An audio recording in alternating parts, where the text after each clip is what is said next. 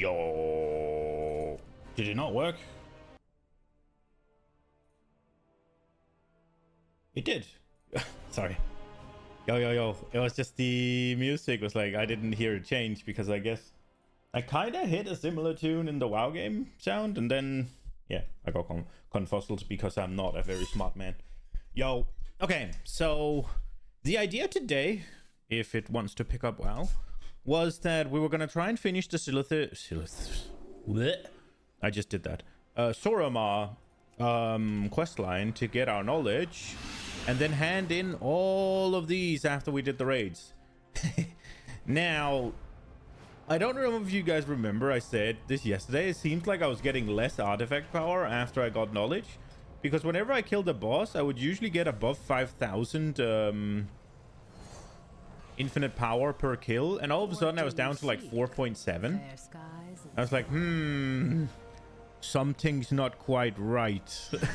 And seemingly that is the case. I looked at, there's a WoW post. It's like, yeah, you guys are now, people seem to be reporting that they're really, that they're receiving less artifact or infinite power, sorry. So that's great. I am very happy about that. That is not frustrating at all.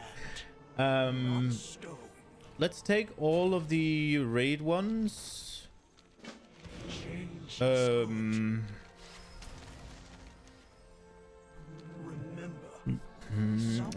probably not gonna do either of these if I'm being honest. Can we get something new? Give me new. Yeah, we'll take the raid. Wait. Which raid did we pick up already? We got Emerald Nightmare and Xavier's. Is there anything else that's Emerald Nightmare and Xavier's? No. So I'm thinking we do Nighthold and Night Spire. So I'm thinking we'll do Emerald Nightmare first, so that we can do all of these, and then we can pick up the other one for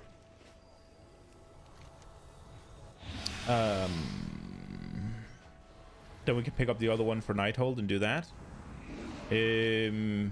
I also need to do Eye of Ajara. I have a quest in there. I think I should probably follow that quest line because it's going to take me into the raids. So we're going to do that first. That is going to be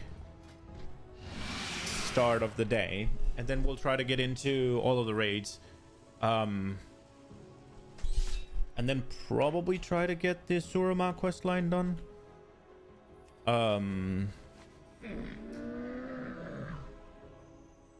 This doesn't look too bad together. Like, obviously everything, it doesn't, like, but it looks almost intentional. Do I want to be the Scarecrow right now?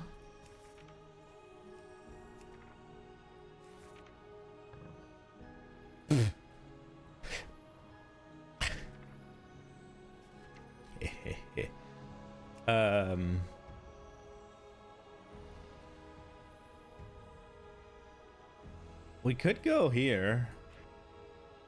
Do we have something that's like, oh, this one's okay. That's kind of fellish. That's an option. Anything else that's like fell? Ah, doesn't fit at all. Isn't there a better helmet though? Oh yeah, we can use this one. Oh, with the cowl. Yeah.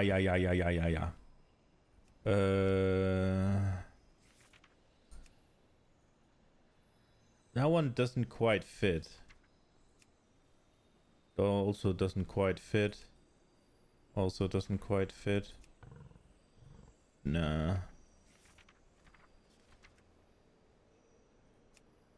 The amount of freaking... Oh, that's a cool sword.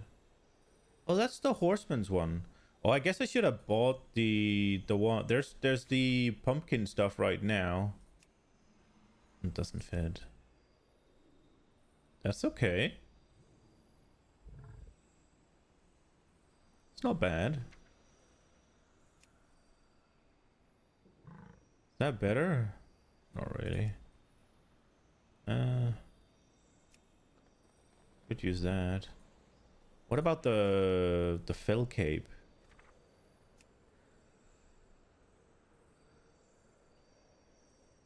That kind of works, right?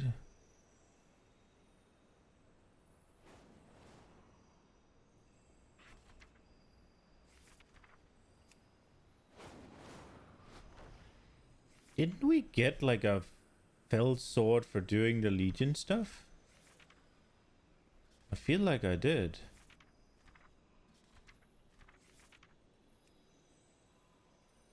Does that not show, or this thing with the fell variant would be good, but I just want to see the oh, we can't in here. Oh, I wanted to see the sword, the horseman's sword.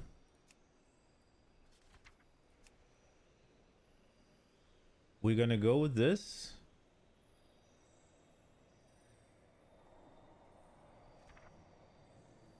Oh, if this one, if I'd unlocked the green version of this, I'm sure there is one, that would be good.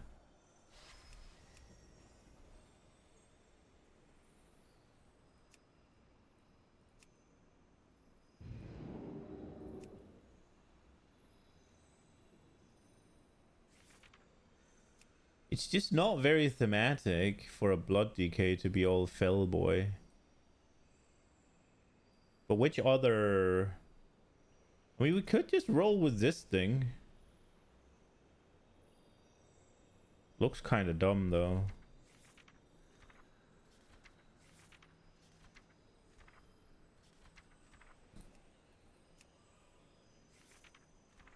Maybe we'll change it up a little bit.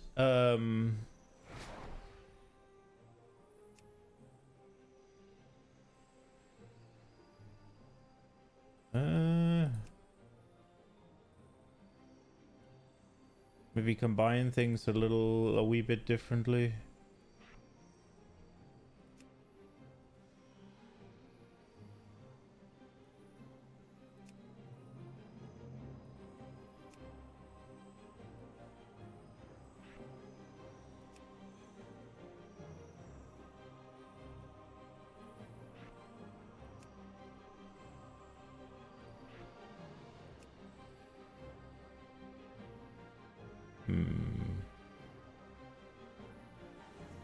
I don't think the purple and the red matches up too well.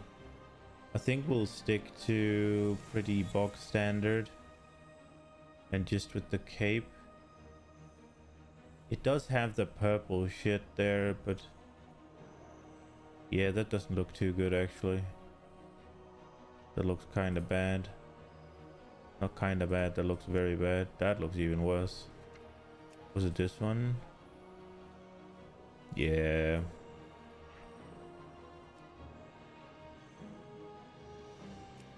Man, this thing in green. Do I go buy it? Where are the vendors? I think I have it.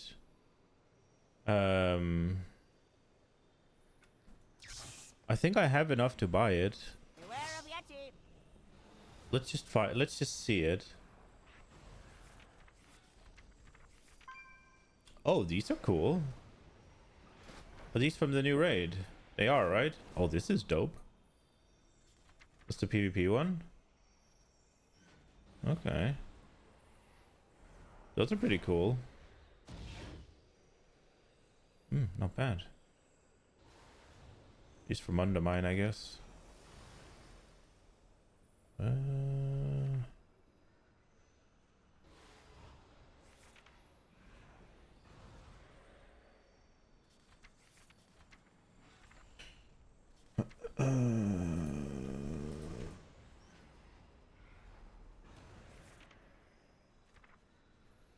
Is it not in here? Do I not have Armageddon? What the fuck?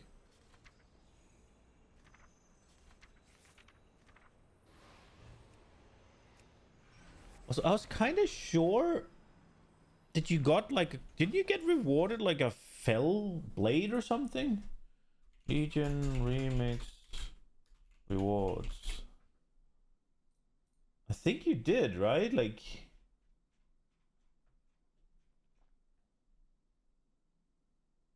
Oh, it's a one-hander only. So there's a dagger, a staff, a one-hander. Ah. Oh, you can get Felscorn Charlemagne. How'd you get that? Fallen Kings Corrupted. Breaching the Tomb. Yeah, okay. Never mind, it's not out yet. And there's a Bulwark. Yeah, and you can get the Fell Scythe, but that's not... Ah, okay. Alright. What about the Hallow's End? You got the sword you can buy.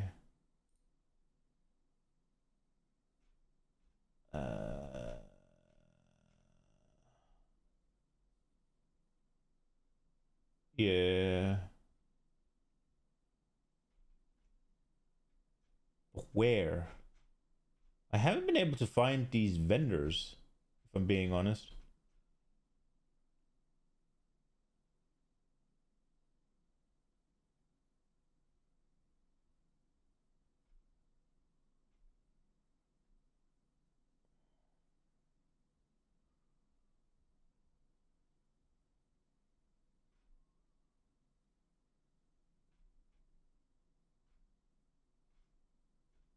Where are the vendors?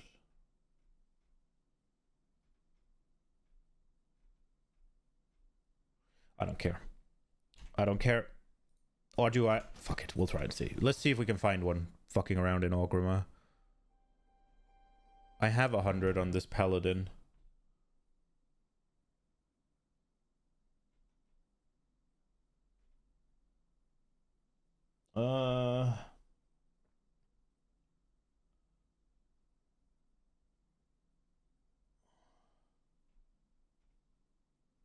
Acquiring.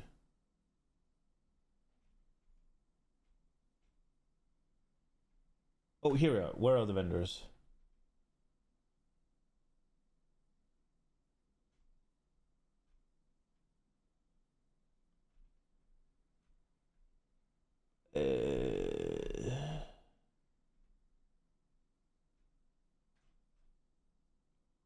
It's Chub. Where is Chub?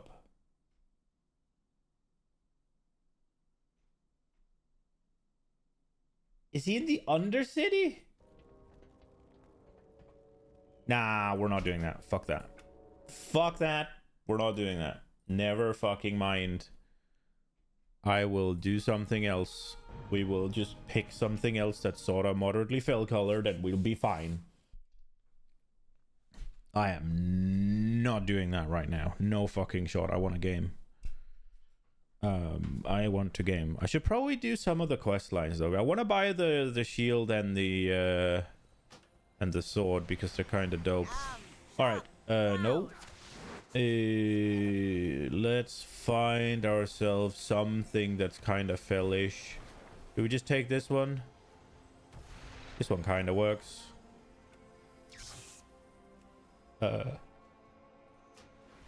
Horseman.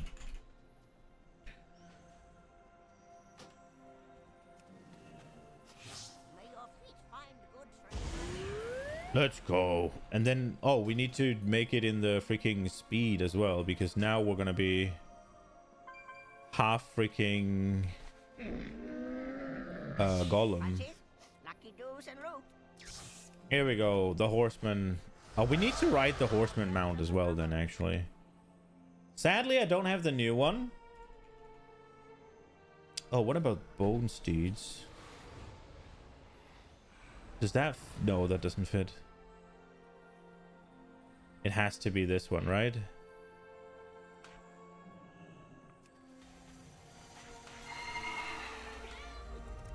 Let's go. I don't have the new one, sadly. Oh, wow. Is this still available?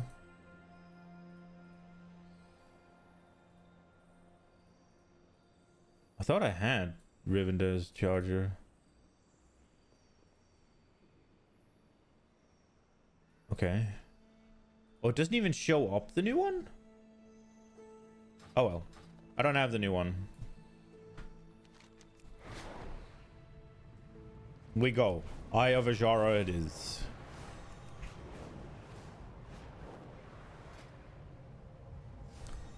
We'll have to pay attention to whether or not this has been fixed. Because I'm definitely not sending all of this into reduced. No shot. That's just gonna suck. Wow, a flashbang. Holy shit. Whoop. It should be mythic, right?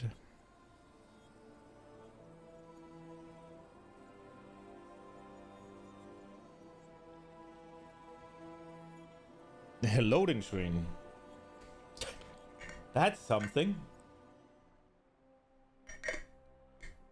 I love how the seagulls are there. There's a turtle of massive size inhabiting Deepbeard's Cove.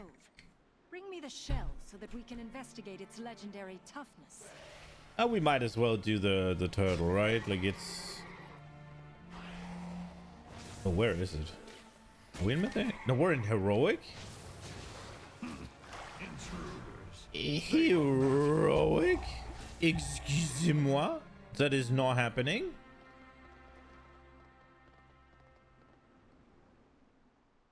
I don't know where the turtle is. I know the crab is over to the left. I guess the turtle is somewhere else.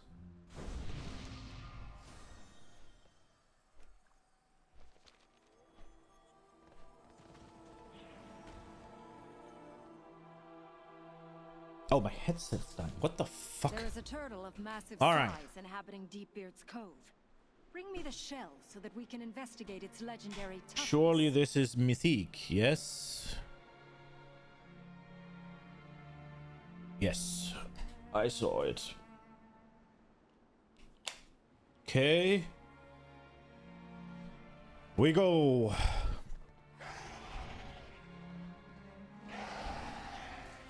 I'm looking forward to getting the new horseman. I hope I get it this time around. I've already gotten a duplicate of this one, which is sad, but... And weakling. Come here, come here, come here. Are you guys close enough? Guardians of the ritual, prepare yourselves. Oh. She will not be disappointed. You can't stop. That took longer than it needed to. Oh, right, we need to get these as well. Oh, maybe we have to do some M+.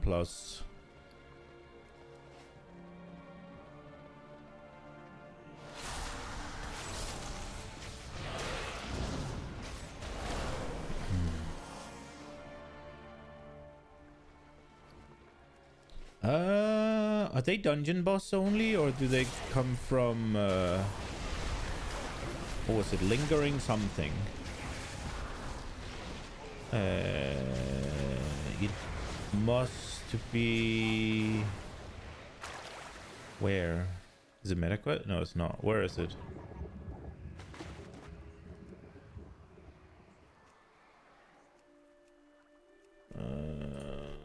My fucking... Don't answer that. Wait, where is it? The hunt for Illidan Storm. Oh, I only need 5 of them? Alright, well then, that's fucking free. I thought I needed 20. We'll probably get that in here, right?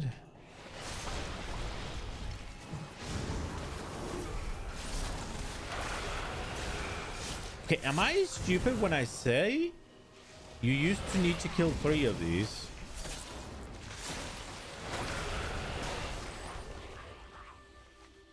Where's the turtle? Did they nerf tank damage, by the way, or did they just buff the other ones?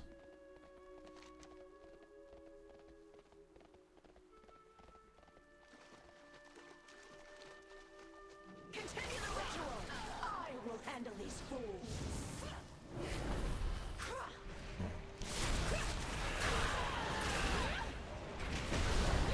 Just you wait. What did you do? 120?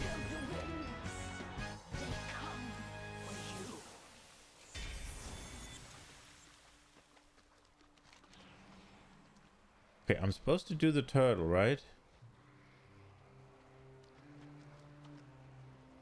Jog and Ra. There's that one. That's the heart of Shinazara.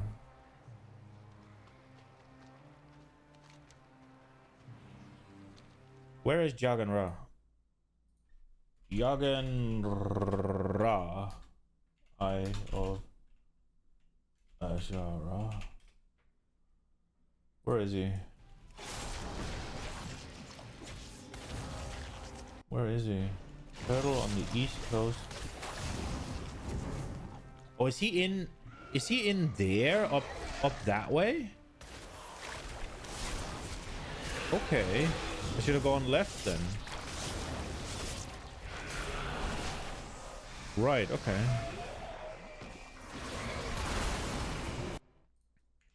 It didn't show me anything, but it said east, which is this side, so it's over here.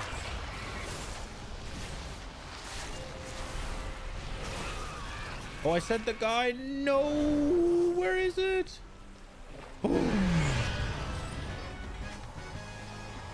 +1 lingering soul. We're actually gonna get all 5 here. I think we are, right? There's 5 bosses. Oh no, we pulled a seagull.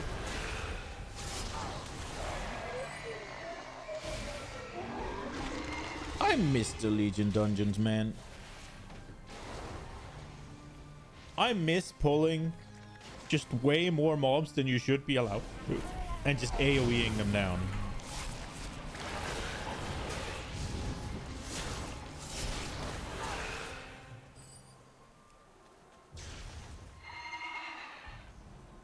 It might. See, I can see there being two. I saw. I think it was. Was it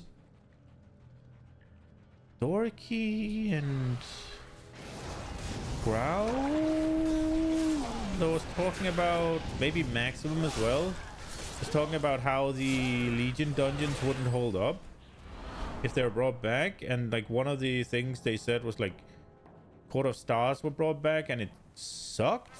I was like, I don't think Court of Stars being brought back sucky was down to Court of Stars being bad. I think that was down to the rework they did being bad. But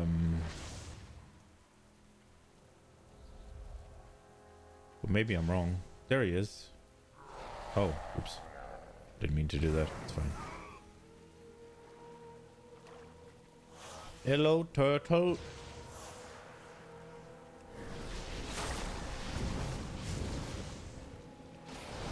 Okay, get away. Fantastic job. We can absolutely use this in our research.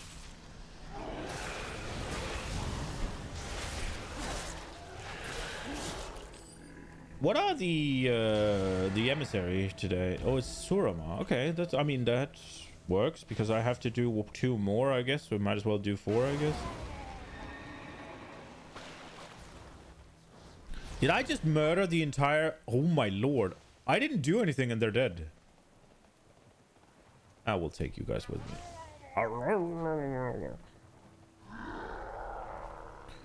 You killed my son!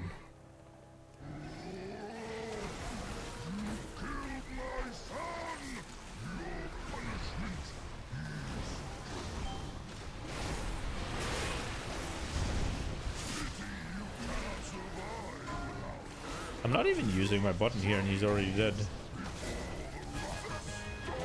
Awakens. Okay, we need to remember to press the thing. I remember doing this and not pressing the thing. I had to go back in. Oops. Oh, it worked.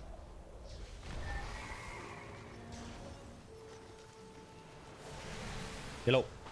Oh, it's just gonna die, huh?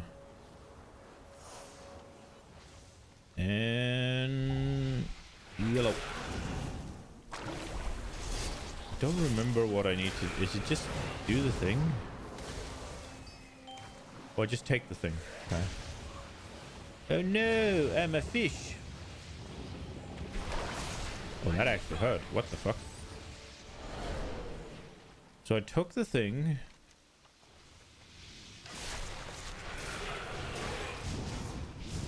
Now I just need to defeat the guy. Okay.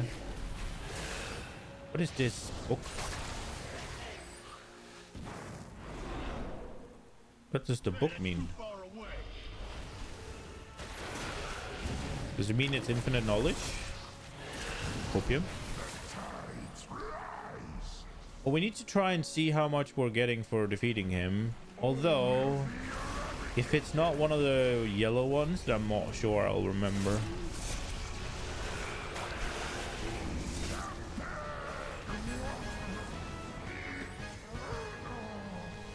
$1,000, yeah, no fucking way I'm gonna remember.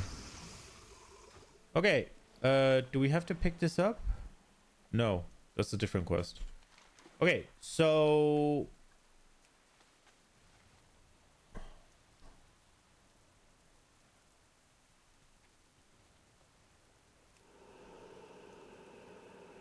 I wonder if it's gonna deathgate me back into...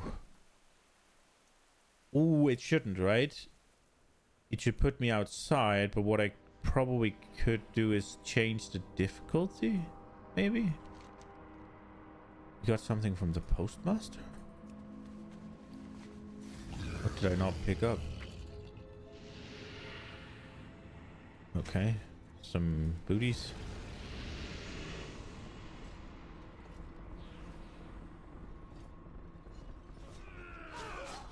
Oh, was it in Ajara I was supposed to go with that?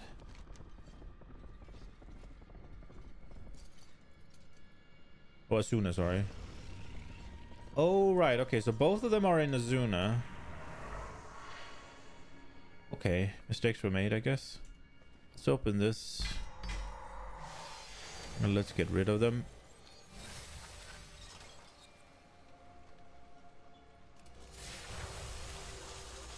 And then we deathgate back. Should take us back to the Eye of Ajara, right? Outside of the entrance, preferably.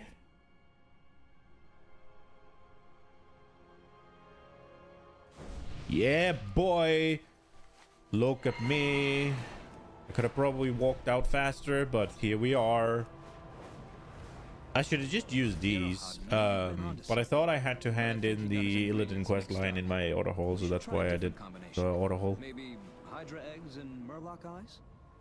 Hello, Senegals. I brought the thing. You're gonna send me to some other dungeon now? I thought the heart was just another legend. From Verdis Fallon and Darkheart Thicket fall in power. Wait, Verdis Fallon. Okay, maybe not. So I'm sent to Darkheart Thicket. From the nightmare's grasp.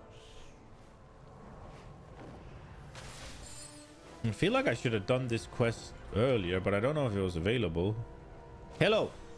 What brings you here? I need a 120 gold. Why?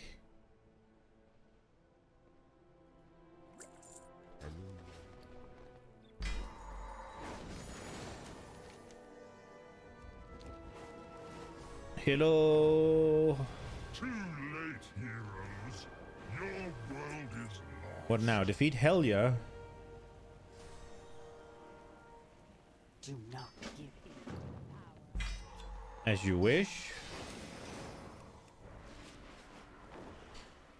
Okay, so that takes us to Helya. So we're going to continue this thing for as long as we can until that sends us... I believe it's going to send us to Emerald Nightmare first.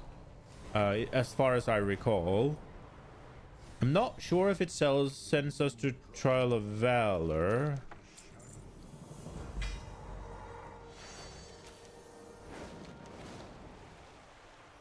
Oh. I fucked up. Where's the treats? There.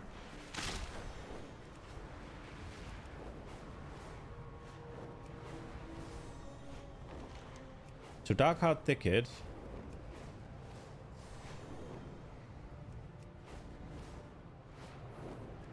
Storyline Balance of Power. That's the book, or... Because I think after I do this Darkheart Thicket, it's gonna be like, yeah, now you need to go get 25 of these corrupted essences from Emerald Nightmare bosses. I feel like I remember this. Now I could be wrong, obviously, but I don't think I am.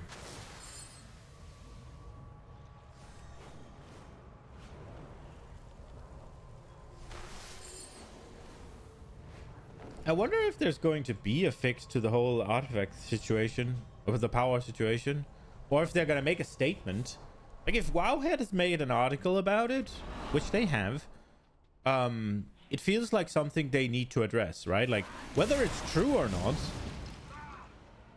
is a separate matter, but the fact that one of the largest websites for like WoW news is like, yeah, you're getting less freaking artifact power. Okay, that how? Even if it's not true, I guarantee you that a very large percentage of the player base believes it's true because they've read it on Wowhead. The only reason I believe it's true is because I said it before I read anything. It's like, it seems like I'm getting less. Because I noticed what I was getting from the orange drops. And we can maybe get lucky and get an orange drop somewhere from killing a bunch of mobs. It happens occasionally. Defilers, I can smell the nightmare in your blood. Be gone from these woods or suffer nature's wrath.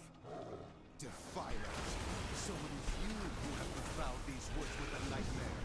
By tooth and claw, So be purged! I feel nerfed. This easily did 180 million the other day. The strangest nightmare. A fluke.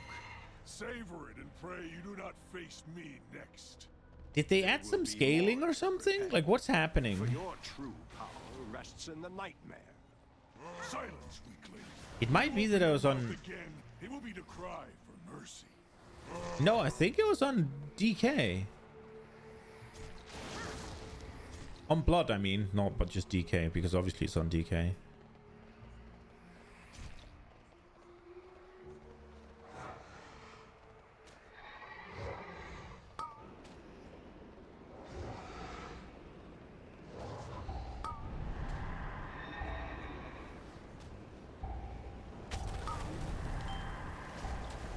It's all good.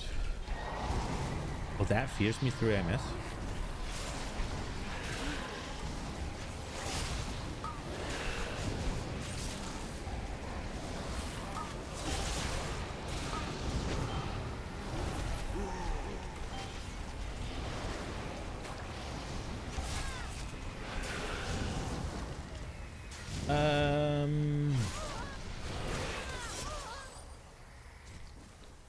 We're just gonna lead her, let her die.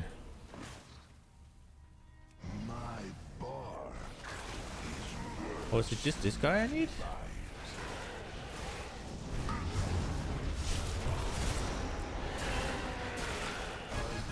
Wait, what did it do now? This time it did 120.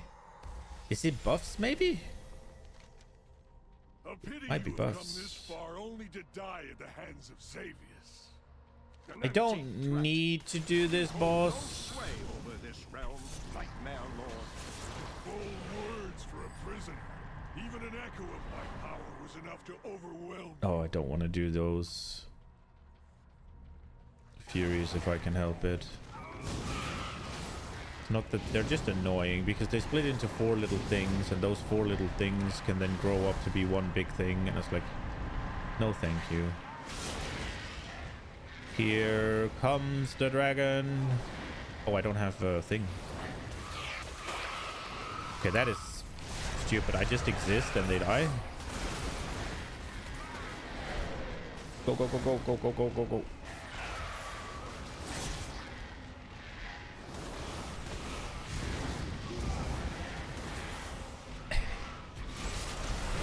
Boom! How much damage did it do? What? Okay, I guess. I'm disappointed. They did the... Okay, well, they all died, I guess.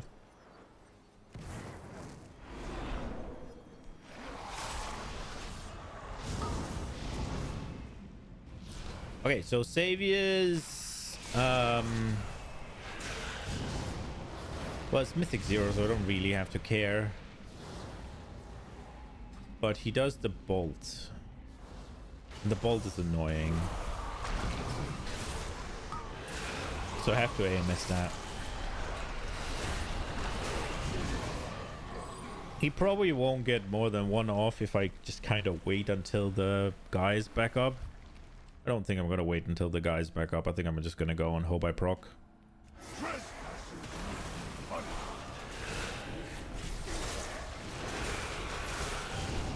That's the bolt.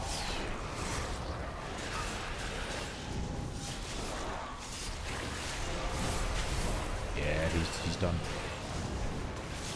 It's all good. No, I refuse to accept. Well-earned victory. We must, however, stay vigilant. Deep inside the nightmare, Xavius remains I guess we do this. The enemy you fought here was merely his shadow. Yo, Concho, welcome. Sorry if I didn't see it earlier.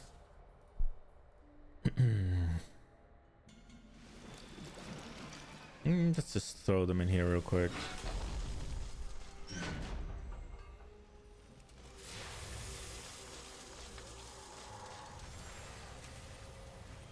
It should put me outside, right? Right? Yeah, boy. I hope they make more of these, the voucher stuff, where you can go back and then whenever you're done with whatever you needed, you can actually use it again to then go to where you were. That is insanely nice, like, especially if you're raiding, right?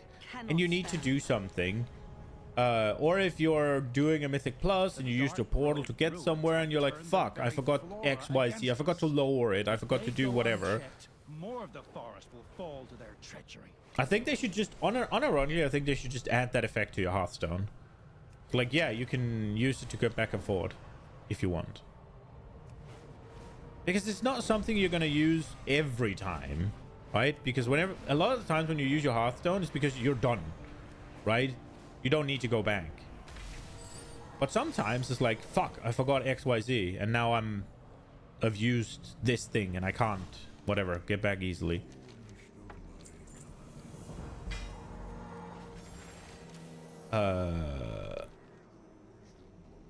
There it is.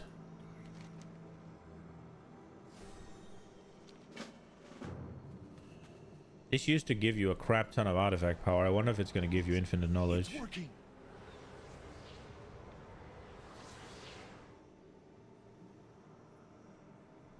Or it unlocks some trade for you. But the power of one essence is simply not enough. Yeah, here we are. Oh, Calagos, we are just beginning. We must now delve deep into the nightmare itself. Yeah, now it's sending me into Emerald Nightmare, normal or higher. Defend our world. And he is collect 10. Oh, it's only 10. I think it used to be 25. Few have returned after journeying so deep into the dark. Just don't remain too long in there. All right? There we go. We're ready for raid. It's sending us into the Emerald Nightmare. And we shall do so. Find a group. Emerald Nightmare Mythique. 740 fresh. Yo. So we're only gonna be taking 740s. Are you 740? You are 740. Okay, that's a mug. Or I guess a lack of a mug. 740 is complete and utterly ridiculous overkill, but I'm here for it.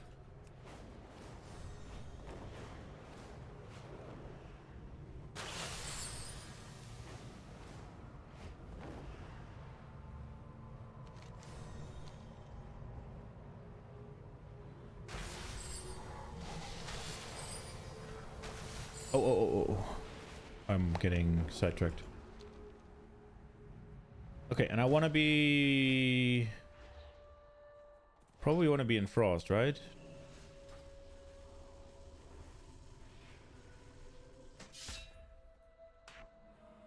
Oh, and this hasn't transmarked.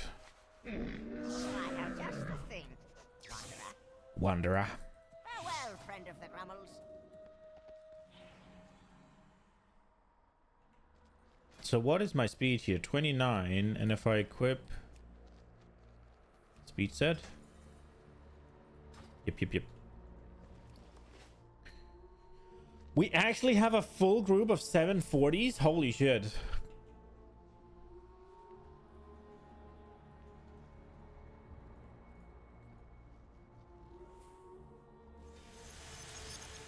That is next level stupid.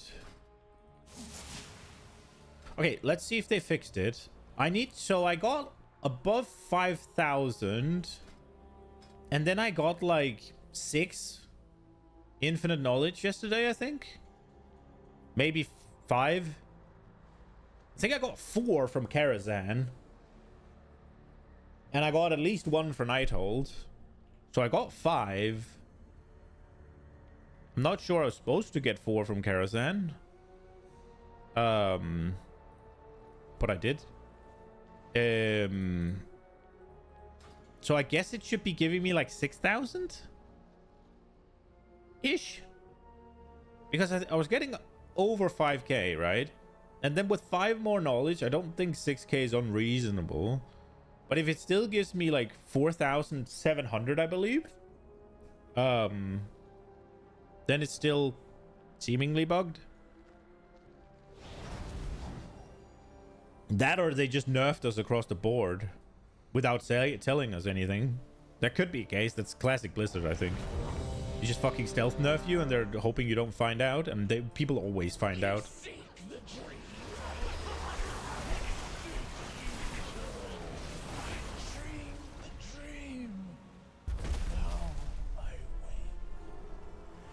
Jesus. Alas, I got poor Nightmare. 800. She served faithfully as guardian of the dream, only to be perverted into a gatekeeper of corruption. I got 800. What?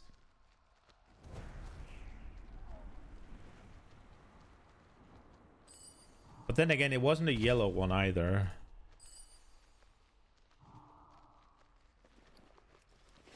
$800. Did they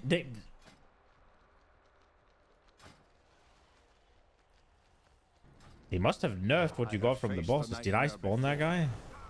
Never has it had so thorough a stranglehold on the dream. I don't think I'm gonna make it to Earthrock. They're gonna kill it before I get there. I have aggro and shit now, so I can't zone out. Whispers seduce you into madness. My DK legs, they can't carry me faster. I'm a slow little goblin. From each of these pathways, I even have a speed set on. choose a course. I don't think you and can know get that more I speed will than I stand have. with you. Can you? All this shit's 740. With... Oh, we have legs. You can get more speed. Do I not have legs with speed? I do.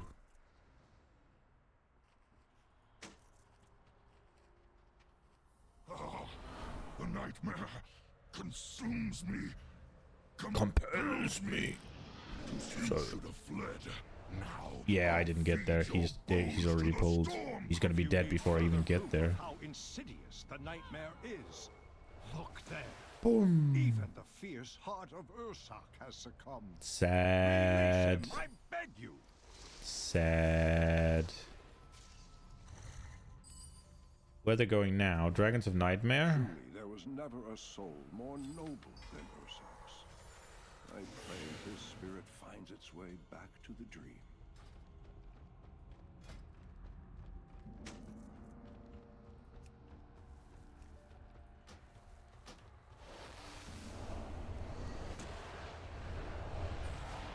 This was the Emerald Dreamway.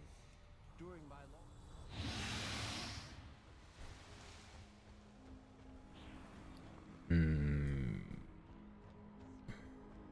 The strands of life have been severed. No, man. Be avenged. At last.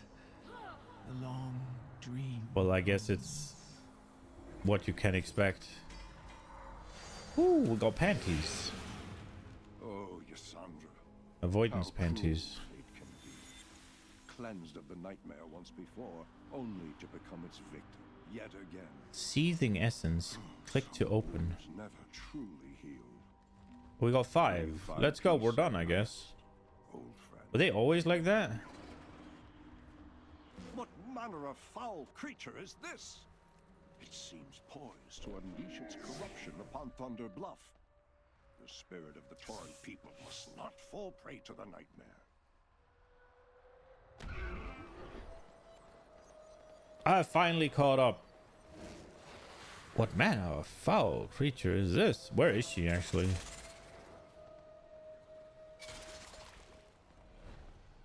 I'd be curious to see if she just spawn. Oh, she just spawns out of the. Okay, was she in the big thing then? For your treachery. Betrayers, will you remember killing me now? The illusion Do you of actually only get corruption 500? Behold, Or 800? Sorry. was as a sister Oh fuck. to me, Elertha Renferro.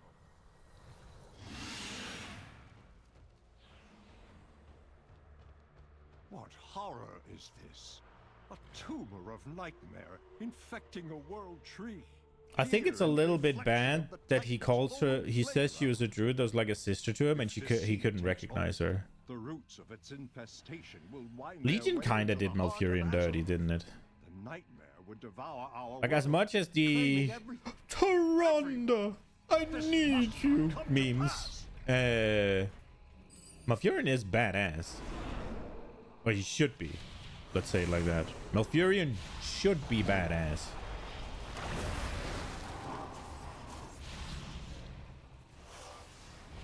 Oh, they've changed it so that they don't explode unless they're close to the eye.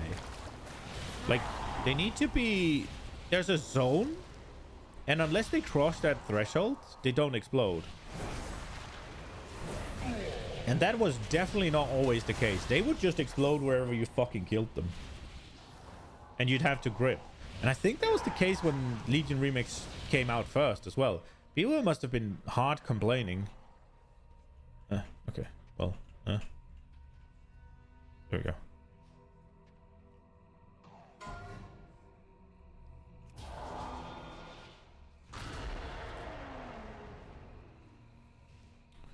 Nightholder after this? Nah, I need to finish my Balance of Power questline.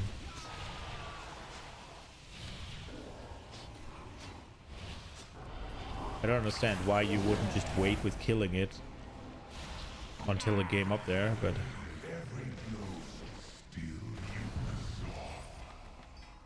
Oh, that does clear Iris. And I have a lot of Horns of the Nightmare Lord. What do you mean? Can I not use one of these? The root boss called me again. It's the only boss I can never defeat. This ancient master delight that so much of our attention goes into fighting the Legion. Fighting the Legion. Shadow seeps into our world, distracting us with whispers and doubts. Pray that purging the nightmare's corruption buys us enough time to defeat the Legion and catch our breath before the black armies rise up from the depths. Rise up from the depths. Behold, the iris opens. The way to Cenarius is clear.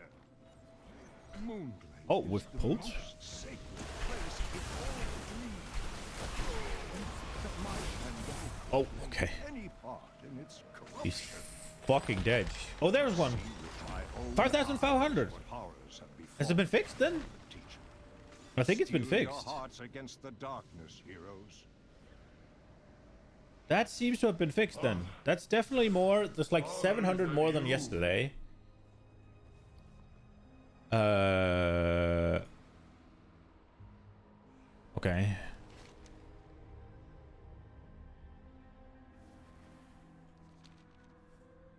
Okay, well, if it's fixed, then we're all good. Then we can probably hand these in today. I haven't seen anybody saying it's been fixed. I haven't seen Blizzard saying they fixed it. I haven't seen any communication that it's been fixed, which is... I'm still a little hesitant because this is a lot of infinite power. And if I'm missing, like... So if the difference is from 5,500 to 4,700, right? That is what? That's like 800.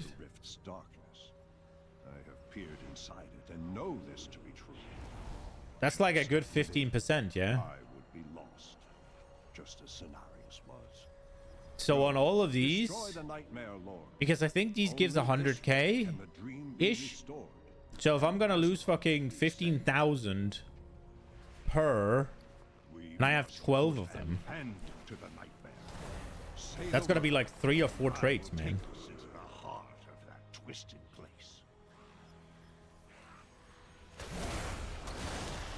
And now we might as well wait until we do the Surama thing, right? Like, there's no... And then before that, then box us again.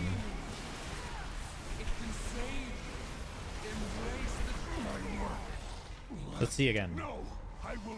Infinite power, 5,600. Okay. It seems to be solved. Did I get the thing? I did get the thing. Step forth and hear me. Oh, we got the... The nightmare has long been a cancer eager to consume the Emerald Dream. Had Xavier succeeded, his corruption would have overwhelmed Azeroth. We got the shoulders again. To a living nightmare. Your triumph restores the dream and safeguards your world. The allies of Xavier's will never relent. But this road, at least, is closed. Let's see if they've been added to my collection then, at least. I have made a bug report. They're right there, yeah. Might as well keep these then and get those. I mean, no point, I guess, but... Appearances, sets... I don't need to be in this party any... Oh, we left already. It's not going to be completed because we still need the cape, but... Oh! No, that's normal. I always get tricked. Yeah, it's not added. Yeah, it's not added. Bro, that's so bad. Okay, let me hand in the quest and see what it tells us to do now. And then we need to do the Sura Master. Oh, we need to go hand in the infinite research, whatever.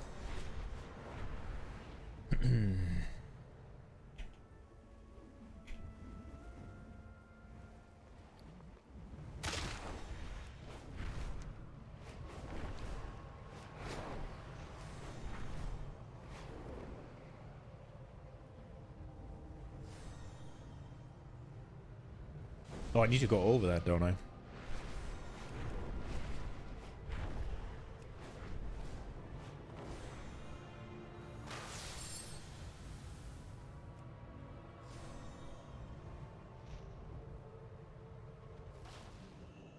Hello. This world is full of wonder. Remember your duty to Azeroth. I did the thing. I did the thing. The combined power.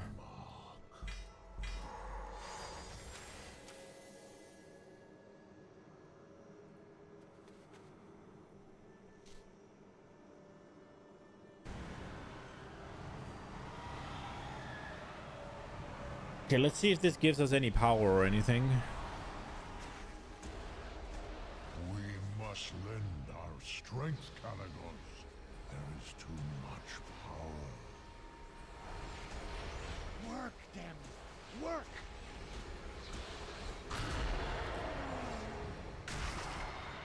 We've done it. about nothing. Will surely falter at such power. Brimming Essence. What now? No. What do you have? Shalaran Surama. Yeah, boy. Let us speak to Thalrius and his king. We will need their knowledge to empower the heart further. Thank you for everything, Senegos. I hope that one day our paths will cross again. Good fortune to our friends. Yeah, we'll keep the 740 version. It's one of those things where maybe you just have to freaking...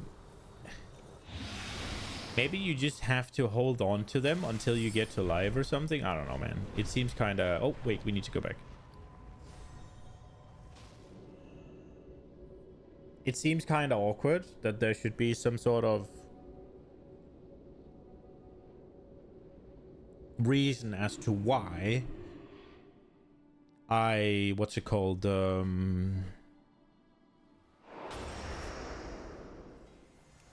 It wouldn't add to my freaking set tab. It's just a bug. Because it's already in my appearance tab. I guess they could be like, yeah, you're not supposed to get the appearances. Time is set in sand, not stone.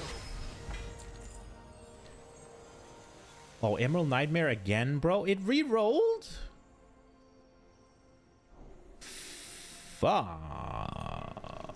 I guess we can go do Heroic Emerald Nightmare. Would I not rather just... No, I won't rather just queue a dungeon. I need to do Heroic anyways, so... I picked Kill Monsters. We'll do Heroic Emerald Nightmare then, I guess. God damn it. Mistakes were fucking made. I should have used the... What's it called?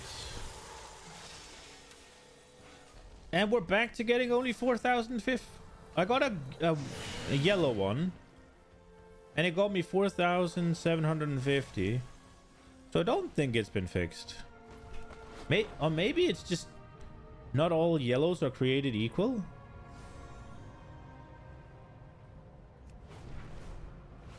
Not legendaries. I mean, not all legendaries are created equal.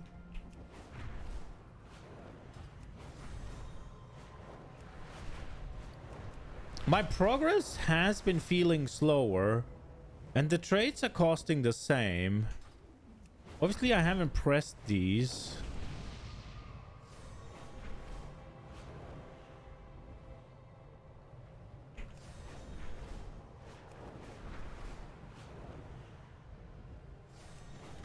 Suramar's citizens must be told of the arrival of the Horde. Post Oh, we need to bulletins throughout do the city. these. Let the oppressed know that help is on the way. Notices served. Rebellious citizens armed. Without more arc wine, many citizens will wither right here in the city. Find what you can, and I will see that they are cared for. What do I need to do? Our citizens are desperate to break free of Alison's tyranny. See to it that they are suitably armed. What do I do?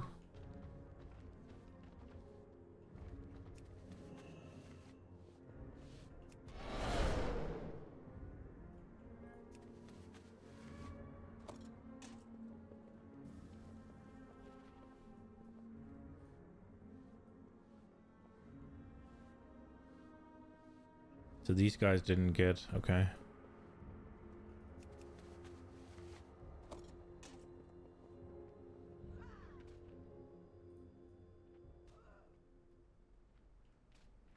Okay.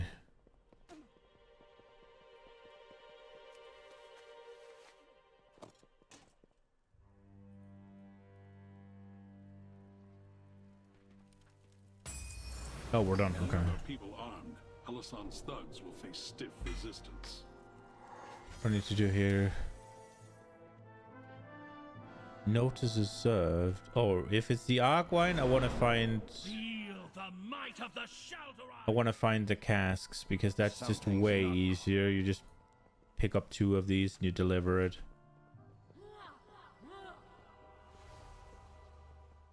just run these down to the boat.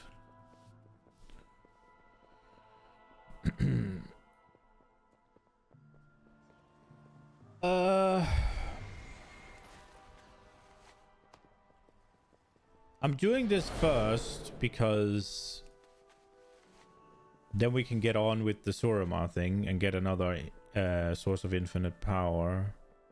Or infinite knowledge, sorry. I'm kind of hoping that'll fix it. But it does seem like I just got less. But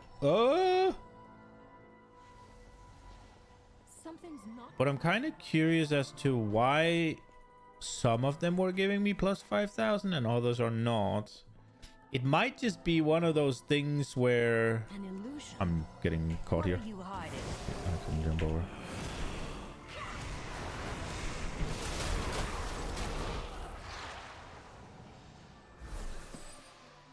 It might just be one of those where people are like seeing the legendary mementos and there's just a legendary memento that gives you less.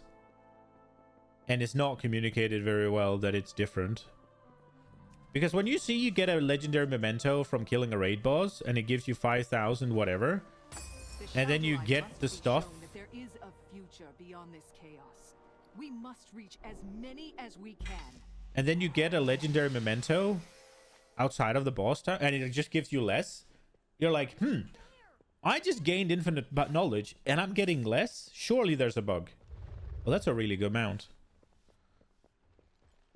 Oh, how do you get that? Is that a drop from...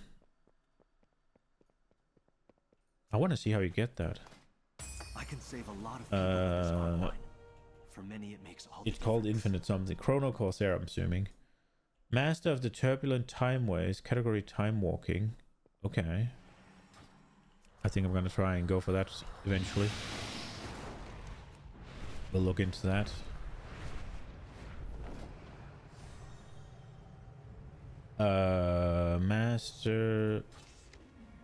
Master of the Turbulent. Gain mastery of time waves for 5 weeks during the turbulent time wind. Oh, okay, so maybe it's gone. Rip. Or maybe it'll come back. I don't know. Whatever. Alright, we did the things. We did 20 world quests. And we have Calic here. So what are we supposed to do now? Stabilizing Suramar is done. Eating before the meeting. Feed the fruit. Where's the kid?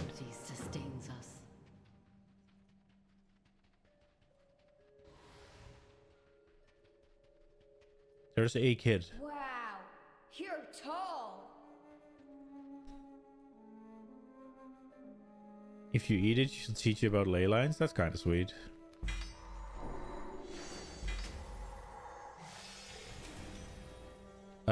And also she said, wow, you're tall. About that. Hello. We will rise to any challenge. We brought this weird looking thing. Obtain the scroll of Ilundris. Be wary, friend. It may take some time to earn the Nightfallen's trust. Well, I should have that already. Hello. Let us begin. Wisdom guide your steps. Meet with Khadgar and Suramar. Allies.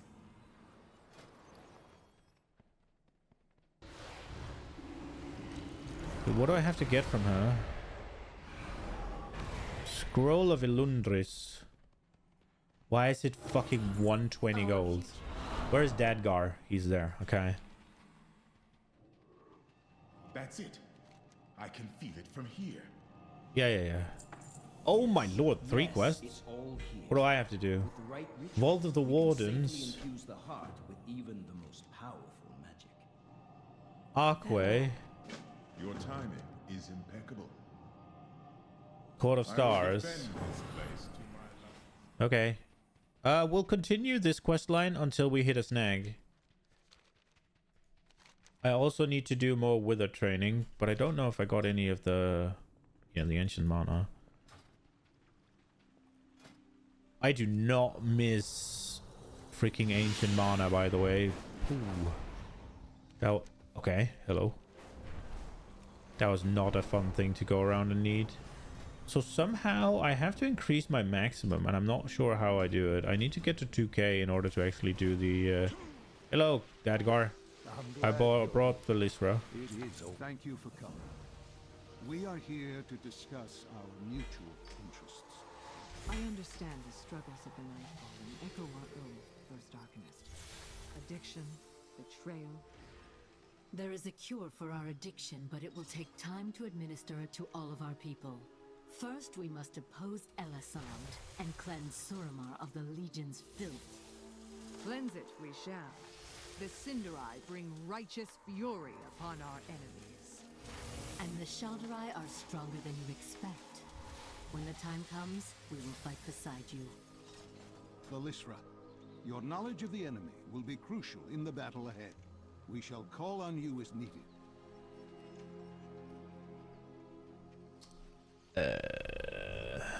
Oh.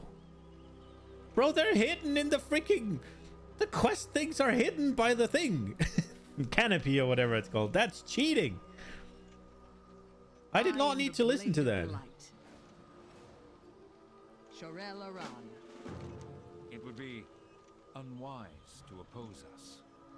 Suramar stands with you.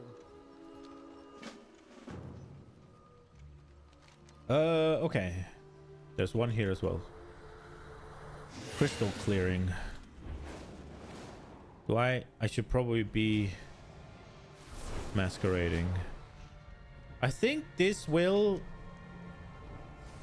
eventually tell me to go into the raid. Wait, where is it? I thought I saw it here. No.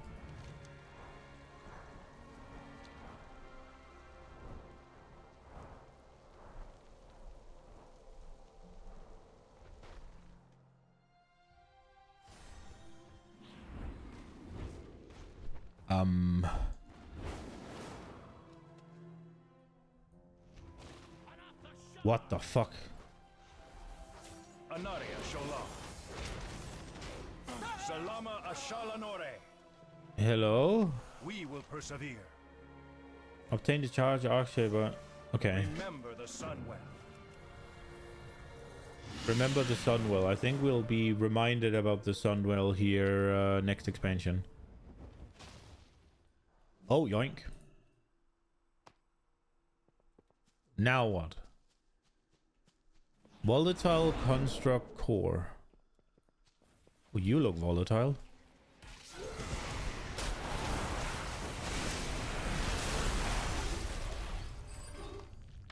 Yoink. Who am I in combat with? That guy? Oh, look at the tree boy.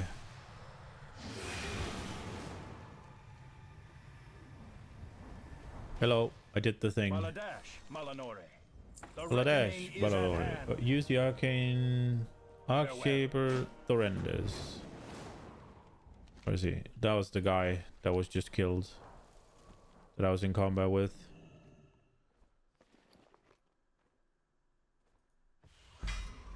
Very rip. Okay. Bring out the guy. Game.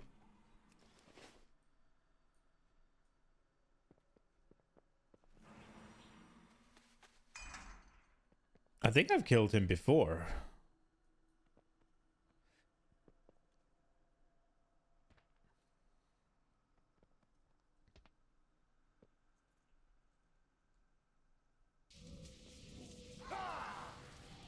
Impossible!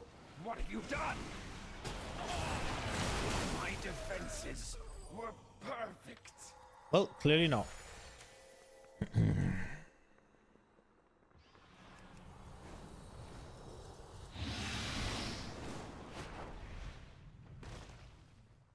Our enemies will fall. We will have justice. Okay. We're done with that, I guess. Okay, now what? This is just kill a bunch of guys.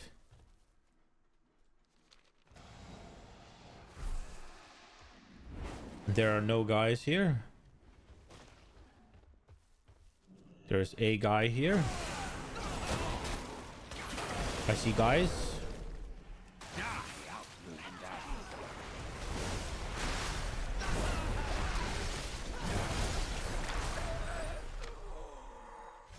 Somebody freed the guys. You will be... Oh, he's gone. Hello. I'm out of range.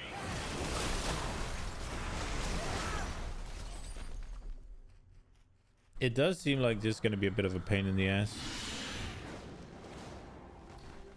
No. Our destiny is at hand.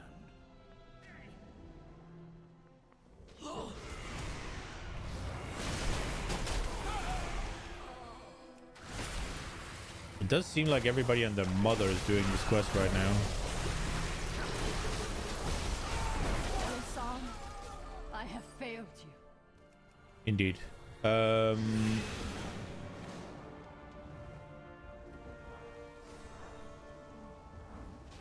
do we have here?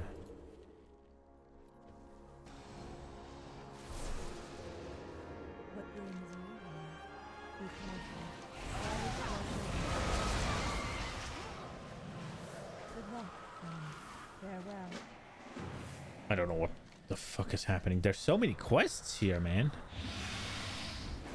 Okay, so we could kill a bunch of dudes, or we can try and click a bunch of dudes.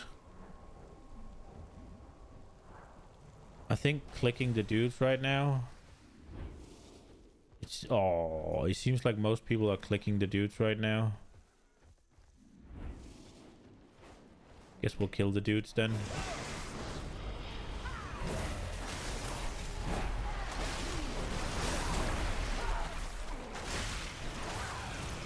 It seemed like in trying to click the dudes, I was making no progress. And there was plenty of dudes to kill.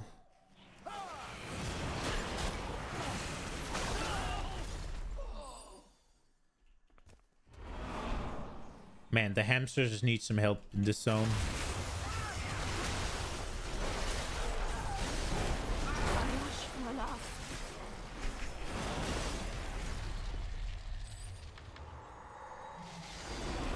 That's my dude. We no longer hide. Oh, my dude. What is your wish?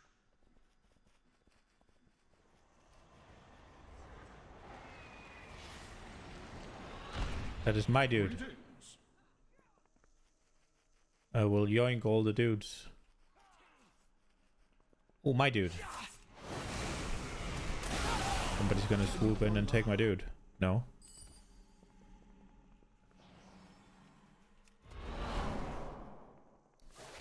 A dude for me. You have been rallied. Oh, hello. Okay, I need to find 2 more dudes that I get to touch. That's a dude. I will touch. Oh, I can't. Okay, we need to kill this guy first. You touched.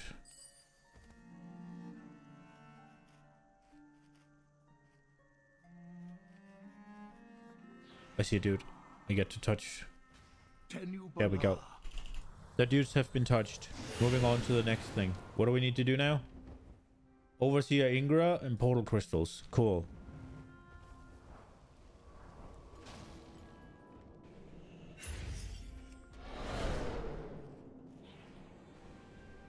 That wouldn't be her over here, right? No, that's just a dude. What do we have here? Is that her?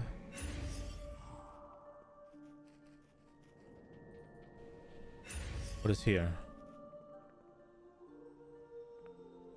What is in there? Oh, hello. There she is. More souls to fuel the portal. Behold the infinite legion. That didn't do any damage.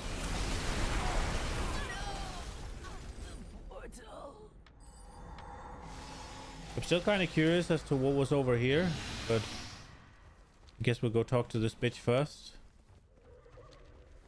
I am honored. Del Nadris.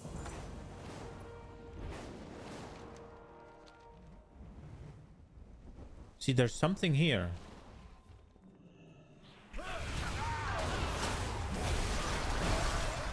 Greetings.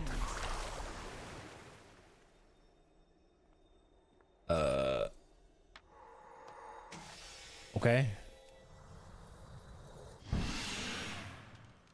What? I don't know. We did something. Somebody was saved. All's good.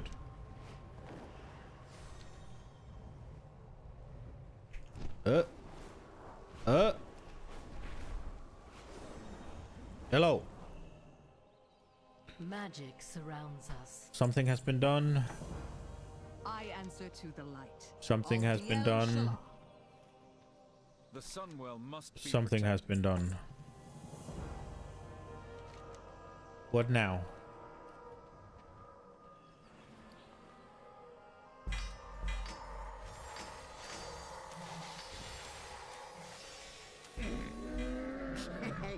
Many deals for a friend of the Grummles. Like you. Oh, there's a portal to Silvermoon. Why am I going to Silvermoon again?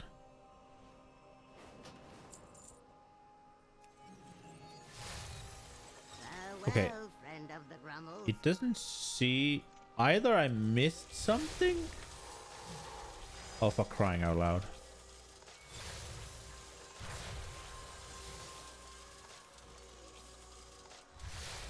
Hello. How can I help? Defeat Arm of the Magistrates.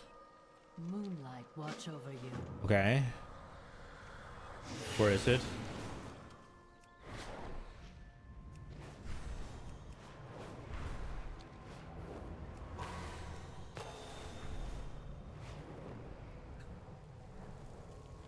Show them how we deliver justice.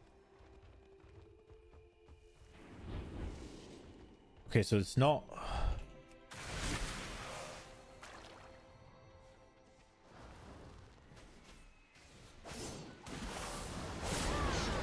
I don't think this is the one I'm supposed to kill. But it's just something to do.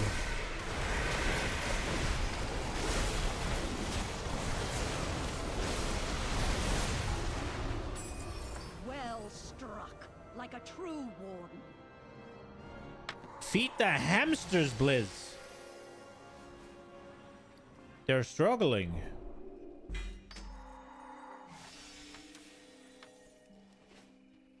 Okay, Arm of the Magistrates. Can use Balnor.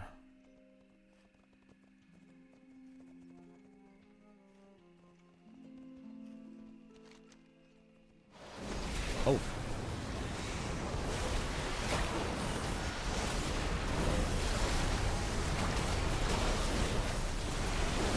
Easy clap. Also suggested 3 players for 3 players here.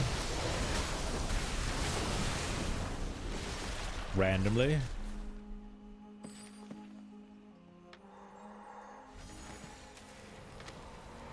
Oh, the hamsters are struggling. Supplies, Noresa, and the night. Okay. Whatever. I did a thing. Yoink. Yoink. Boom. Let us begin. An elven problem? Okay, what now? Now it's back there? Okay.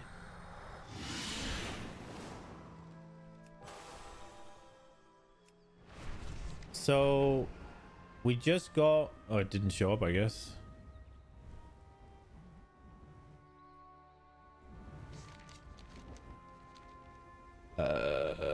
Fence, where are you?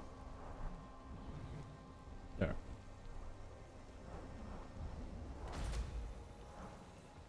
Hello. Suramar stands with you. Feeding the rebellion. More We will fruit. defend our allies. Supplies Our from the future Nightfallen. shines bright. We have found our places. And something Nightfallen. Oh, right. Okay, Moonlight cool. watch over us. That one we hold on to. These we just open. Hello, Absalom.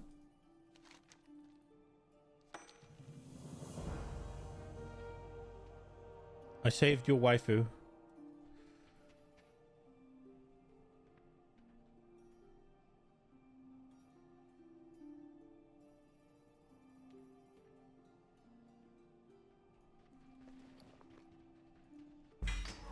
Oh, there's the kid. Hello. Yuck, you'd rather have candy.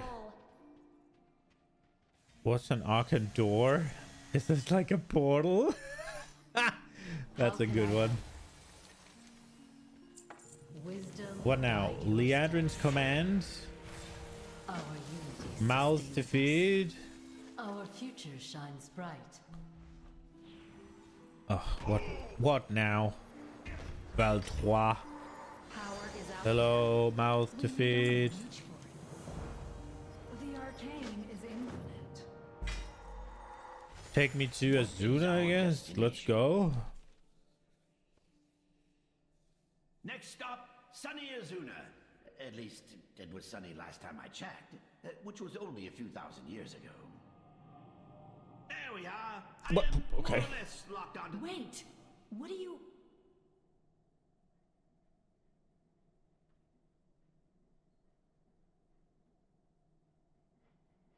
Okay. Oh, wow. Hello. Welcome to the Wither.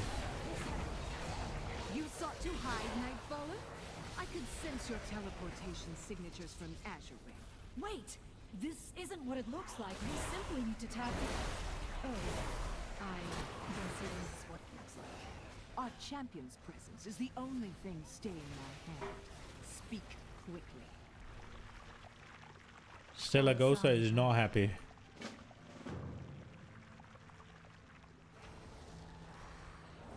There's a lot of people here, huh? By placing the taps on key points of the ley line, I can direct its flow. If you are going to poke at a ley line, at least make sure it's the right spot. Try a little bit to the right. I am not poking it. I am tapping. I suppose it could work there. I wonder if this is a good farm spot. Wait, what am I supposed to do? You may speak. I'm supposed to do something. Trying to have a tap. What am I supposed to... There. Oh, somebody was standing on it. Farewell. Anyway, moving along.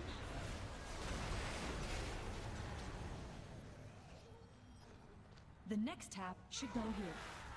Are you sure about that placement? It would be better here. I have spent millennia studying ley lines. I am certainly capable of finding one right beneath my feet.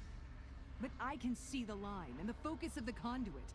You want to put it there. Fine. We can do it your way. But if this entire cave ends up exploding with arcane energy, it...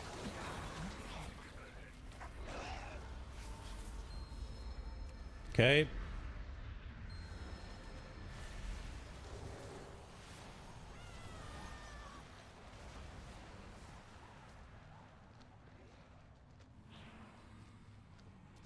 This final tap will allow me to steer the flow of energy like the rudder of a ship. Right around here should do the trick. You can do that? Perhaps you know a thing or two after all. My goodness. Was that a compliment? Okay. Yes. Oh, good help is so hard to find. So I need to protect her, but I have minions for that, it seems. That was a lot of quests hands in a very short amount of time, huh? Dude, I've made 30k gold doing this. Did you know? I'm ready. Go. The ritual demands my full concentration. Please ensure I'm not interrupted. Allow me to aid you. This form is ill-suited for fighting in such close quarters, and we are accompanied by a capable champion. You may help me find a ley lines, if you must. Just try not to get in my way.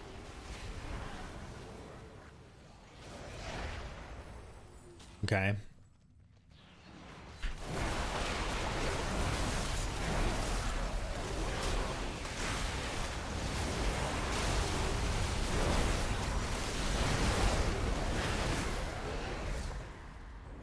Oh, I need to kill empowered enemies? Oh, 10 of them, okay.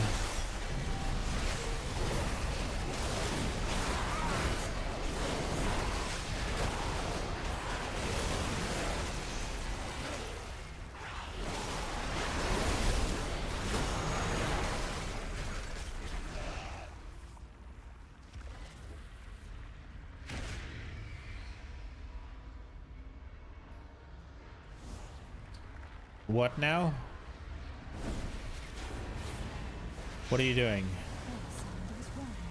Why did you just continue? The currents are chaotic. This will take time. Whatever you plan to do, do it quickly. I sense the approach of something hungry.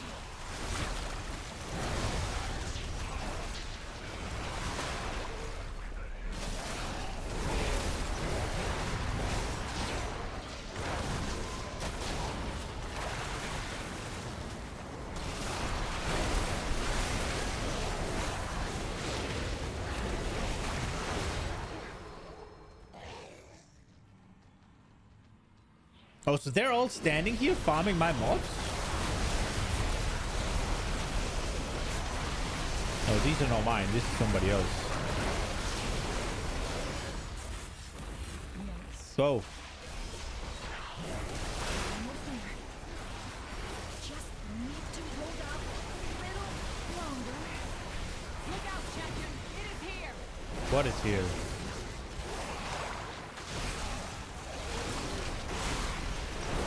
I don't see what it is that's here.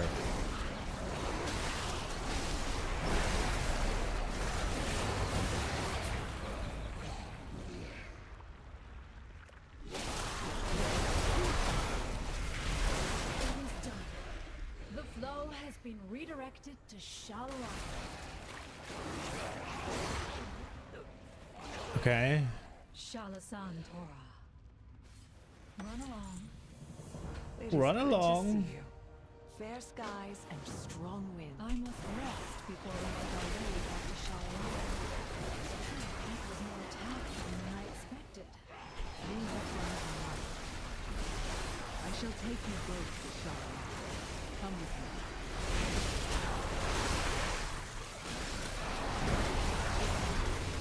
This is a decent place to kill empowered enemies. I got Legion Slayer 5 or whatever earlier. I don't know if there's a 6, but I need to kill them for the Achievo. But not Achievo, for the research. So here we go. I think this is the last one. No, that didn't count.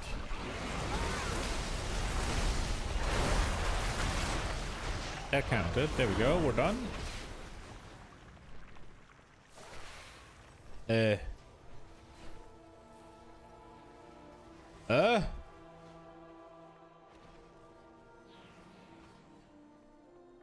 Okay. That's curious. Take us back, Stillagossa. Your control over such vast energies is impressive. That was no small task. You made an excellent assistant. Your inherent knowledge of ley lines is almost as expansive as mine. Yes, and I know the convergence of ley lines feeds great power to the Nightwell. Harnessing that much power is perilous, but if she could... I know what she would be capable of. That is why we must stop her. Okay.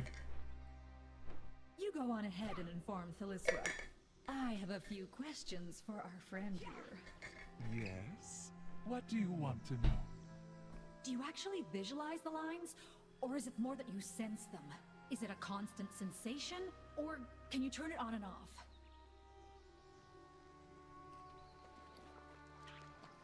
Okay. I'd respect if they made like those two a couple.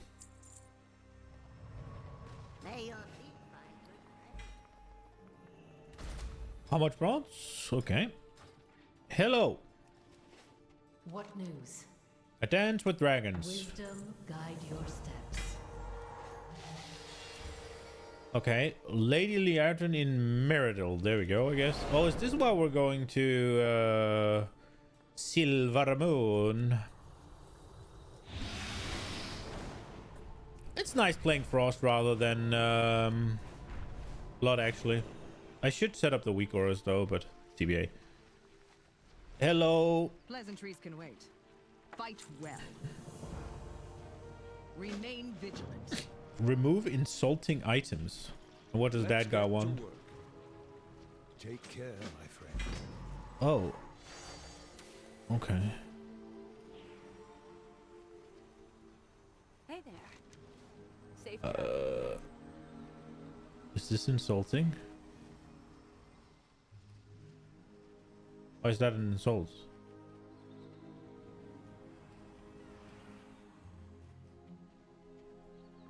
Good day to you. See you later. What can I do for you? So far, zero armor has been stretched out from the wall. See you around. What can I do for you? Oh, they say the same thing, or did they say the city filled with so much money? We two chance to invade it. Wait, do I have to press something, or do I just have to? Oh, I have to do this.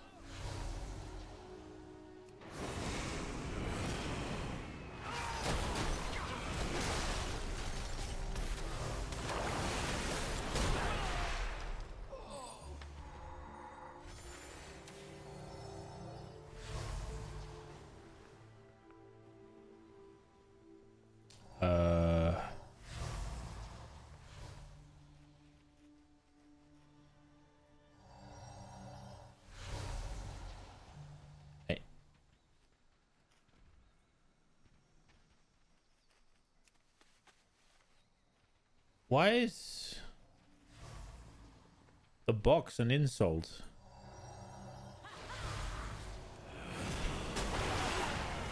Or are they hiding in like trees and shit? They're not.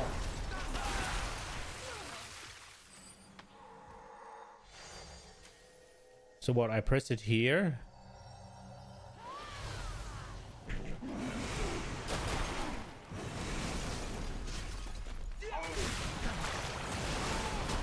Okay. That's just the mask. That's just a troll dancing.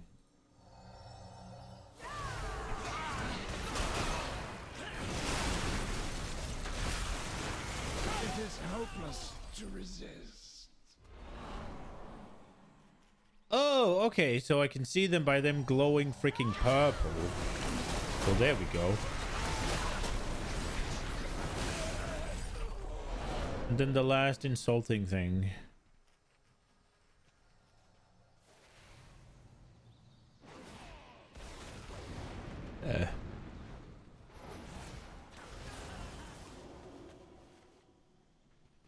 Okay. I don't know what these were. There remains much to be done. I serve Silver. Hello. Shorel Aran. Speak with victory. I shall speak with victory. Victoire! Hello, bitch! Ishnal Toreth. If you say so. The moon guard will soon be no more. Defeat 20 Ravencrest forces with a breakaway hold. Walk in the moonlight.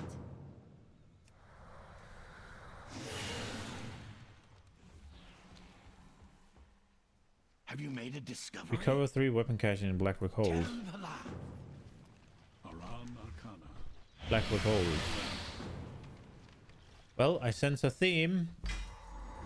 And that theme is Blackrock Hold, I guess. Is it in the dungeon? No, right? It's in the outside. In the outside, by the way.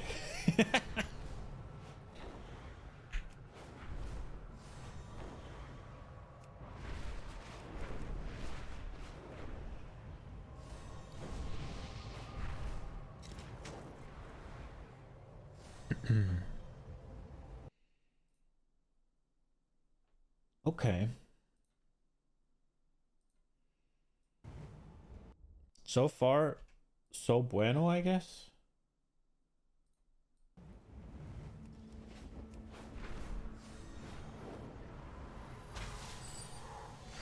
Well, that was a big one. 500 power and 35 bronze. Cool. If all of them gave that, I would actually consider doing stuff,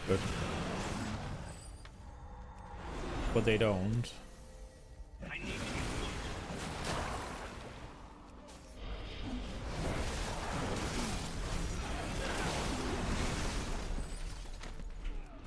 Okay, I have to do a bunch of things here. Apparently I'm not allowed to fly. Okay. Guess we'll walk. Don't know if I need to... Need to find a book, don't I? Hello.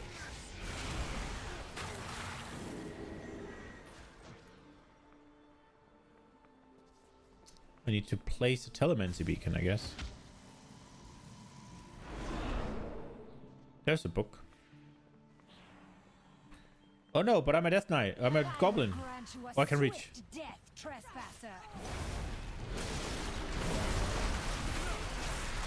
Silgrin sends his regards. Yeah, thank you, I guess.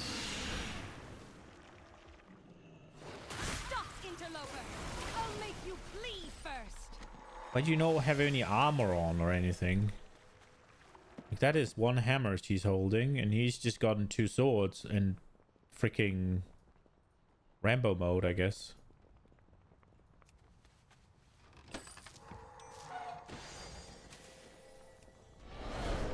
Yeah. I see a book. Book of Tactics. Why are books of tactics just thrown about?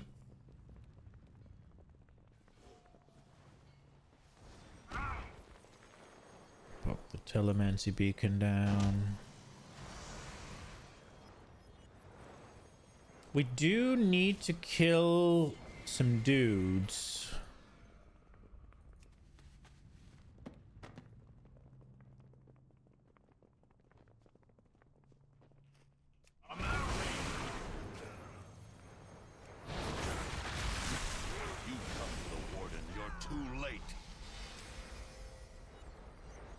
Telemancy. What am I supposed to do it in here? Telemancy. This PvP zone was actually okay. It was a little bit annoying that people could like just stand at the edge and opt in whenever it was suitable for them. But having like the designated PvP zones were fun. Obviously people ruin it, right? But that is the nature of PvPers. They take joy in ruining the game for others rather than playing it. But the PvP zones in Legion were fun. Like, opt-in PvP is good.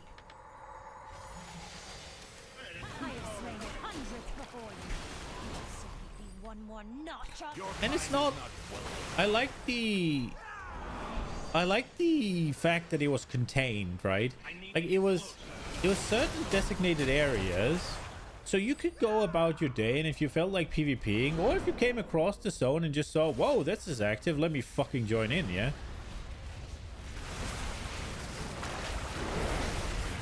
And also not the imbalance where it's like, oh yeah, there's just like a raid group of Alliance just farming a flight point or whatever. You got to skip all of that. If you didn't want the PvP at all, you could just not go near the zones. If you wanted to, go blast the zones out. It was good. The war mode is fine, but it's just like, when you put it on, it's all the time, right? The good thing about these is that you could kind of just... War mode is a little bit like tedious, because you gotta go back to a major city to turn it on, and then it's on for everything, and you gotta go back and turn it off. Whereas these zones were just like, oh, right, if you want to go PvP, there's like a zone here-ish or here-ish or here-ish. One of those. And there's a zone like here, right? And the arena and the Blackrock Hold and all of that. You can just go and you can PvP. And when you're done, you can just leave. And you won't have anybody freaking camping your flight point or killing your quest givers or anything. Just nice and clean. Blade, I will protect Suramar. Kauteros Maldin. Respect Was magic, Dust Hollow supposed to have taken me there, I guess? Okay, what now, Silgrin? Slay Rosseleth. We must stop the Pit Lord before he discovers Shalaran. As you wish. Oh. There.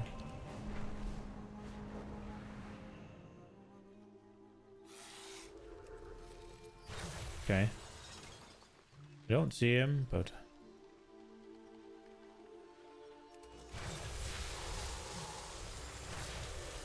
Guess you wouldn't want to see a Pit Lord, but...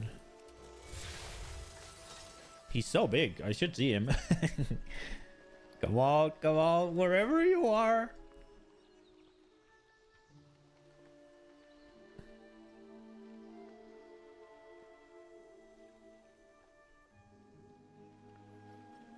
Okay, boy, where... Spawn! Fucker.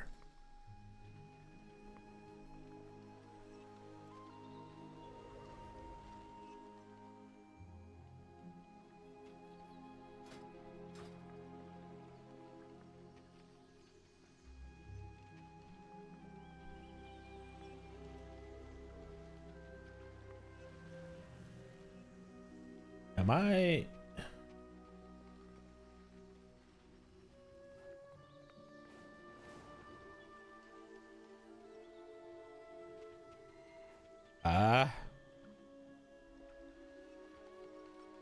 Oh, that's kind of decent. That's the paladin one, I guess. I need to level more classes. Oh, here he is. No, that was a warrior. Oh, that's so cool. The jumping in from the sky. I thought it's like, boom! Big fell meteor. There's the Pit Lord. No, it was just a warrior doing warrior things. Am I supposed to do something?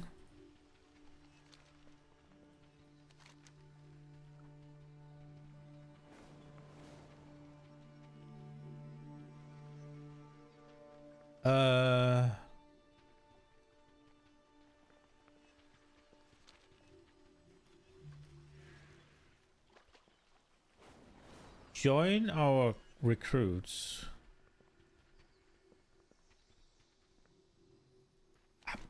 Brother. Is it not out here?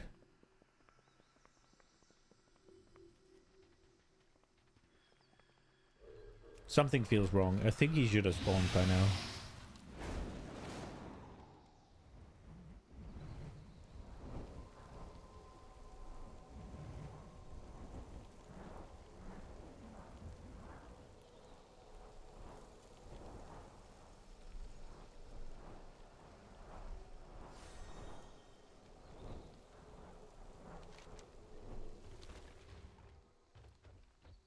It's one of those things where I feel like I should go check something. Go back to the quest giver or something. But I've stayed here so long now that if it is actually a spawning thing, I'm just like, I don't want to go away if it takes so long to spawn. There was a consecration there. It lets me to believe that I'm in the wrong instance or something.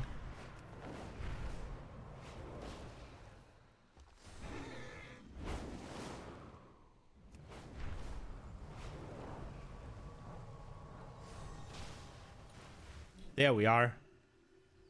Here we go. Okay, yeah, we were in the wrong instance. Okay, and he just died, so that's great. There we go. Hello, Mr. Man.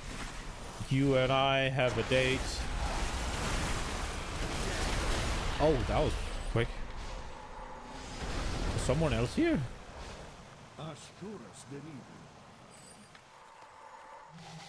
Do I have to go back to turn that in? That's kind of dumb.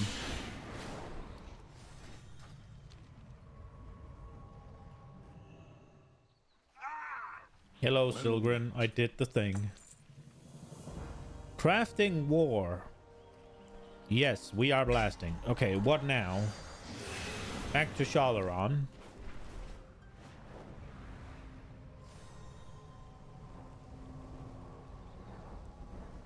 And I need to feed the child again, I'm presuming. Magic surrounds us. We will defend our allies. A united front. Feed the child. Here you go, child. You have to be the bad guy. Maybe we need to find another child to feed. Moonlight, watch over you. Deliver plans of Arisa of Indra and Lady Liara and Tyrande whispering. Tyrande? Where is Tyrande? She better hate me because I'm a goblin.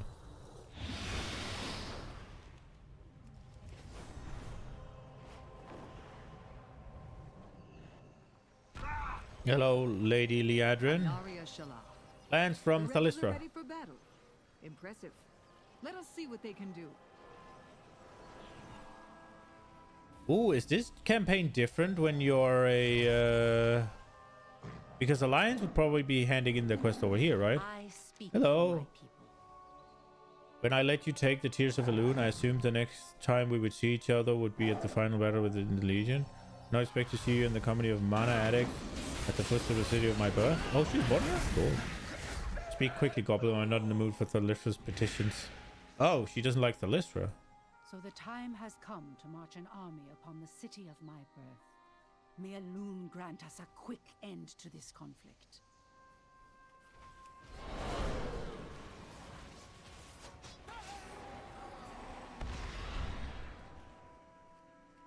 Wind Ranger, what are you?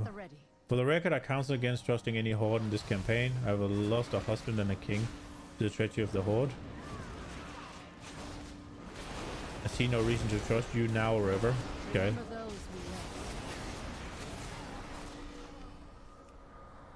I could kill you as well, by the way. If you want to join your husband and your king. You've arrived just in time. Lead the elven army to the Astravar Harbor.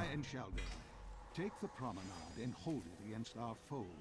Once we have that, the Calderai ride ahead and take the concourse. Rah! Do I just fly there, or do I have to follow them? The hamsters are struggling, boys. Oh, we're in here. Okay, we're in here. Rah! Oh.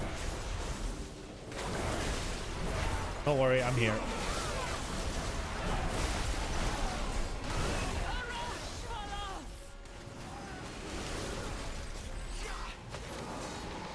So that will get... Okay, so they are just not all of them are created equal.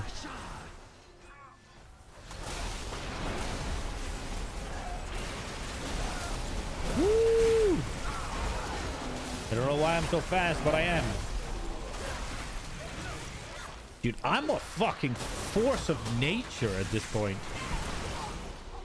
If we are to just take away a little bit from it being a game and just think about this as like lore and stuff, I'm a fucking catalyst of destruction. What am I supposed to do? Defeat the prominent defenders. I think I did. No?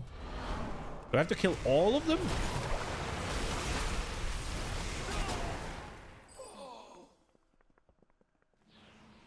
All of them. Even this lonely little girl. I guess this one as well then. Hello. It is your time as well.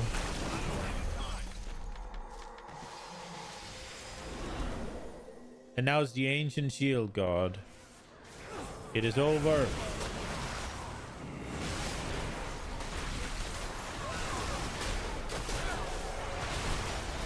I ripped aggro off Leadrin.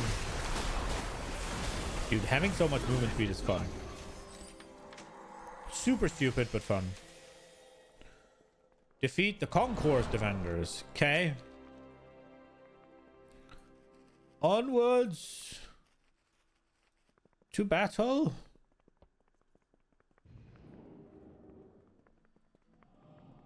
What are they doing? Are they locking it down?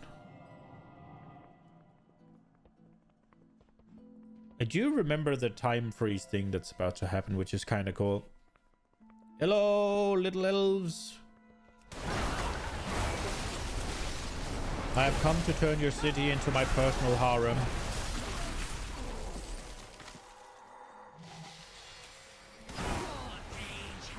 I will ask Volva to raise you all when I am done with you. That sounded very much more like necrophilia than I intended, but here we are. An idea. A mass teleport. But I need help casting it. Won't their wards block your telemancy? Not to worry. They've ignored my advice to upgrade those wards for centuries now.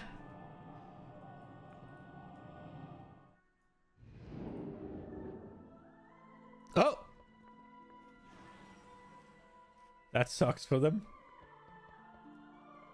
Wait, where did he go? I could have just killed them. That would have been easier. An entire city, you say? In one teleport?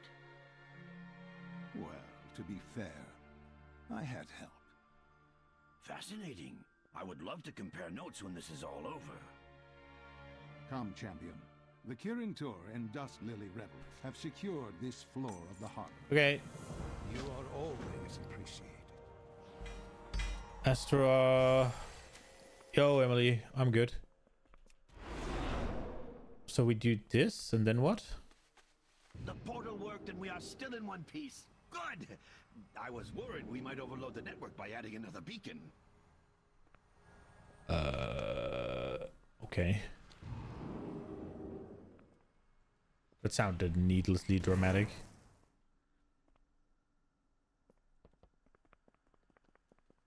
Okay, Deadgar, what are we doing? To see you. Always happy to The march on Suramar completed. Now what? I have to go back? Why?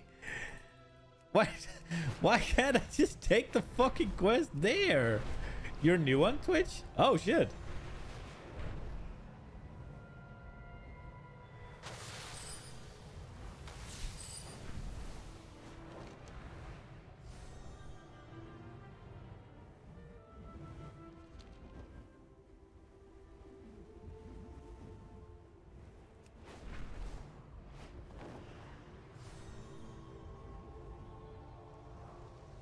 Ooh, boom. Here we go. Before the siege, feed, find a child.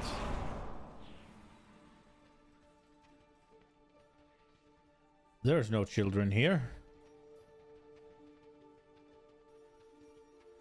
I already gave her this one. Want to play with us? You have to. Yay, magic fruit. Okay, well, that was uneventful. Why is it showing me something there? Magic surrounds Before the us. siege. Now what? Unity sustains us. Go to Astra. Bro, I was just there. Why are you sending me back and forward?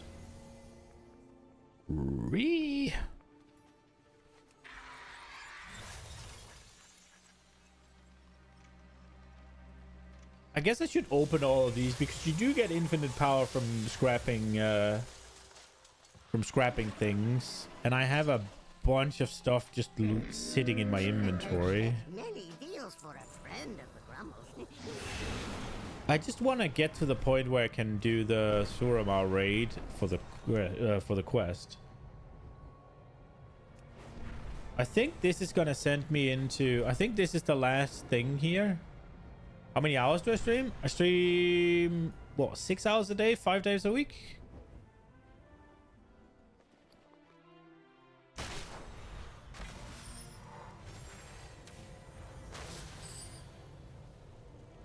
something like that, plus minus. Ah, good. I'm ready. Yeah, this is where Elisan shows up and goes freeze everybody, right?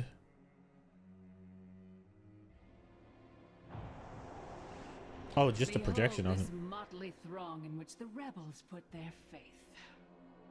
Kaldori, you disgrace a glorious past, hiding in trees and cloaking yourselves in false piety. You have grown as savage as the trolls that skulk about your forests. What's wrong with the trolls? Kaldori, you are peasants playing at nobility, all too willing to mingle with lesser races that dilute your bloodline. You are unworthy of the name High Elves.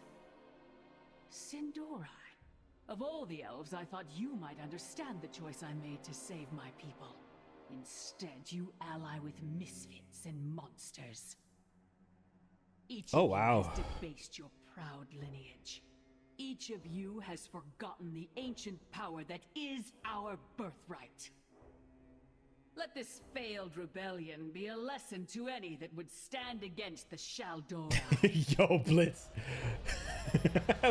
Were you just waiting for some, like, I'm selling fucking art, or did I miss something? Or did you just decide it was a bot before it showed its hand? Remain vigilant. Our allies have suffered the brunt of the enchantment. I can protect us from the residual energies for a time. This temporal magic rivals that of the bronze dragonflight. I must concentrate on maintaining our defenses. Take care. Hostile entities have been drawn to this disruption. They asked if I have any social media accounts. Well, yeah, I do though.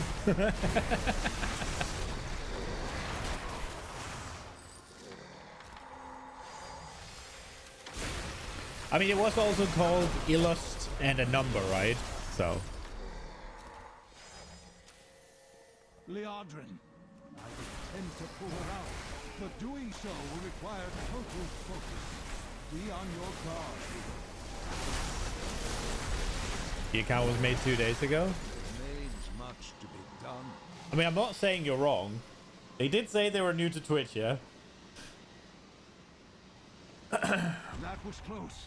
I nearly shattered the flow of time itself. I did get the vibe. I think it's better So I'm now. not saying you're wrong. Are you all right? I couldn't get my shield up in time. No time for that now. Let me get you somewhere safe. What the fuck's the shield gonna do? She stopped time. I can't maintain our protection any longer. We need to go. Oh, okay. Ah, good to see you. What Elisan has done, it should have been impossible. The energies required. What news? Okay. And why didn't Lilith warn us about this? Surely, as one of Elisan's advisors, she would have heard something. We will defend our... There has been no word from her in some time. This cannot be a coincidence. Hero, we need to find out what happened to Lilith. You can still move freely about the city, correct? Probably.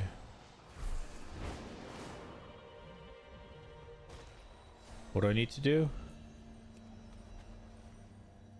Thalysra, I hope this message finds you well. I have just come from an emergency council regarding the Horde and Alliance forces amassing outside Suramar.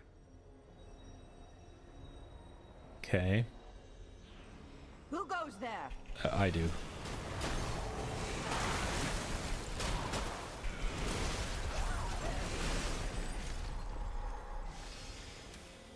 Elisan has appointed a new first Arcanist. Ooh. A dreadful woman named Andaris. Together they are working on a massive enchantment to break the siege.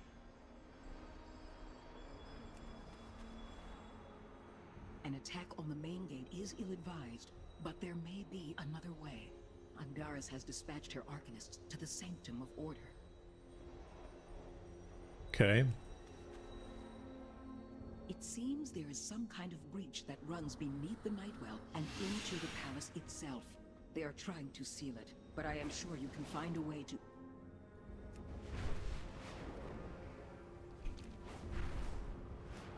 Lila. Someone's coming. Who are you? Wait! Unhand me! How dare you! Do you know who I am?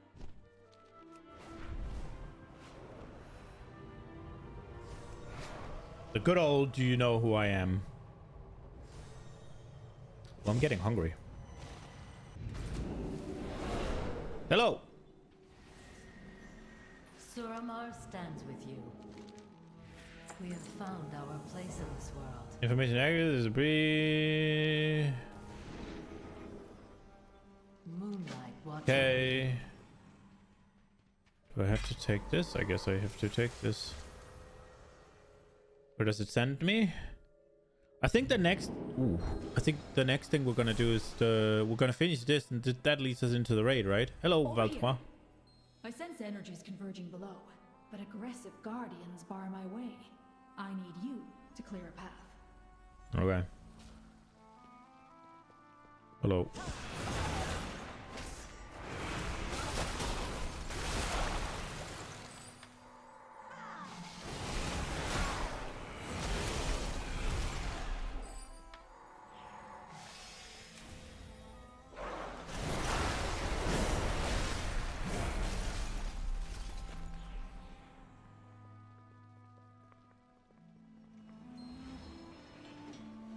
Wait while she examines, okay. Very efficient. Let us get a closer look. Say, this is impressive spell work. A mana bore, perhaps? Nothing. This requires a great deal of power to maintain. Okay. It is not attached to the Nightwell, but to the ley lines. Yet we control them, so how can she... Ah, yes. I see.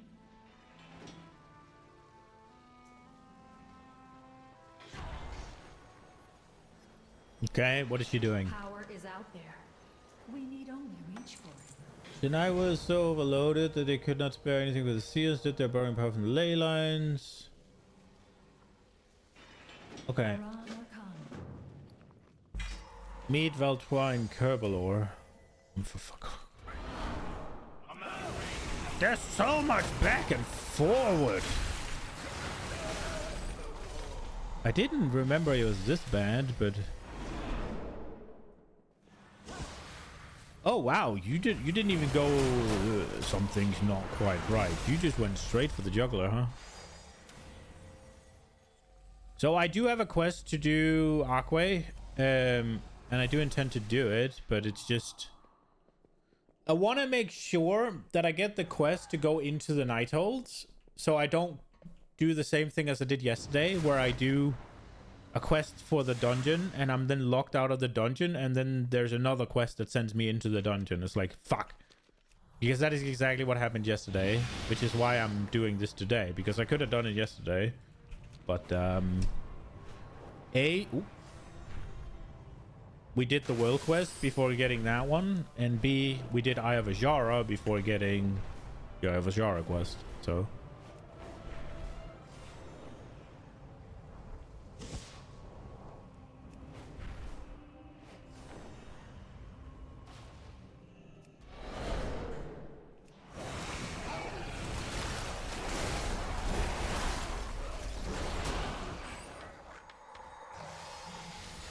I'm fucking hungry though, so I should go sort that.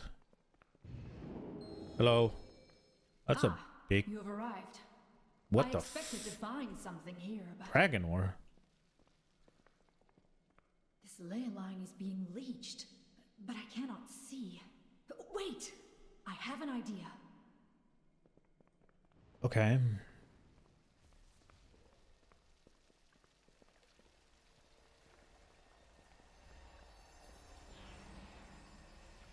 Just tell me what to do. A clever cloaking spell, but what is that device? Keep watch.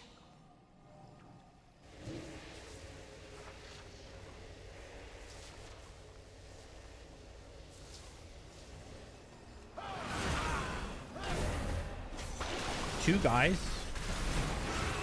You sent 2 guys at me. I'm insulted. Redirecting a portion of the ley line's power directly to the Sanctum of Order.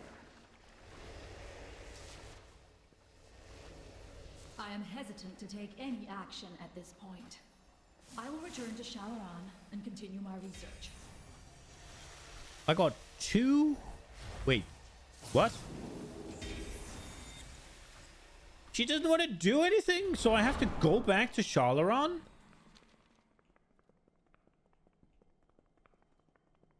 So I have to go back to Shalaran for her to send me back here then. Ah, men vad fan.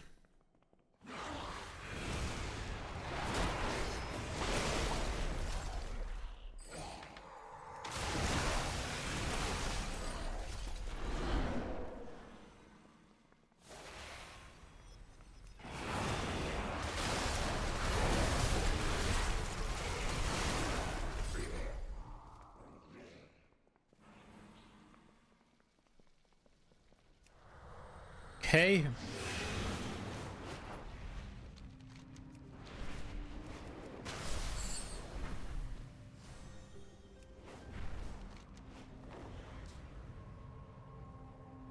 Right. Why? All this, I know why, because it was weekly lockouts, right? Like, you got a piece of the quest line every week, was like, do this, prepare for the siege, do that. And Nighthole wasn't out, so this was during like Emerald Nightmare and TOV. And then once the week before, or the week you did the final one, you unlocked the entire you unlocked the raid, right? Like, as far as I remember, that's how it went.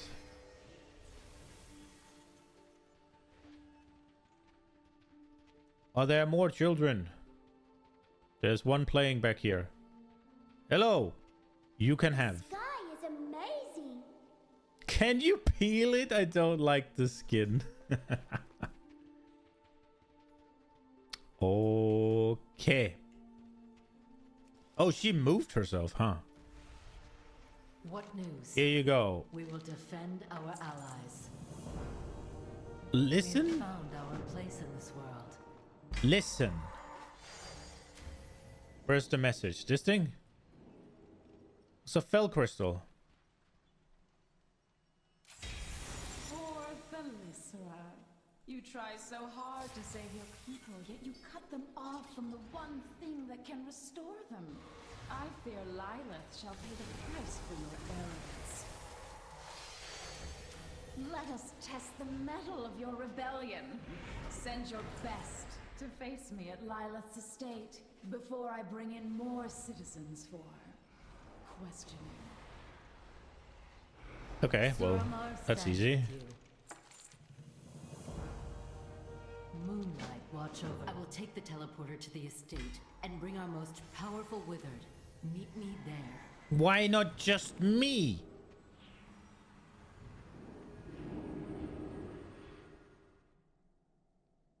Poor withered. Hello.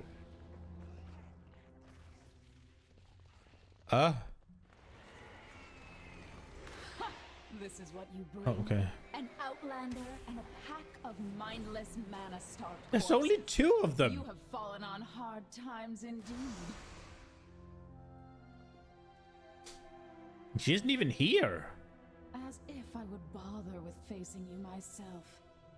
Fellborn, kill them. Oh, ow. The withered, defeated so easily by fell magic. Please, save those you can. My wounds are of no concern. Save. What? I don't remember doing this. This seems stupid. Defeated.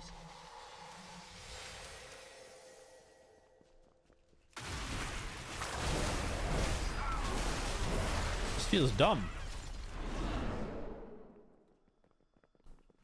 Okay, I need some more dudes to touch. Game, where are you hiding the dudes? There's what, dude.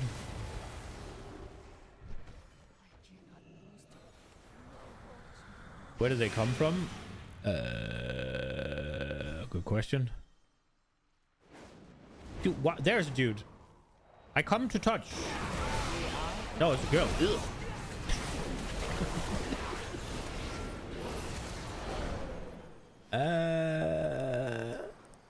Oh, two dudes. No. Oh, no. It's a girl and a dude. Fine. I'm okay with this cuckolding. More dudes. That's a dude. Oh, that's a girl. That's a big dude, though, here. Oh, hello.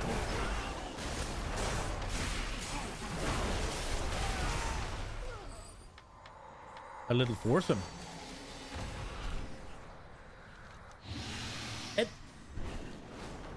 And then back to Shalor. I guess there was a teleporter beacon over here, wasn't there? There. I see. Whoop.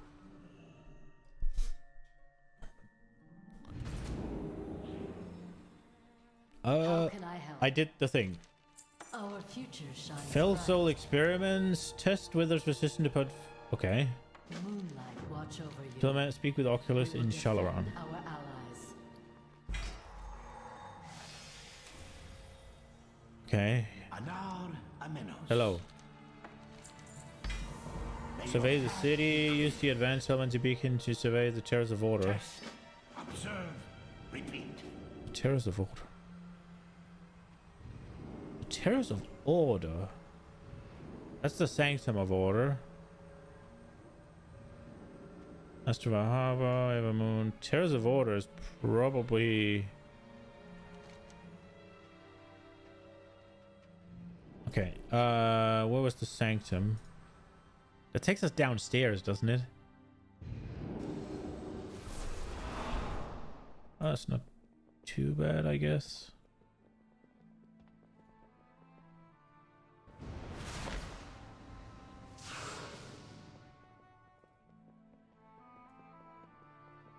Surely the terrace is upstairs, right?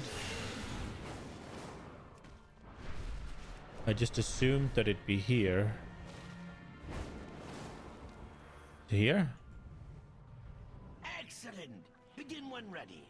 Use the surveyor and follow the alignment indicator. The light. Just follow the light. Oh, oh, that's bullshit. Okay, gotcha.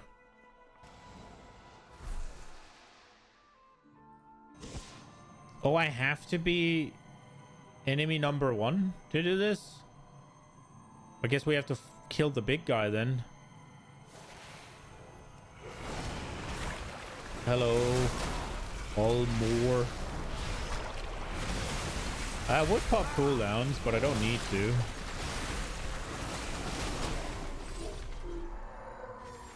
Brother! I'm just trying to foil your plans here. Go away.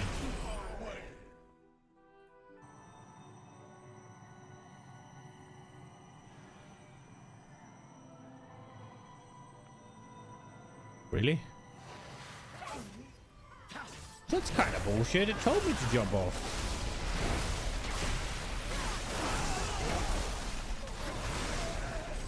I am the AoE king. Go. Why are there so many down here? Fine. All of you. Here we go. Come.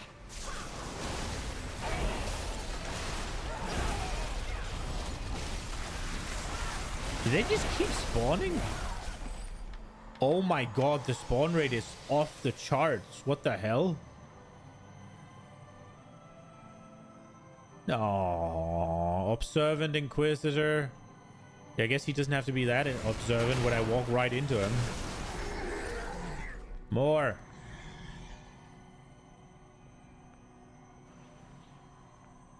Don't make me do the Duskwan Scion as well. That shall suffice for now. This positional data will enhance. Oh, never mind. You did a fine job. Why do you treat me as if I'm stupid all of a sudden? I've been helping him for like... Well, I guess in game, I've been helping him for like months, and all of a sudden I'm done. Crystals anchor the Legion's power here. We should see what the Withered can do against them. Go.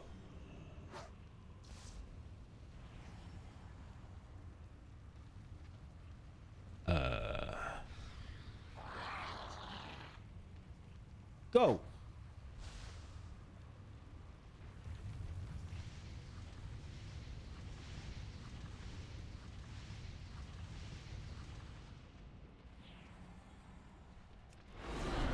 Okay.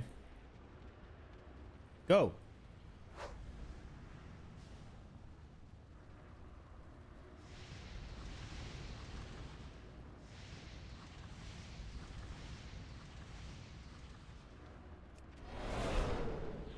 I guess I'm making fell resistant withered. I do remember doing that actually. Hello. Gotta wait until they come back here.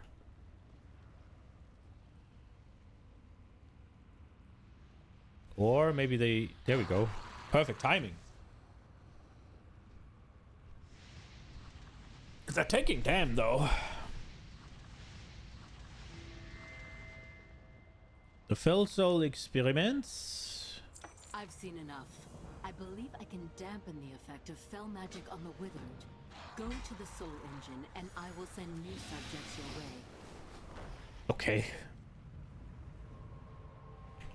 It's kind of harsh that we're just experimenting on them.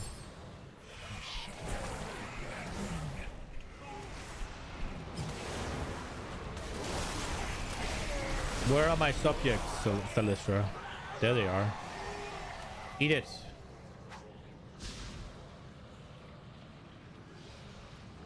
Oh wow, they take damn. That worked even better than expected. I shall continue to refine my work for the next step. So we just kill a bunch of withered and then we go back and call it progress. Gotcha.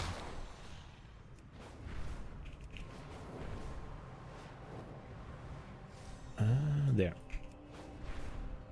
Whoosh. Let's go. Magic surrounds us. Well, the hamsters are really in trouble, huh? Let us begin. We have found our place. Usually you get like halfway in through the... What's it called? Through the Why, hello. hallway, I guess. Expect magic, or it will break you. May your path be clear. Oculus test chamber. Take the portal. Sanctum of Order. Twilight Vineyard. Through a harbor. Evermoon Terrace. Ruins of El Unit. Lunar State. Moon God Stronghold. Falanar. Fell Soul Hold.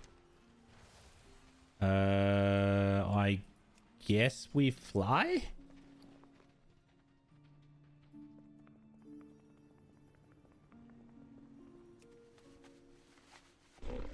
I also really should identify these things and turn them into juice, because scrapping these, and these are just green mostly, it did give me like 500, 700-ish infinite power. So now imagine there is 41 items here that are all going to be purple and 740, and I'm not sure it scales, but I think it should scale up with eye level, or at least with quality. Teleport.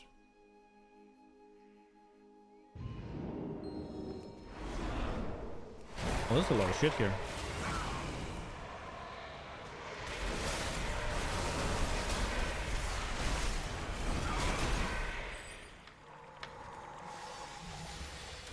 What is this?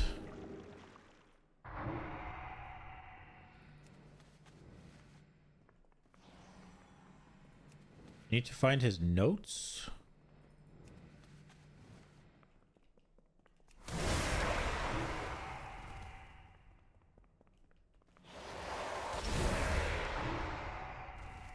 Okay, what now? And then just go back. Was that portal already there?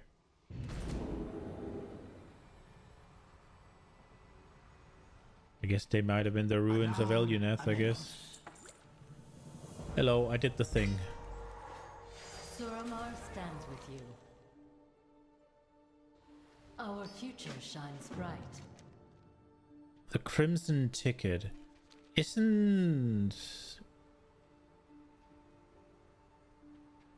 First Arcanist home... Is that Lunastri Estate? No, it's not. That's where I just was. I picked the wrong one. What is First Arcanist Estate? I think there was one for there. Evermoon Terrace. What's that? No, that's also wrong, isn't it? Yeah, that's in the... Yeah, here. I was about to say in the opposite side of the city, on the edge of the little half donut or whatever. What do we have? Astravar Harbor. Dude, Astravar Harbor is okay. Vineyard is closest, I think. Wait, that was not the vineyard. Where's the vineyard? The vineyard. Twilight Vineyards. That's right next to where I need to go. Now, there might be one that goes exactly where I need to go. But yeah, look. I'm fucking good at the game. Hello. I have come to eradicate you. Duskwatch have taken outposts in the Crimson Thicket. Unleash the Withered at your command and drive them out. Wait, do I have to unleash the Withered? Oh, I sent them somewhere in Narnia.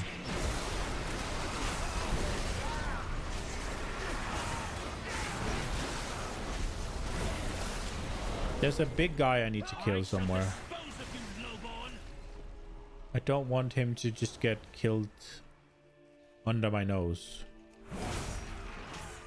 Am I... Don't answer that. Here we go. Here's the guy. Hello. Okay, let's get Withered. Just because, I guess. Do the damage, Monsieur Withers. They're all male. Technomancy orbs are working perfectly. Best we keep this quiet until we're ready for the real push. Okay. The Duskwatch presume to push beyond their borders in the midst of a revolution. You repaid them for their arrogance. I don't know what freaking world quest that is, but... There we go.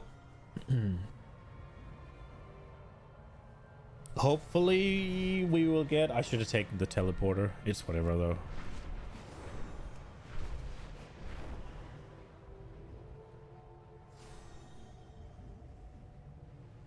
I need to get close. Hello. Magic surrounds us. Oh, we finished a... Your steps. We got infinite knowledge! Our unity sustains us.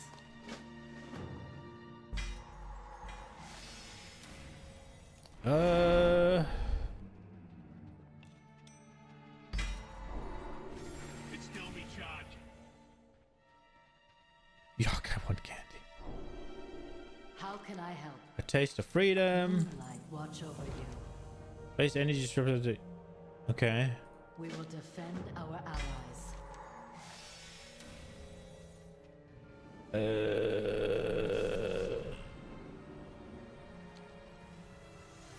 I guess we'll do the vineyard again, right? It was kind of right next to it.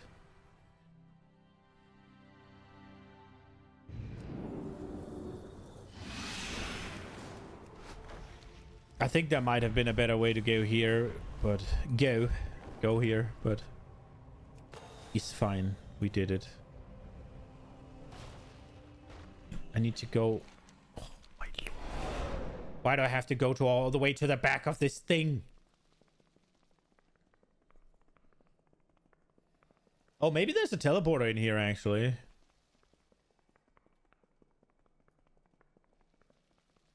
No, there's not. But there's a big, Ooh! Okay, so we placed that, and that, what? Do I have to kill you, or could I just have ran?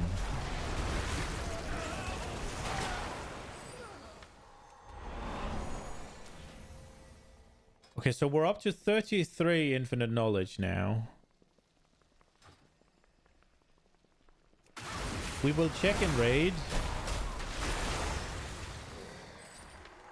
If it seems like we've been fixed. Oh, wow.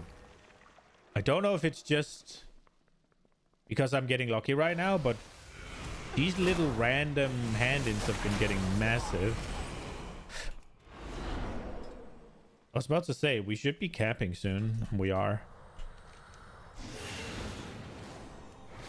Do I have to go inside a cave again? Yes. Oh, damn, the hamsters were faster this time around. I need to target something first. Wonder if this place would add to my maximum mana. I'm supposed to be able to carry 2k, I think. That gave 800? Ow. Ow.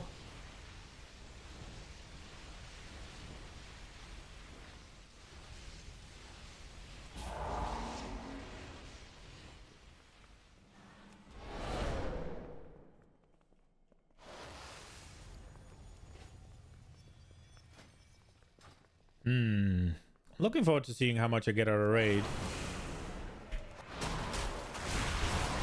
Is my damage just... No. These random blue ones are giving me 800 now. I don't think they did that before. It could be that it's just 32 infinite knowledge that's bugged. And 33, you get all of it back. That would be kind of wild.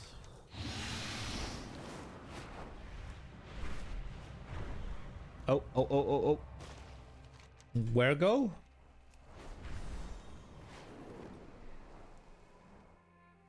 Right. How the fuck do I get there? Oh, entrance over there, I guess.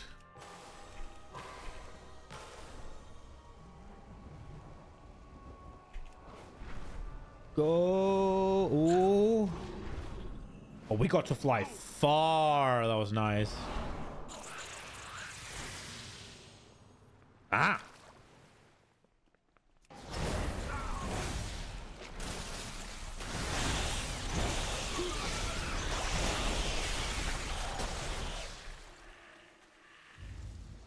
I will make it to safety. They will not catch me again. Are you sure about that?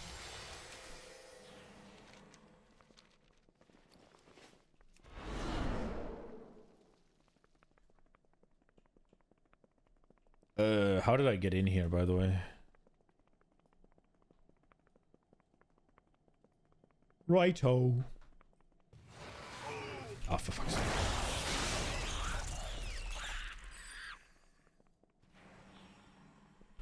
Boop. Okay.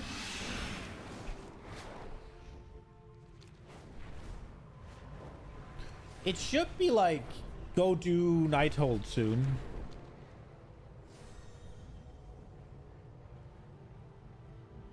Oh, we also need to do Heroic Emerald Nightmare for a research quest, actually. Oh, fuck. He's here. Hello. Oh, it's the Lystra. What news? Our future shines bright.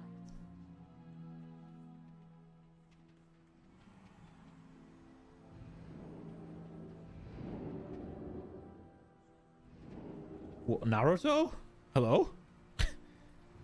Magic surrounds us. Okay. Our unity sustains. What do you want me to do now? Breaching the Sanctum. Speak with to start the assault. Wait, what do we need to... What am I doing? Have you made a discovery? I'm ready. Send me. Very well, I shall begin. When I am finished, all the devices we have adjusted will cease working. It is done. The barrier should be down. I will open the portal. The element of surprise will be in your favor. Okay, what am I doing? If anything goes wrong, have your withered at the ready. Good luck, hero.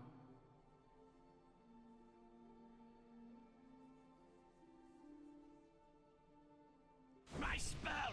What just happened? Oh. You think we didn't notice your skullduggery? Your old tricks are no match for true sorcery.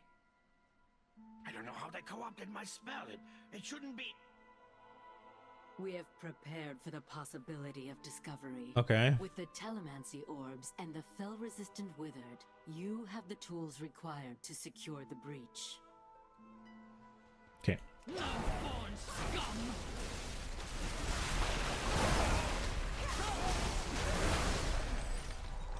I will just kill my way through, as per the usual.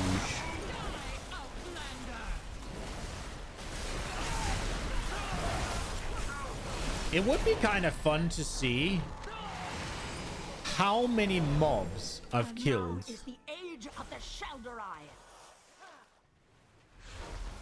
Especially on like main characters that you've been raiding on and you've been mythic plusing on. Find the power source for that barrier and take it down.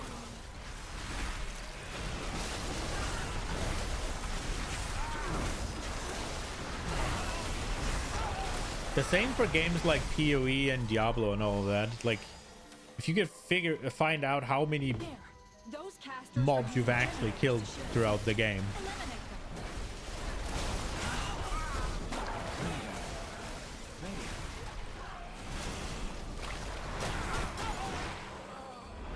Like, unironically, I am a fucking natural disaster in these games.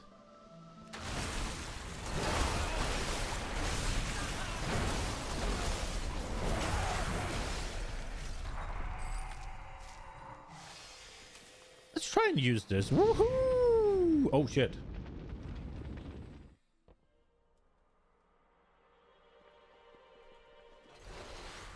That went far. We go again. Ah!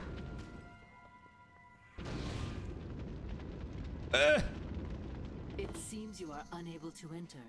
Find the power source for that barrier and take it down. No, I have to do it again? Oh my lord. There. Those casters are using generators to shield the set.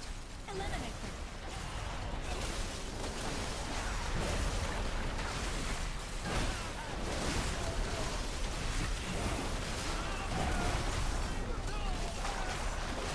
Well, oh, we didn't only get the yellow one. We got a bunch of other ones, so it's hard to see how much was actually the legendary one.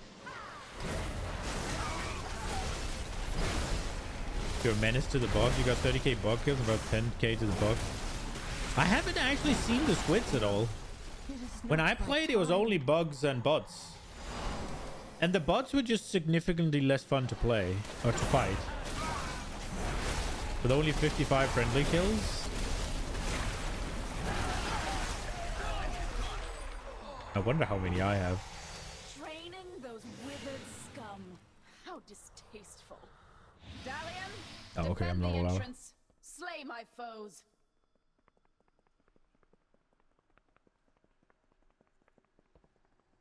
I don't remember doing this at all, actually. But I must have, because I did or it's new, I guess. It isn't, right? Like, I don't remember this fell bitch at all.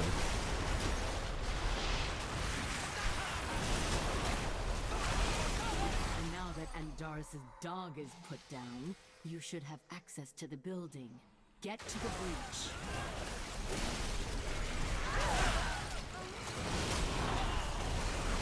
Squids are the worst? Oh, really? Okay. It's just the way the game works, right, is that it sends you in very few people into very many enemies. And when the bots are then shooting at you, that's just a lot of fucking enemy fire. And it just gets a little bit like...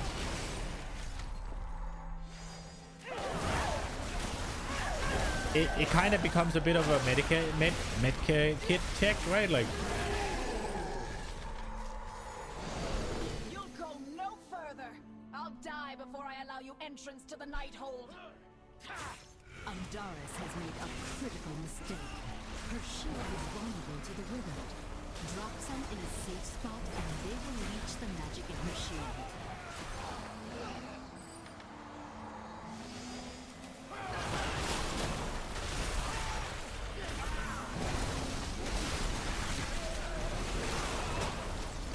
No mercy for Outlanders!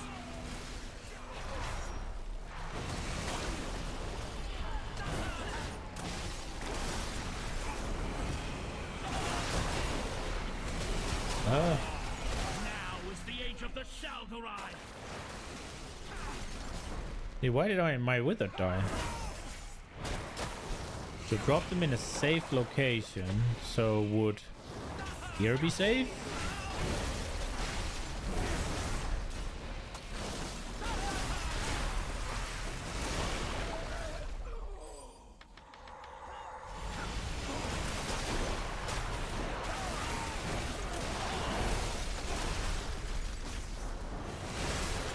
The answer is no.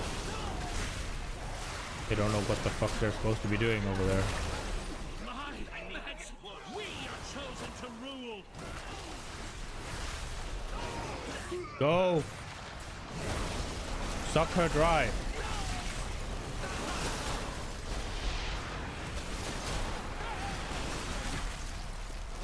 More withered tricks! I shall not fail, Elathon! You will fall! Okay. Can I go further now?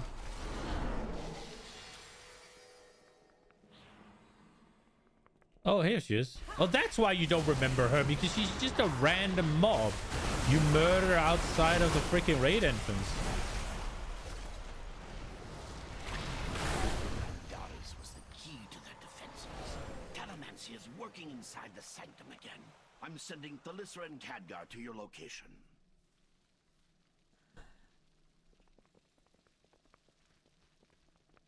Outlander, over here. Okay.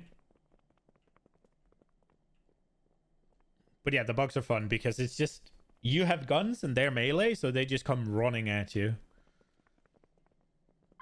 Also, bugs, it kind of makes sense that I guess with bots as well, it makes sense that they're bullet sponges. You don't really get taken out of it as much.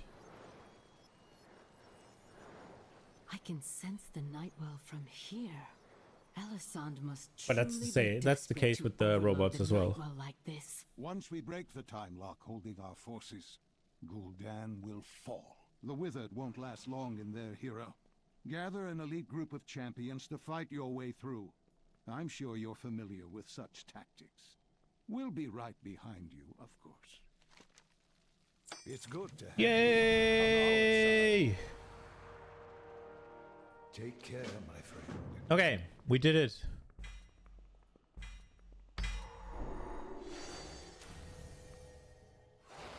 No!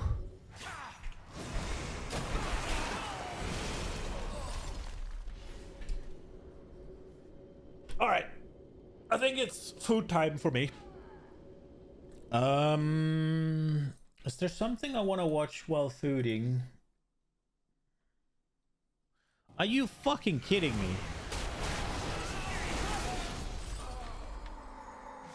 I hide in a corner. They can't see me. If I can't see them, they can't see me.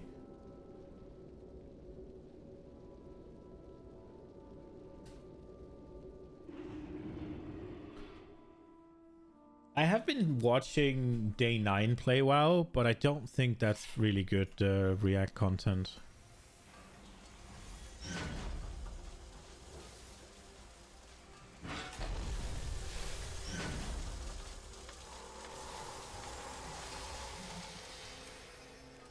It's a little bit sad that the release of the new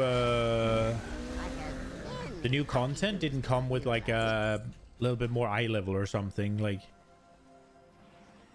in terms of progression, I'm already not capped, right? Because you have one question though. You come a long way. I've never seen Tired following your exploits even from afar as a silent observer. I find myself absolutely invested in what you do next. I have one question though. Never settle for the unknown. What happened with Soromar and his rebellion? What can we learn from the story?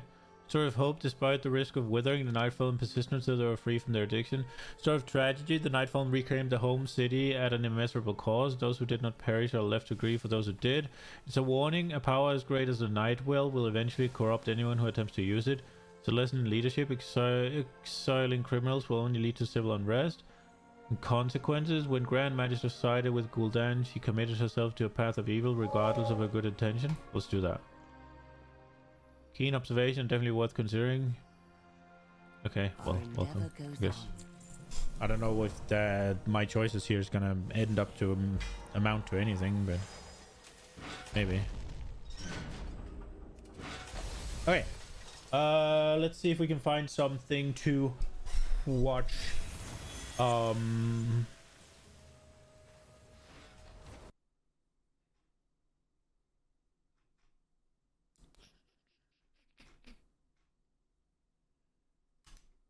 Maybe we can watch some sort of...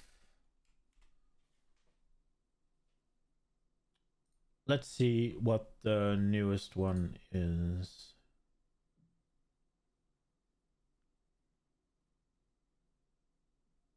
Oh, they're... Okay, they have Scarizard on. Let's try and watch a little bit of this, see if it's decent or if I just end up sitting there listening to it.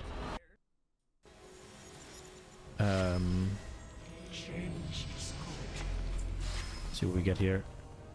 What are we up to now? 270. Let's go. I'm 260, bro. There we go. Okay. Let's get out of here. That is not what I wanted. I want this here. Okay, there we go. Open up this. So this is called the Scarizard episode. It is called the Potty C, and it is Dreadnought's limit maximum or liquid maximum. Liquid? Limit? They've been called both, I don't remember. And then I think Dorky and Growl. Or Growl? Tired of depleting keys? Tired of waiting and the wiping in the raid? Frank, what have you done here? Tired of wiping in the raid? Why is tired of having no swag? Well, these are issues of the past. Introducing the first ever Potty C merch collection. Hoodie, done. T-shirt, done. Socks? Also done for some reason. Purchase now at pottyc.com. This will have no impact on your performance as a WoW player. What is Hey, welcome to a very special episode of the Potty C. This week we have two exciting things, two equally... What the fuck is in that background? Brother, clean your room. What the hell? That's your kitchen? Why is the table crooked? Why is there shit on the table? Is that another table or is that the floor? What is this wall? Why are there pictures in your kitchen? What am I witnessing? Huh? As exciting things, or for you to decide which is more exciting. I'm gonna go make food. We have a special guest. Something while they do introductions less and there's often no than we real probably should on this reacting of that. particular podcast, but we've been saving. We've been building. So I wonder if Scarizard, does he still work at Blizzard or did he leave? I know he was very vocal at one point. I think, does he still work there? It's kind of interesting if he still works there. If he still works there, he has to have been allowed. If he doesn't work there, that's going to be juicy. Because if he still works there, this would be a Blizzard sanctioned thing. The Danish mind can't comprehend the glory of an American kitchen. Bro, do you do that in an American kitchen? Like, do you have fucking pictures here? Like, do you not cook or? Bro, those things would be in Nina and my kitchens for a week. Or kitchen, we only have one. We don't live in a mansion. We don't have several kitchen. Only one. The guy, it's a joke. The guy's a sociopath, bro.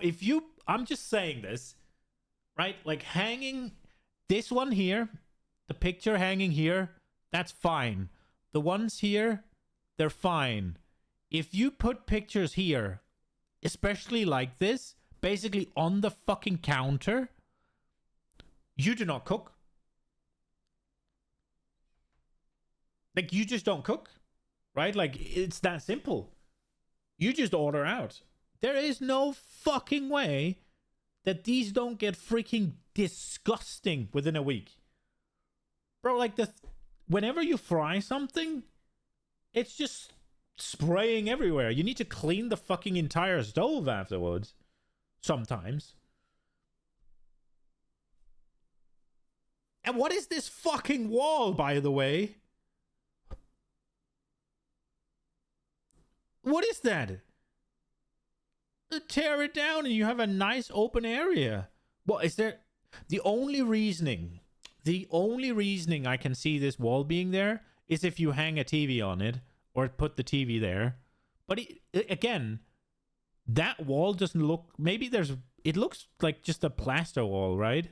It looks literally just like a fucking whatever, like just this thick a wall, and it's just fucking set up, so there's no power in it. So if you have a TV there, you'll have to have a fucking wire from this wall or from that wall.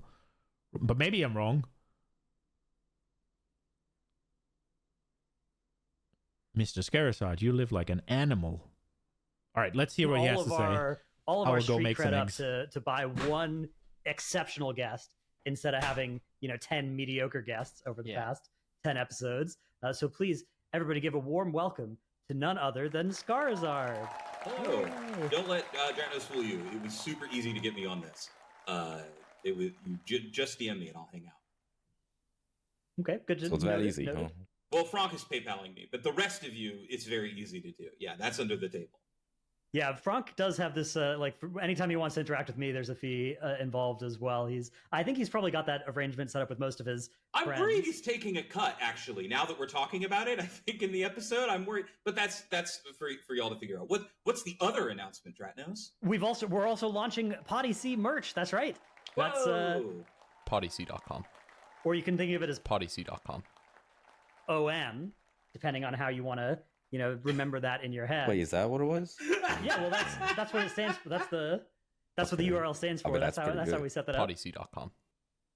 Yeah, that's right. And you can get things like this shirt with the extremely alarming pixel art version of my face. I don't know if you guys can see. It's the eyes are very like crazy eyes going on that thing.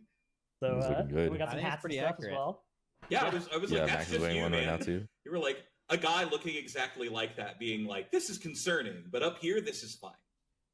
We've also got socks as well, so you need some new socks. Why is it all on them too?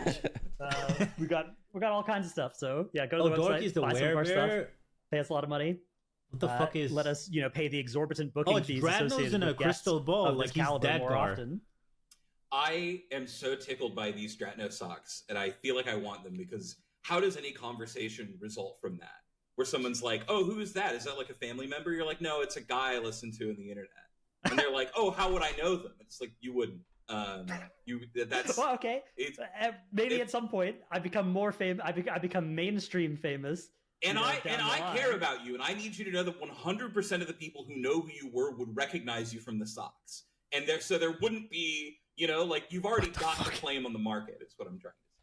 But no, I'm getting them. I'll buy them, and you should too. At pottyc.com. Well, no. Nope. Actually, that was perfectly right. Good job, Well, then what? Okay. Well, I'm so sorry. You should get them too at pottyc.com. Thank you. Appreciate patrons. Yeah, and patrons as well. You guys are great too. Yeah. Also, equally great. Let's not three equally great things. So before we, I guess, get into what will invariably be, I think, a very rambly episode, I think we should start, just in case people don't know who you are, Scarizard, with a quick introduction of who you are, what you do / have done in the past. Yeah, what I do now is very different, which is to say nothing. I'm mostly chilling. No, my name is Patrick Scarborough. People might have known my career up till now as Scarizard. I worked for 5 years on League of Legends as a game designer, doing balance for the games. I worked with some champions, worked with some reworks. I wrote patch notes. I hosted videos on their YouTube. I did voiceover I did like everything. I did a little bit of everything over there. Then I streamed full time for a few years, and then I most recently worked as a systems designer on the rewards team for Blizzard on World of Warcraft, which is how I came to know all of these people. And then very recently, right before 11.2, dipped and I'm enjoying a nice long vacation before I inevitably have to get another job. Yeah, I respect that. How much? So we talked a little bit about this before we started recording, of course, but yeah. I think it'd be good to establish for the listeners as well. Like, what are some sorts of things that you maybe don't want to talk about, and also if that falls into this category or not, what ended up making you decide to leave? Was it just like you've been there enough? You've been want to jump to something new, or? Yeah, I mean, and I guess this is something because I certainly don't want to scare any of you off or anyone from criticizing Blizzard or the WoW team or like we can't talk about it or something, right?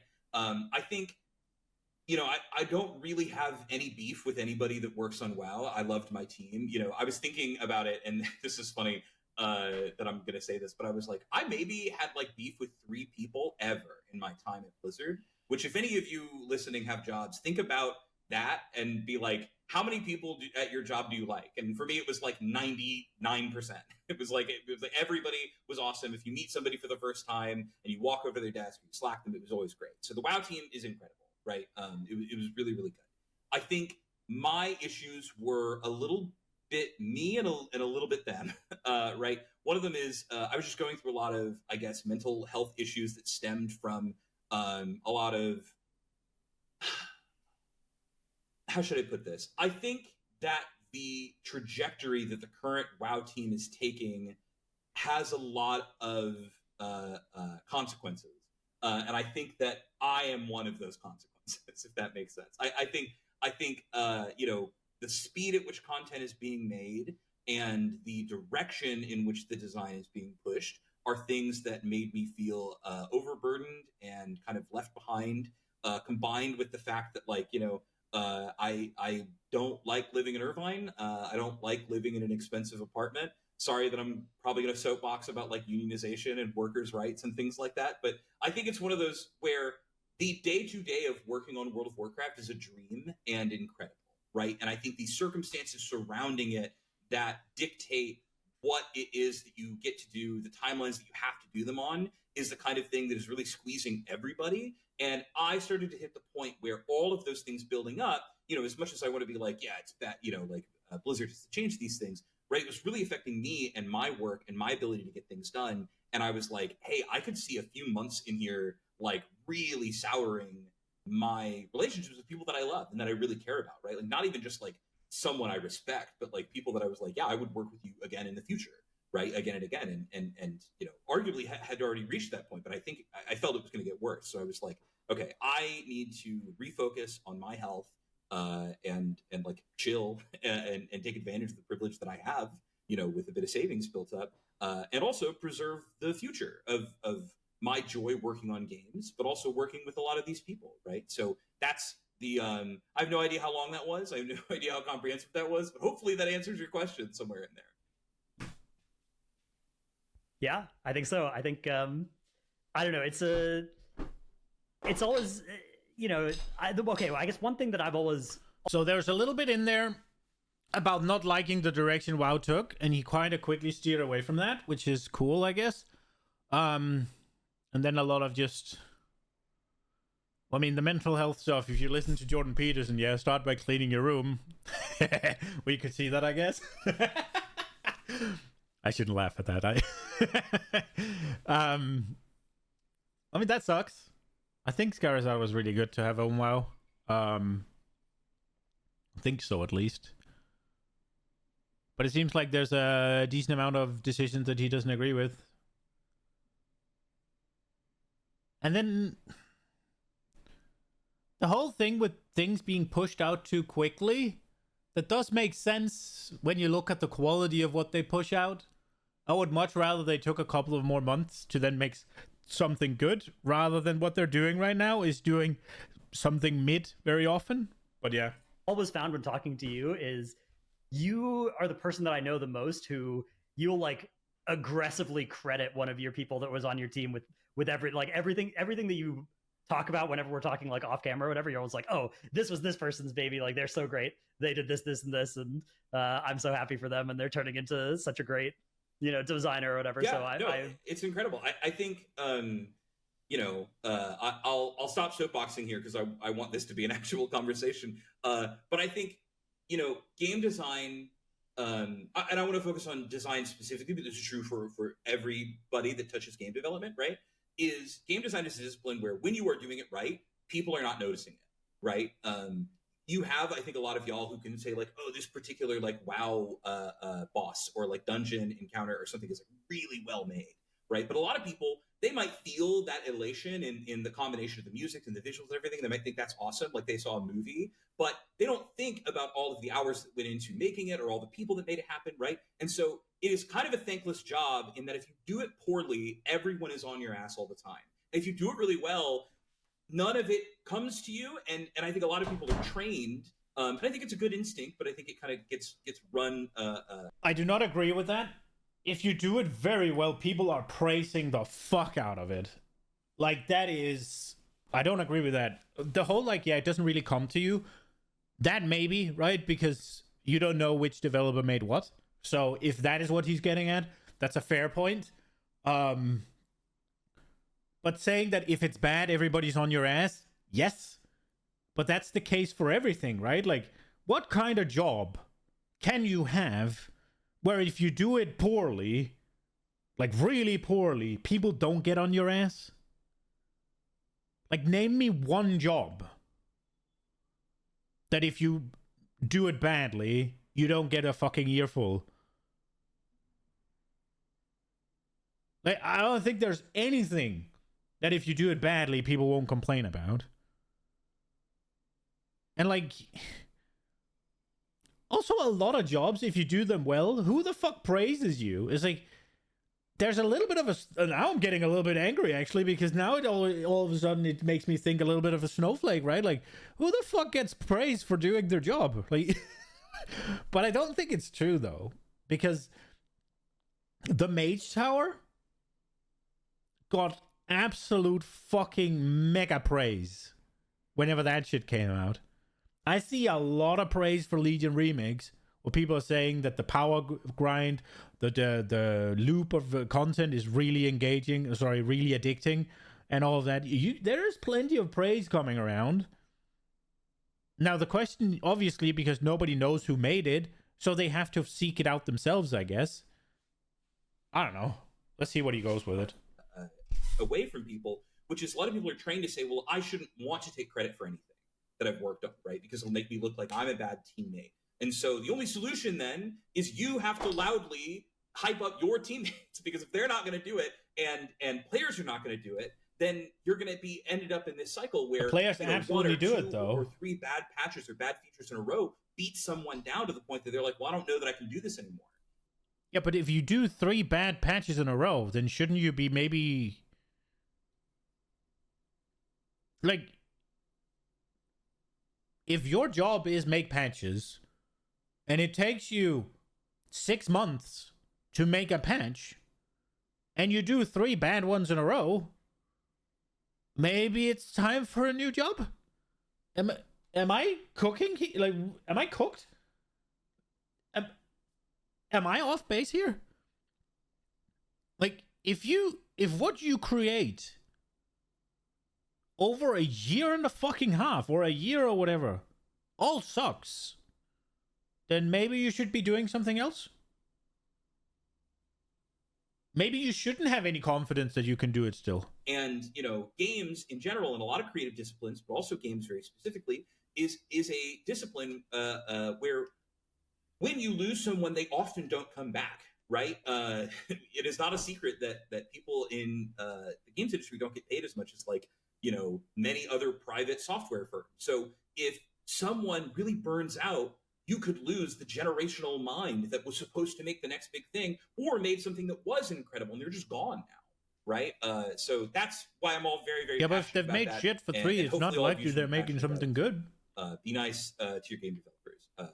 You don't have to like everything, but be a little nice. Yeah, I want to touch on that point that you mentioned about how people don't notice good game design, and I actually find that to be so true, because like there have been many of my favorite games in the past where I'm just like, man, I don't know why this game was so amazing, but it was such a good game, man. Yeah, it's like a lot of people try to capture that exact formula, and they're trying to figure out what exactly made this game so great. But I mean, it's like you mentioned, like people just. I mean, that's a fair point, right? If you don't know why the game is so good, that it's a fair point that good game design goes unnoticed. But it doesn't go unnoticed, though, right? Because the game is fucking good and it gets praised. It's just like, yeah, you don't get freaking praised for the camera. Like, if you're playing something like Elden Ring, right? Unless the other things on the market have bad camera angles or camera work or whatever, bad, like, camera tracking, whatever it's called, right? And yours have good, then you get praised for it. If that's a thing that everybody does pretty well, and it's obviously a pretty big factor in a game like Elden Ring being fun, then yeah, you're not going to get praise for that. But the game is good, so you're going to get praise for that, right? Like, I don't know. Don't realize when a game is made extremely well, and oftentimes when it's the opposite, they will be very vocal about it, and it becomes a problem. Right, and then it's like witch hunts, or you want to target someone. Sorry, Max, you're going to say something? Well, I was just gonna say it's like reviews on an apartment complex.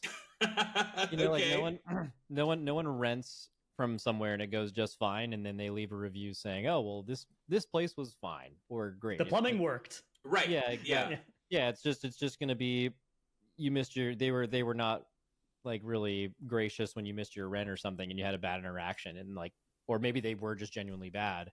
But you're only going to see bad things on there because of the way it works, right? Yes. I think game dev probably feels a lot of the same way, where you make a great game, people are like, dude, this game owns.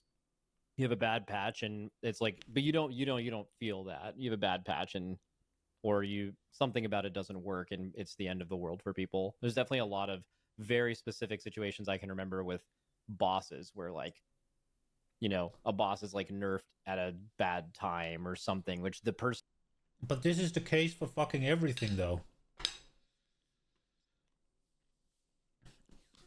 I feel like recently, and that's probably why I get a little bit edgy about it, there's been a lot of fucking people making video games like snowflake stuff. It's like, there was a bunch with the Assassin's Creed stuff, there's a bunch with all this where it's like, it's hard to make a game, therefore we're above criticism. It's like, oh, just because we made a bad game doesn't mean we're bad at our jobs. Just because it's like, you should appreciate the effort that went into it. You should have blah, blah, blah, blah, blah, blah, blah, blah, blah, right? Like, all of that shit. And it's just like, bro. Yeah. You go to the supermarket and there's no more milk. Right? You're not gonna fucking appreciating the fact that they stocked up on fucking crackers, yeah? Or the fact that there's no more milk, but we got eggs. Right? Like, you're gonna be like, why the fuck do you not have any milk? Did you not order any milk? No, we didn't think we needed to order milk. It's like, the fuck kind of... Like, why should it be any different? I don't... Maybe that was a bad analogy, but... And you made the boss had literally nothing to do with the timing of it, and it was just like, everyone wants this person dead. It's like, right. how do you want to keep continuing doing your job when you make good content, but just some random shit happens, Yeah, and I mean, that stuff's tough too, because sometimes those are mistakes that can be chalked up to one individual, and it's like there should both be, one, an ability to almost like shield or obfuscate people from like being witch hunted, but two, there should be like safety for people to fuck up and like make mistakes that will like teach them a lesson that they will carry forever, right? I think anytime I get to talk with people who had been at Blizzard forever or people who've moved on, right, something that I feel very strongly, and I kind of It was a bad analogy you picked it. It's just like, just because you're a fucking game dev doesn't mean you're above criticism when you suck at your job. It's like, you don't get that with anything else. It's not like any other job gets a pass for doing shit, like doing poorly or whatever. It's just weird. And it's like, he's saying he wants to give people credit. Well, then you have to tell people who made stuff. But he wants them to be protected from witch hunts and stuff. I mean, that's fair, right? But if you gotta get credit for doing good job, then you also have to get fucking... What's it called? Then you also have to take the criticism. I'm not gonna... No abuse, right? But you have to take the criticism when you do a bad job. And oh, people should be allowed to make mistakes? Yeah, people can make the mistakes internally. And you should have some sort of freaking quality assurance in place so that these mistakes don't reach the final product. I pay for a product. I'm not obligated to let you make mistakes. No. You can make mistakes in-house and then fix them before I get the product. Don't fucking tell me that because people are allowed to make mistakes, I shouldn't be bothered when I pay for the fucking product. I pay your salary, essentially.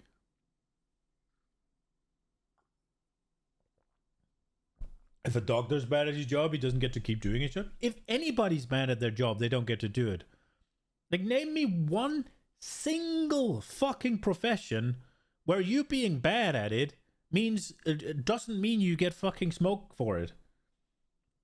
Name one job. If you take the thing with patches, right? Like, if you have 3 bad patches in a row, that is you not doing your job very well for a year and a half.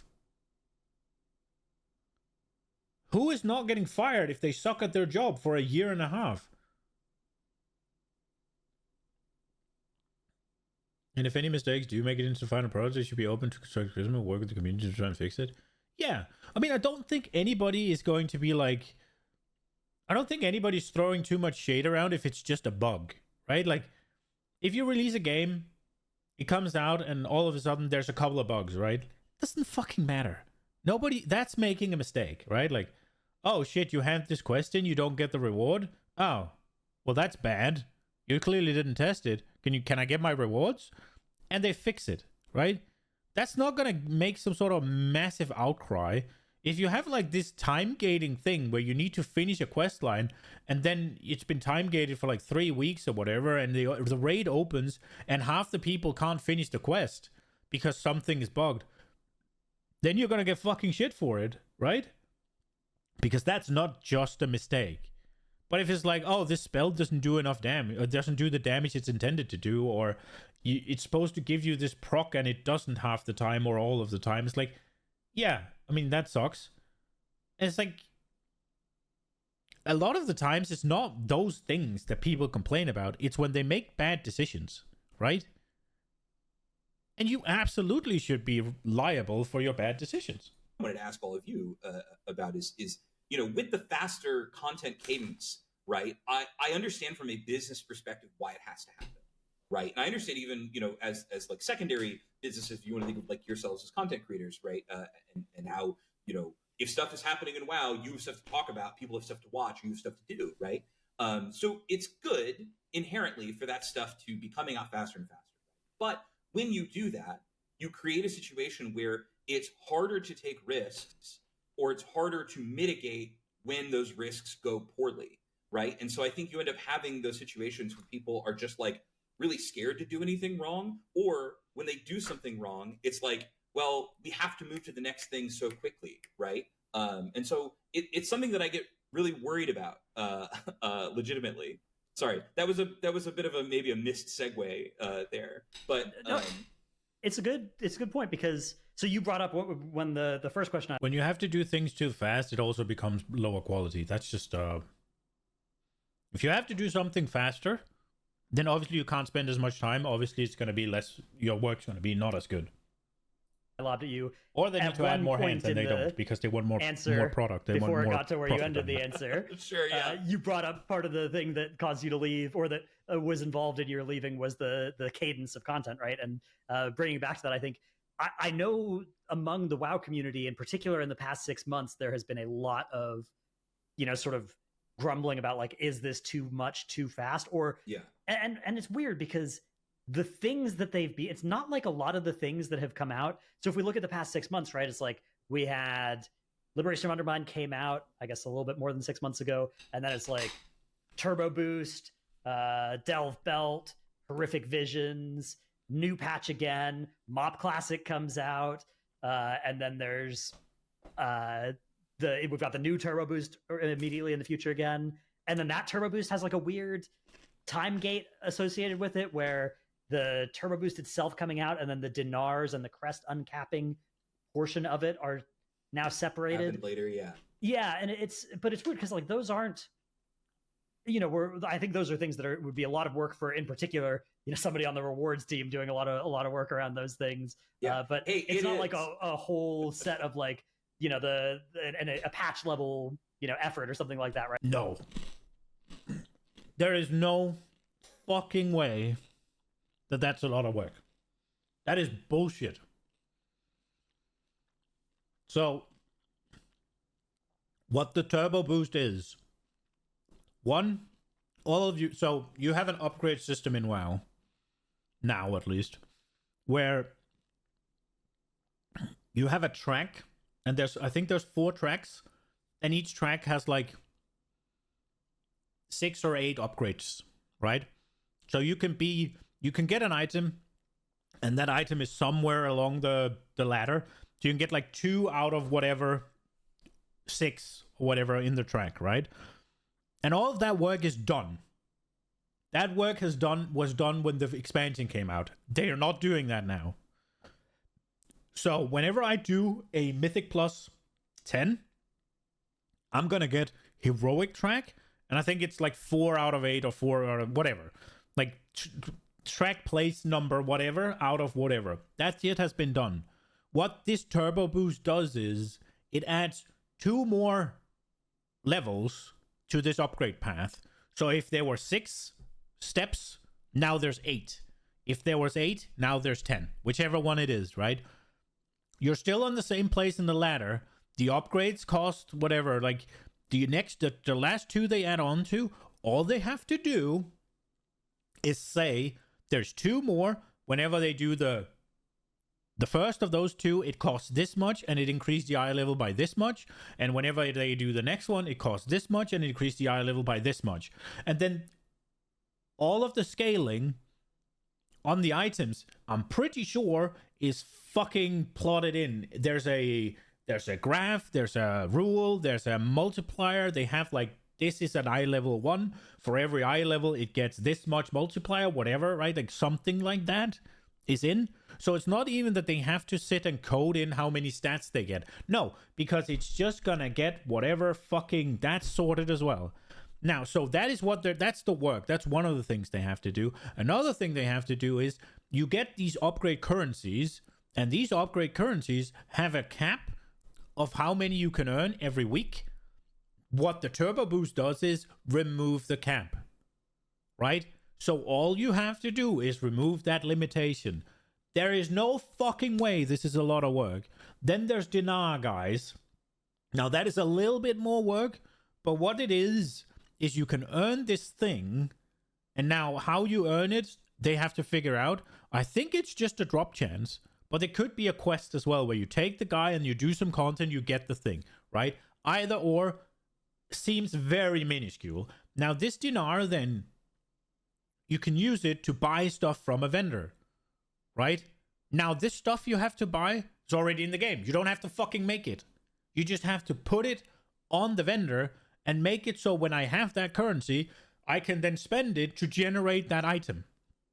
That can't be that much work. There's no fucking way.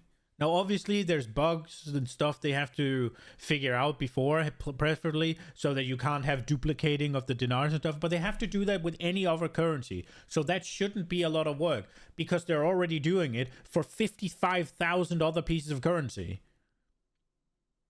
And the whole, like, you shouldn't be able to, like, buy multiple things. They're already doing that for 55,000 other fucking vendors. So there should be things in place. So it can't be that much fucking work. There is no fucking way. Now there's the requirements in order to buy the things. Again, that is something that they have to do. Like, oh, you have to have this much score. You have to have done this key on this level, blah, blah, blah. But they're already fucking tracking that. They're already using that information for rewards in other places. So the system is already in place. They just have to implement it for another guy. It's already there. So I think there's no fucking way. You're not going to convince me that that is a lot of work. No fucking way.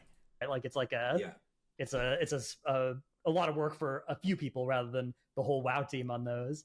But is that the, like, on your end, was that what was causing you to feel that, or was it like the expansions and the patches even on a faster cadence? So, I mean, it's certainly part of the soup, right? Because there's two things you didn't even mention in that, right? One was Nightfall, which I still haven't even engaged with it. Maybe one day I will. Oh, and Dastardly Duos. How could I forget Dastardly Duos? That was the other one, and I know how you could forget it, and that's because I hit the point, because I'm human like anyone else. Later in a patch, I stopped playing. But for me, it was usually because now I have to truly lock in on whatever the next thing is. I have to, really beat my head against it to make sure that it comes out. And so I was excited. That was, of the whole list of everything, that was the one I wanted to do. And by the time I came back, it was gone. And I was like, what do you mean? Like that's so weird to me to have that content almost vanish, right? When I'm like, but somebody put a lot of effort into making those bosses, or making little fights, or, more ways that I can engage with other people. And it just kind of evaporated. So, I'll say it definitely feels like they are experimenting, and I appreciate that, with this. But I do think, I think it's a little endemic of the problem of, like, well, there is a business incentive for World of Warcraft, if we want all the stuff that everybody agrees is good, to stay good, to keep as many people playing as possible, right? So even things like the new Turbo Boost, right? When I saw it, it makes, I didn't know about those plans necessarily, like exactly how they are presented now, but it doesn't surprise me at all, right? Because if you have to imagine, so many people probably logged in when Turbo Boost happened. It probably brought them back for like a week. They made their guys huge, and then they dipped again immediately, right? And this is another way to try and be like, well, can we get you to stay a little bit more? Because in the end, when your wall of, like, apathy or too much other shit going on is too big, like, you're gone, right? You're gone until the next content drops. But you can't blame them for trying, but it does mean that they have to try a lot of different things in a lot of ways that inevitably is not as satisfying as what many of players of your caliber would call new content, like a new raid or a new dungeon or something like that, right? So yes, I think more for me, it's that I think this speed. What they're trying to do is, and what they're doing as well with the subs is, like, subs used to be once a month, right? Like you subs, pay a month, and then go on. And then they did the 3-month sub to, like, get you to stay longer. But what happens is, a tier is usually just 2 to 3 months, right? So people would do the raid, do the stuff, be done, unsub for, like, until the next content comes out, and they sub again. So rather than being sub 12 months a year, they'd be sub like 4 or 5 or 6, maybe, if they're lucky, right? So they added in like 6-month subs. Oh, and you get a mount now. And that wasn't good enough. So now it's like a year sub. And you get like 5 mounts and a pet and all of that. So all of a sudden, there's cranking out more fucking shit, right? And then now it's also like, oh, well, that isn't enough apparently to get people going, because a lot of the people that would unsub after the raid was done or whatever are people that don't care about cosmetics and shit. So now they're adding in all this power, like the Turbo Boost is a way for you to push even higher score, right? Put Mythic Plus, it's gonna push you, it's gonna get you better logs on the raid, like all of that. So they're trying to, like, reel you back in so the content becomes relevant again, because you have more power now, so you can do bigger things, right? And it's the same with like the Legion remakes. It's the same with the mob stuff. It's the same with the Plunderstorm. It's just trying to milk you to be sub more, which sort of makes sense. But I'm gonna be honest, I just wish that they would focus more on the making the actual shit in the game good, because I think that's the way to get people to play, right? Like the raid, if the raid is really fucking good, people are gonna farm it for longer because it's fun.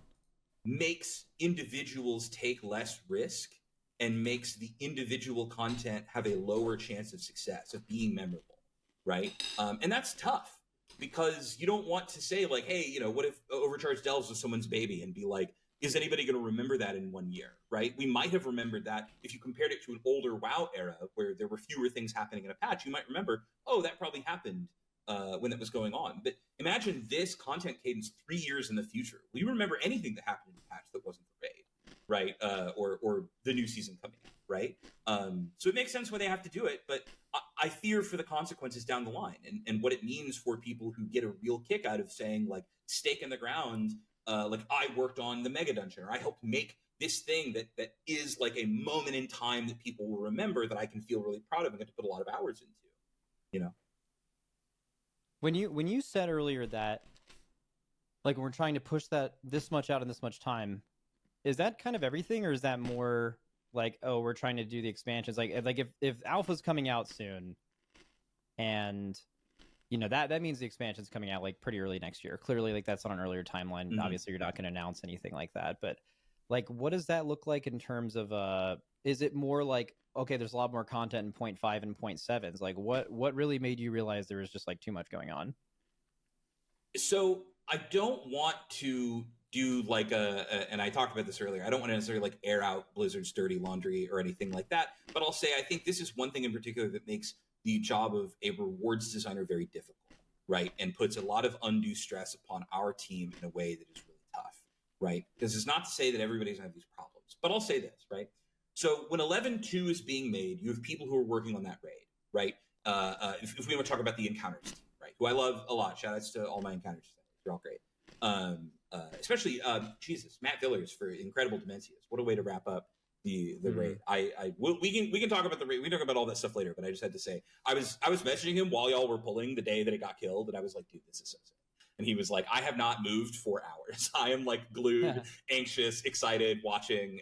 Incredible, right? That's got to be an amazing. So let's say you have encounter designers, right? And 11.2 is coming up. So you've got a bunch of people who are working on the raid. You probably have some people supporting that raid. You have people, there's delves going on, right? So let's say you have all those people. But Midnight is also coming out, right? And Midnight previews and Midnight Alpha and all that stuff is not going to be happening far behind. So you have people who can say, cool, let's tackle this patch. And some people who are like, neat, I'm going to start thinking of and making all of the dungeons so that when we get announcements and Gamescom and everything, you can actually see like, oh, those are people doing it, right? Sometimes they're playtestable, sometimes they're not, but like you see that, right? So you have teams who are able to say, cool, let's do this. And then you move there and you move there, right?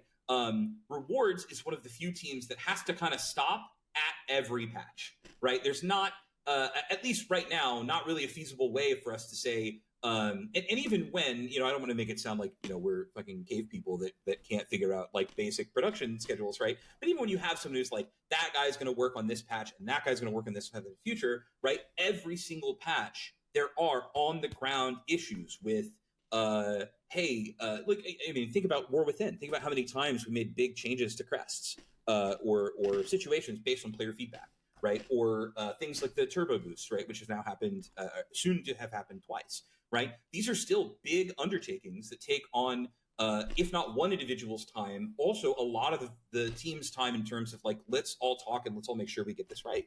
So you have a team that is like, neat, every single thing that's coming down the pipe, you have to be considerate of it, right? The whole, God, I could go on forever about the Dinar situation in a lot of different ways, right? But you'll all recall it was on the Raid Renown because that's originally how that's what it was meant to be.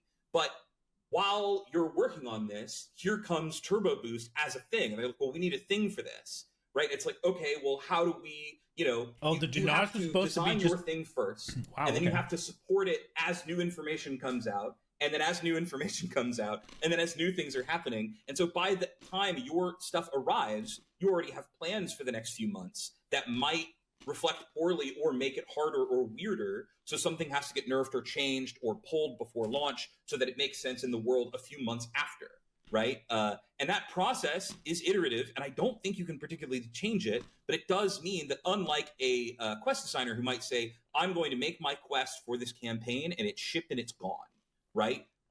The game's systems and the game's rewards and how all of you play it exists in perpetuity, week after week, in your grade vaults and everything, right? And doing keys and doing grades, right? So I would say my team was greatly affected by every time, you get a call and you hear or an email that's like, okay, this team is doing overcharged elves and there's going to be a belt. And now you're like, okay, well, how are we going to make the belt work with the cloak that we know is happening and with the ring that people still had? That kind of conversation, right? And that happens, and you get into those pinches all the time on top of the already slow, fast pace where you have not that much time to work on any individual thing. I really don't mean to be, crying over here and being like, everybody has to be so sad about this, but more to say that I think that's one of those pileups that can occur that I don't think people really think about. But I think more and more people are also starting to feel the results of these, right? The effects of these, right? How long, the belt is still not nerfed on live. And that's a little crazy to me, right? They were like, we're going to nerf it in 8 weeks. And it's like, but wait, why though, right? Like, it's a problem now. And again, I can't speak to why they made that decision, but between like other sorts of stability or like, people, a lot of people have been complaining, rightly so, that like more bugs are happening. I think it's easy to see. I don't know if WoW can handle this speed, is what I'm saying. And if it can't, I'm worried that all of you can't handle this speed. But can they go slower? Will people like that, right? That's kind of the inevitable. It might be easy for all of us to say in our little podcast that we would like that, but I don't know if people would or could stomach it being, 10 weeks instead of 8 weeks or 12 weeks again, or even just going back to a more standard patch cadence, right? I don't know that the genie might be out of the bottle on that one. Sorry to interrupt, but I'm actually really glad you brought that up because we actually had this exact conversation a couple of times in the past. We mentioned about how, why are these patches coming out buggier than ever before? And we speculated that, maybe it's because the content cadence is much quicker than usual. That's like something I brought up, and we were just completely speculating, right? Like, we don't know any better. We're just gamers on a podcast. And so for you to bring that up, that actually does make a whole lot more sense, because that was actually one of the things I wanted to ask you. This patch in particular has felt a lot buggier, especially with class bugs. And I mean, so it's kind of a funny story. I mean, obviously, when they're releasing more content and they're releasing the content faster, there's going to be less quality. It's just a fact. Yeah, I was just browsing around in the Frosty K Discord, and I saw you chat. If you have to do a job in half the time or 2/3 of the time or whatever, and you don't hire twice the people or whatever, right? It's not going to get done. Why does the guy in the top left look like the love child of Tom Aspinall and Mirab?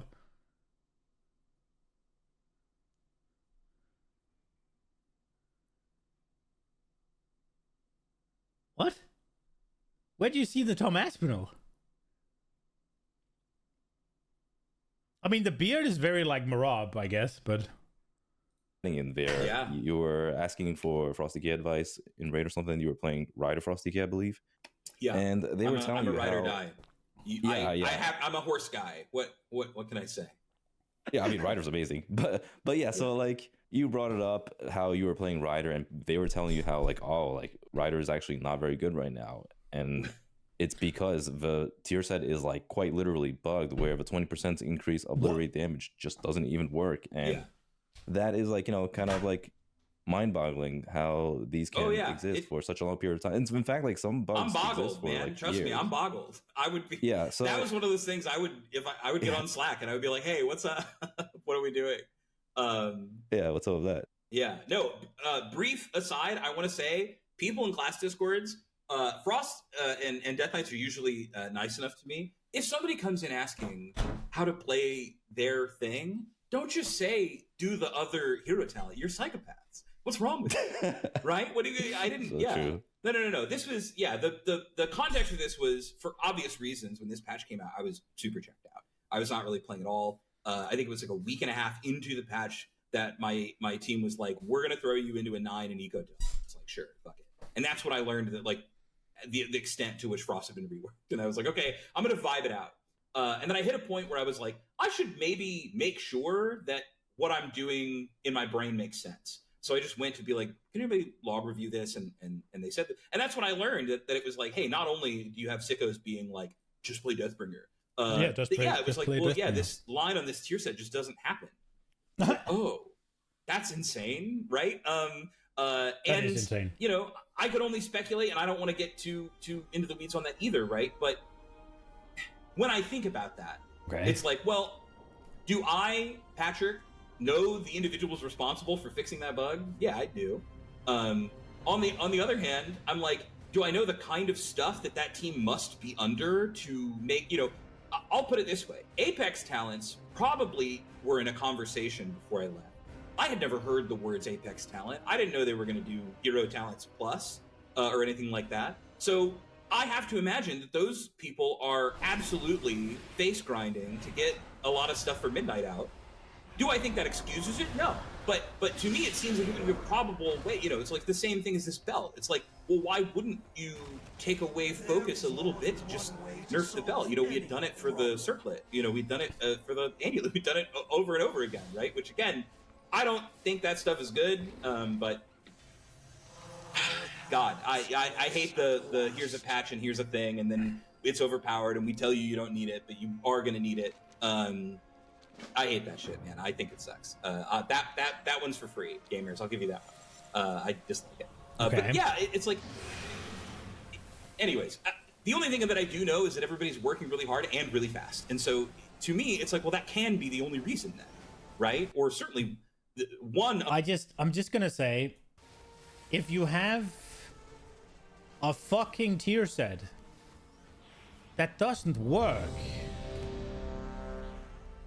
like, the tier set just doesn't apply its thing, that needs to be fixed before the second week of the raid. Like, I'm sorry, but there's no excuse. It doesn't matter how much pressure you're under. It doesn't matter how many things that is like piling up on your desk. That is literally just a class not having, like, that. There's no excuse, man.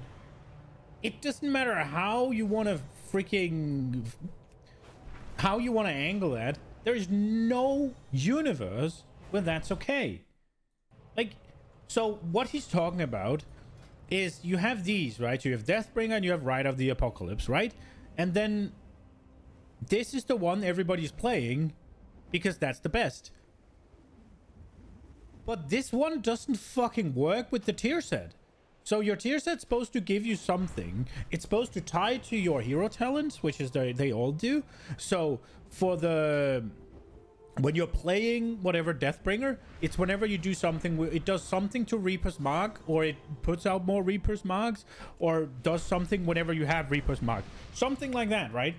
And it's supposed to do a similar thing or the same thing to Riders of the Apocalypse. So whenever you have a Apocalypse Rider out, or whenever you're doing whatever that hero talent tells you to do, it's supposed to give you a equivalent damage boost as to what it is doing for Reaper's Mark. And that just doesn't work. Meaning that hero talent is completely unplayable. There's no excuse. Zero. Of the compelling reasons and a cocktail of reasons that make it, you know, why that is. I will say, and this is, and maybe I shouldn't put my tinfoil out there, because Frost is doing well, right? Like, Frost is doing fine. Yeah. This is some shit that happened on League of Legends a lot, where there was a character that was bugged, but their win rate was crazy.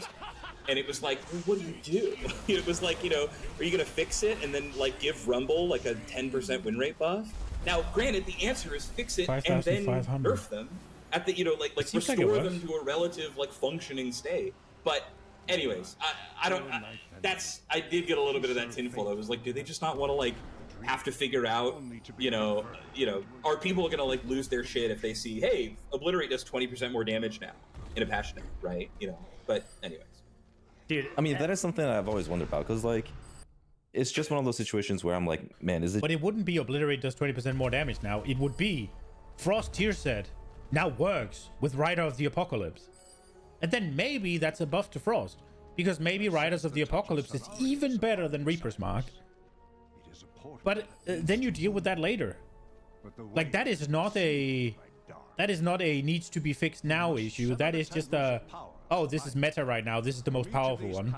And if it's the most powerful by a mile, it's obviously an issue, but it's not a something is not fucking working issue. Just like they don't know, and we need to like find a way to like reach out for them to know, or is like maybe it's something that's lower of a priority because there are just more important things to work on, or maybe they just like aren't sure exactly how to fix that exact problem. Yeah, like, that's something I've always wondered about, and I say this in particular to Vengeance Demon Hunter, because Vengeance Demon Hunter did have some egregious aggro bugs for many years, and which actually got resolved, I believe, last patch, and it's been like such a blessing. But for that to exist for such a long time has been like really rough, and it's just like you can't help but wonder, like, man, like maybe they just don't know. Maybe there's got to be like a better way to let Blizzard know about like these issues.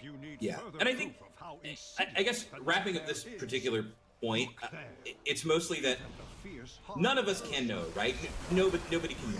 But what we do know is that everything is going really fast, and that people feel like they are being heard a little less, right? Maybe broader strokes, maybe people feel like their feedback is being heard, but it's one of those things that doesn't inspire confidence, right? And that sucks, because that's kind of what you need.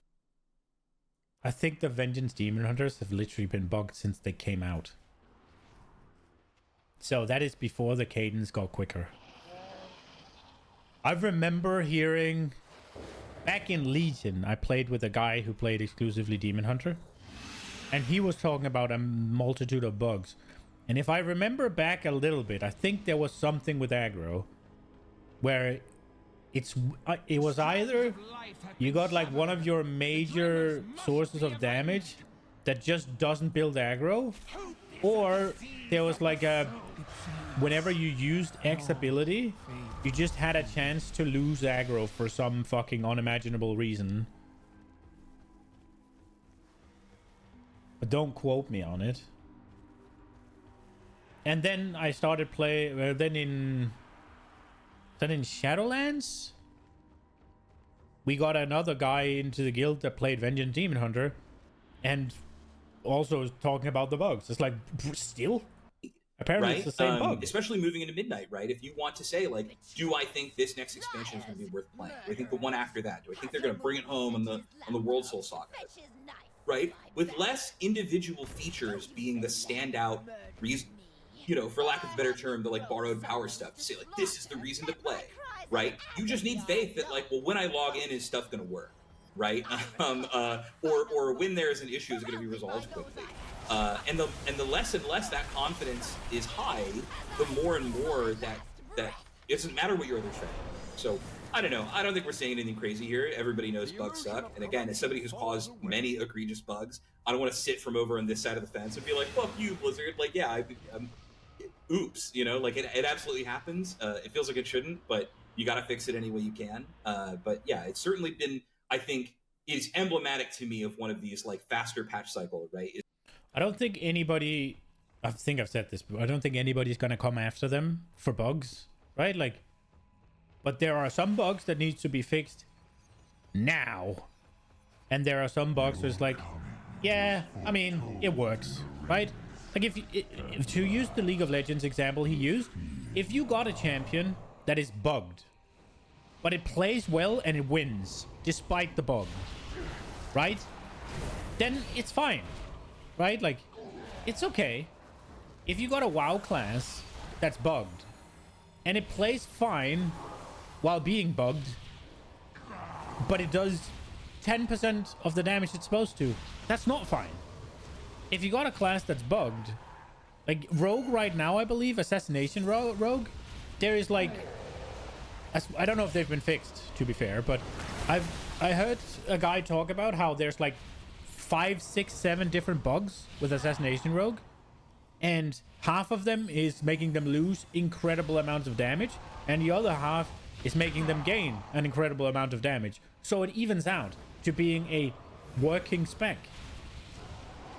Now, as long as that still plays okay, or plays fine, or plays well, or whatever, yeah, it's gonna suck if you're not good at the game. It literally means that if you don't go to the Assassination Discord, or sorry, yeah, the Rogue Discord, and look for Assassination, and figure out, okay, these are the bugs, this is how it works, this is what it's supposed to do, this is what it's not doing, and this is how you then abuse this thing to then get the damage, you're just gonna do no fucking damage, right? Now, that's obviously an issue, but is it really all hands on deck issue? I don't think so. But I think the tier set is not working for one of the hero talents in Frost DK. I think that is an all hands on deck issue. Is that things feel riskier. It feels more gambling on when you should play. And that's tough. And that's not something that people should have. Certainly. How have y'all been feeling about the patch overall, though? Max, do you even play a lot after the race? I feel like sometimes I feel like you'll get into doing keys a bunch in that particular season, at least as of late. But what have you been getting into? I've just been doing a lot of stuff outside. I played the D4 season like all day, every day for like 3 or 4 days earlier this week. But as far as in all WoW, day, every day for 3 days. I struggle to play WoW because of 2 reasons. I would say the least important reason is that I feel like a little far behind. Mm-hmm. You know, like we're done with the race, and any amount of time spending time with my characters before the race ends just feels like I'm not doing what I should be doing to help us win. Right. So just logging in 3 weeks late to a season or 3 weeks late to a game coming out that you really want to play, that's just like kind of a bummer. You know, you'd rather like be full on from the very beginning with everyone else. Just rip an Elon, hire someone to play your character while you're doing the race. Yeah, and then everyone's like, "Whoa, how is he's playing and he's doing this? That's crazy." Yeah, I actually have a raider to do that. Yeah, I actually have a raider in my guild. I could maybe get to do that. That's true. Yeah, what, Hopeful? I heard he's available. Yeah, he's really good at it. Yeah. Okay, let's go. So, I would say that's a reason. So for those of you who I closed it. No, I suck. I wanted to open it. So for those who don't know, the guy Hopeful, he got banned for account sharing mid-raid, as far as I'm aware. So that's why they're like ripping into it, because you're not allowed to have somebody play your character. That used to be the main one. I would say another one is there needs to be a class that I really, really want to play. So like the last time I really played a lot was like Havoc DH in season 3 of last expansion. It was just like really, really fun, and I got really into it. There's classes that I like as much as that, but they're not as new. Sure. Especially Windwalker. And then the other main reason is this. So I like an analogy where you kind of look at sports, right? You have like this preseason, this regular season, the postseason, and then you have like the championship or the Super Bowl or whatever. But everything builds up to a point. And then I imagine when a lot of these athletes finish the Super Bowl, they're like, man, it's been a long time. I'm glad we won or sad we lost or whatever, but I don't really want to play football for 2 weeks. Yeah. Right?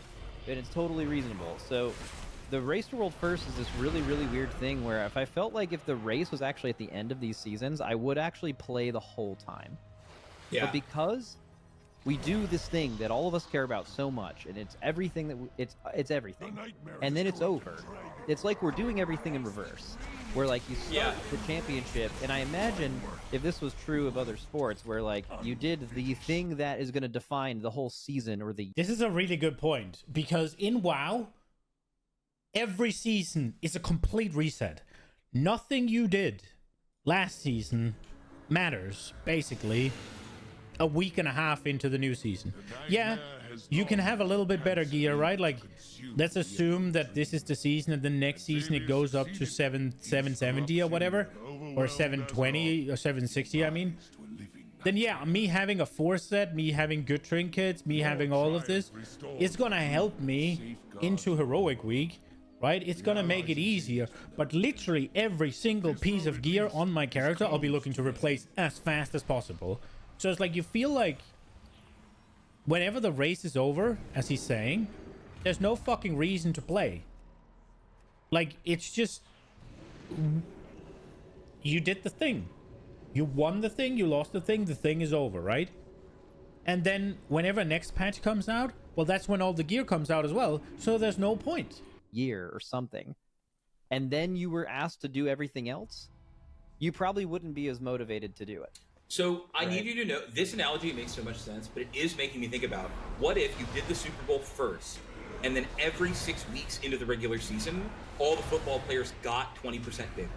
Or we started giving them rockets. You know what I'm saying? Like let's just start applying raid buffs to the football player. No, I think that makes sense. I was curious, how much of that same feeling, right? Because you're just so I felt this. There's certainly been a lot of patches where sometimes I would just not log in until literally the weekend that we raided, right? I would be like, I'm not doing a single thing. I don't want to look at this game. I don't want to think about it. And one of the people in my key group, who is also on my team, it's one of our reward sickos. He loves. He has an endless amount of energy. Who's always like, "Why are we just not doing keys?" And I'm like, "Are you not? What's wrong with you? You just got it right." What? But he's I'm with him on that.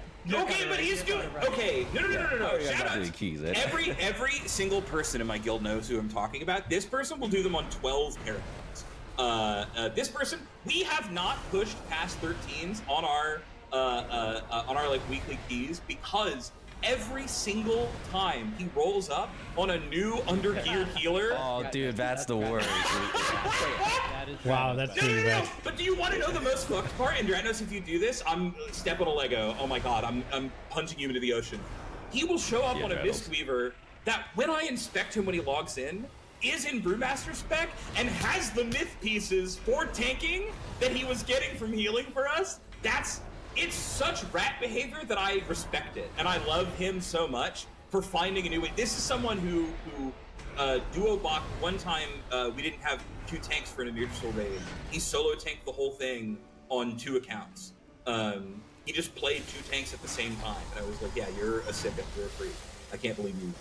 So that guy's an anomaly, but I get what you're saying. Sorry, George. I didn't mean to cut you off.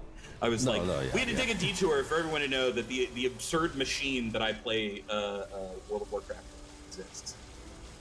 But yeah, I think Max makes a really good point about like if you're starting late in the season, it really sucks. Because I have a lot of friends who are basically tourists. They play World of Warcraft on and off. Yeah, and anytime it's like mid-season, it's not just if you start mid-season, right? Like starting mid-season is obviously rough because everything that went before, you will never catch up. The game is literally designed so that you will just never, ever, ever, in any way, shape, or form, catch up until, for whatever reason, the game slows down, right? Like the only way you catch up is if because there's no more gear for the other guys to gain. That is the only way you ever catch up, right? But even if you're playing the entire season, if you miss a week or 2 or whatever here and there, you miss a week, that's also just behind. So whenever you play, you have to play continuously, non-stop, until you quit. Because otherwise, you're just gonna fall behind. Now, last week, I didn't get a vault. The week before that, I barely got a vault.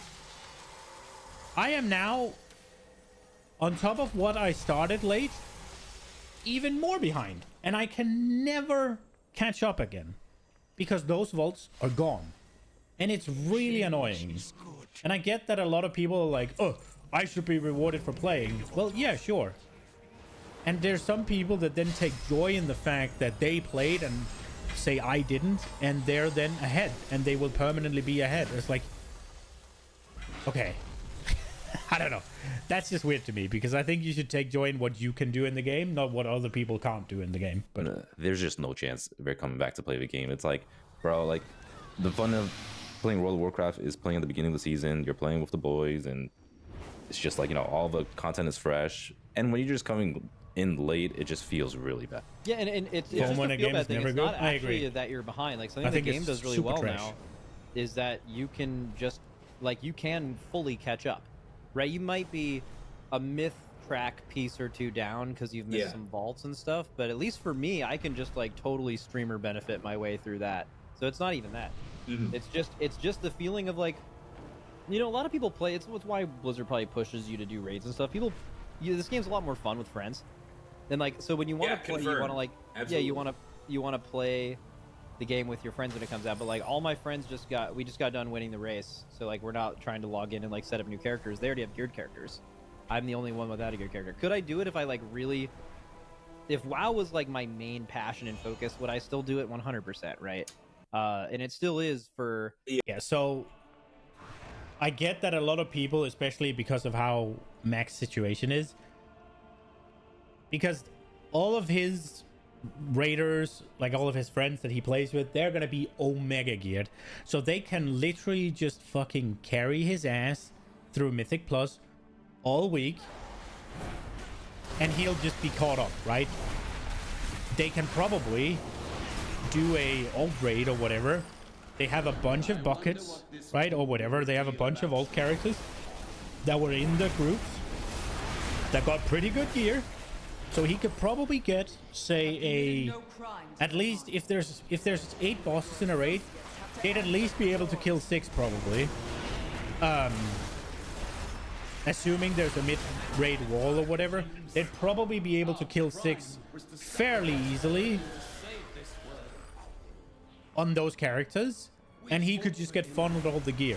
So he could super easily catch up, mostly because he has people that are good enough and geared enough that they'd be able to dedicate an entire reset's worth of gear, or more, 2 or 3 resets, whatever, worth of gear to him. And that's also what he said with the streamer benefiting. Like, he can easily do that. But a regular person can't. Like,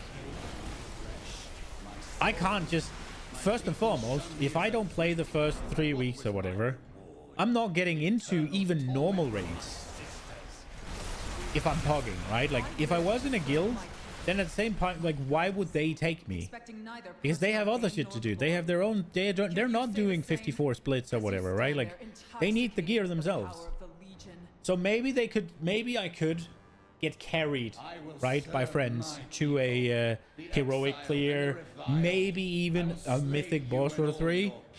But, like, the gear, they'd still need the gear. So it's not like I could just get Omega funneled. And that is the case for... I'm not trying to, like, boo-hoo anything, but that is the case for most players. Now, Max, like he says, has a way around it, but most people do not. Like the race and stuff like that, but it's, like, pretty specific to the race, you know? I don't get out of bed too much for it outside of that. I also imagine after years and years of playing, man, it probably loses a bit of its fun or even like little scamp behavior to be like, all right, all my big world first raiders, carry my dog shit rogue through mythic. You know, like on like the 8th time, you're like, maybe I would like to be pressing more meaningful buttons in this experience. Yeah, I think it's just that it's been a long time. Like, I still acknowledge that, like, I think WoW's gameplay, like, if you find a spec that you really identify with, you learn how to play it to mastery or close to where you still, like, feel like you're getting better. I just think that that's, like, the best gameplay in any game. Is that up there? Like, I think we need to get up again. Still, I need the to crystal. me, right now, that is true. It's more fun playing a WoW spec well than it is playing pretty much anything else. But I just can't. I don't know. It's just...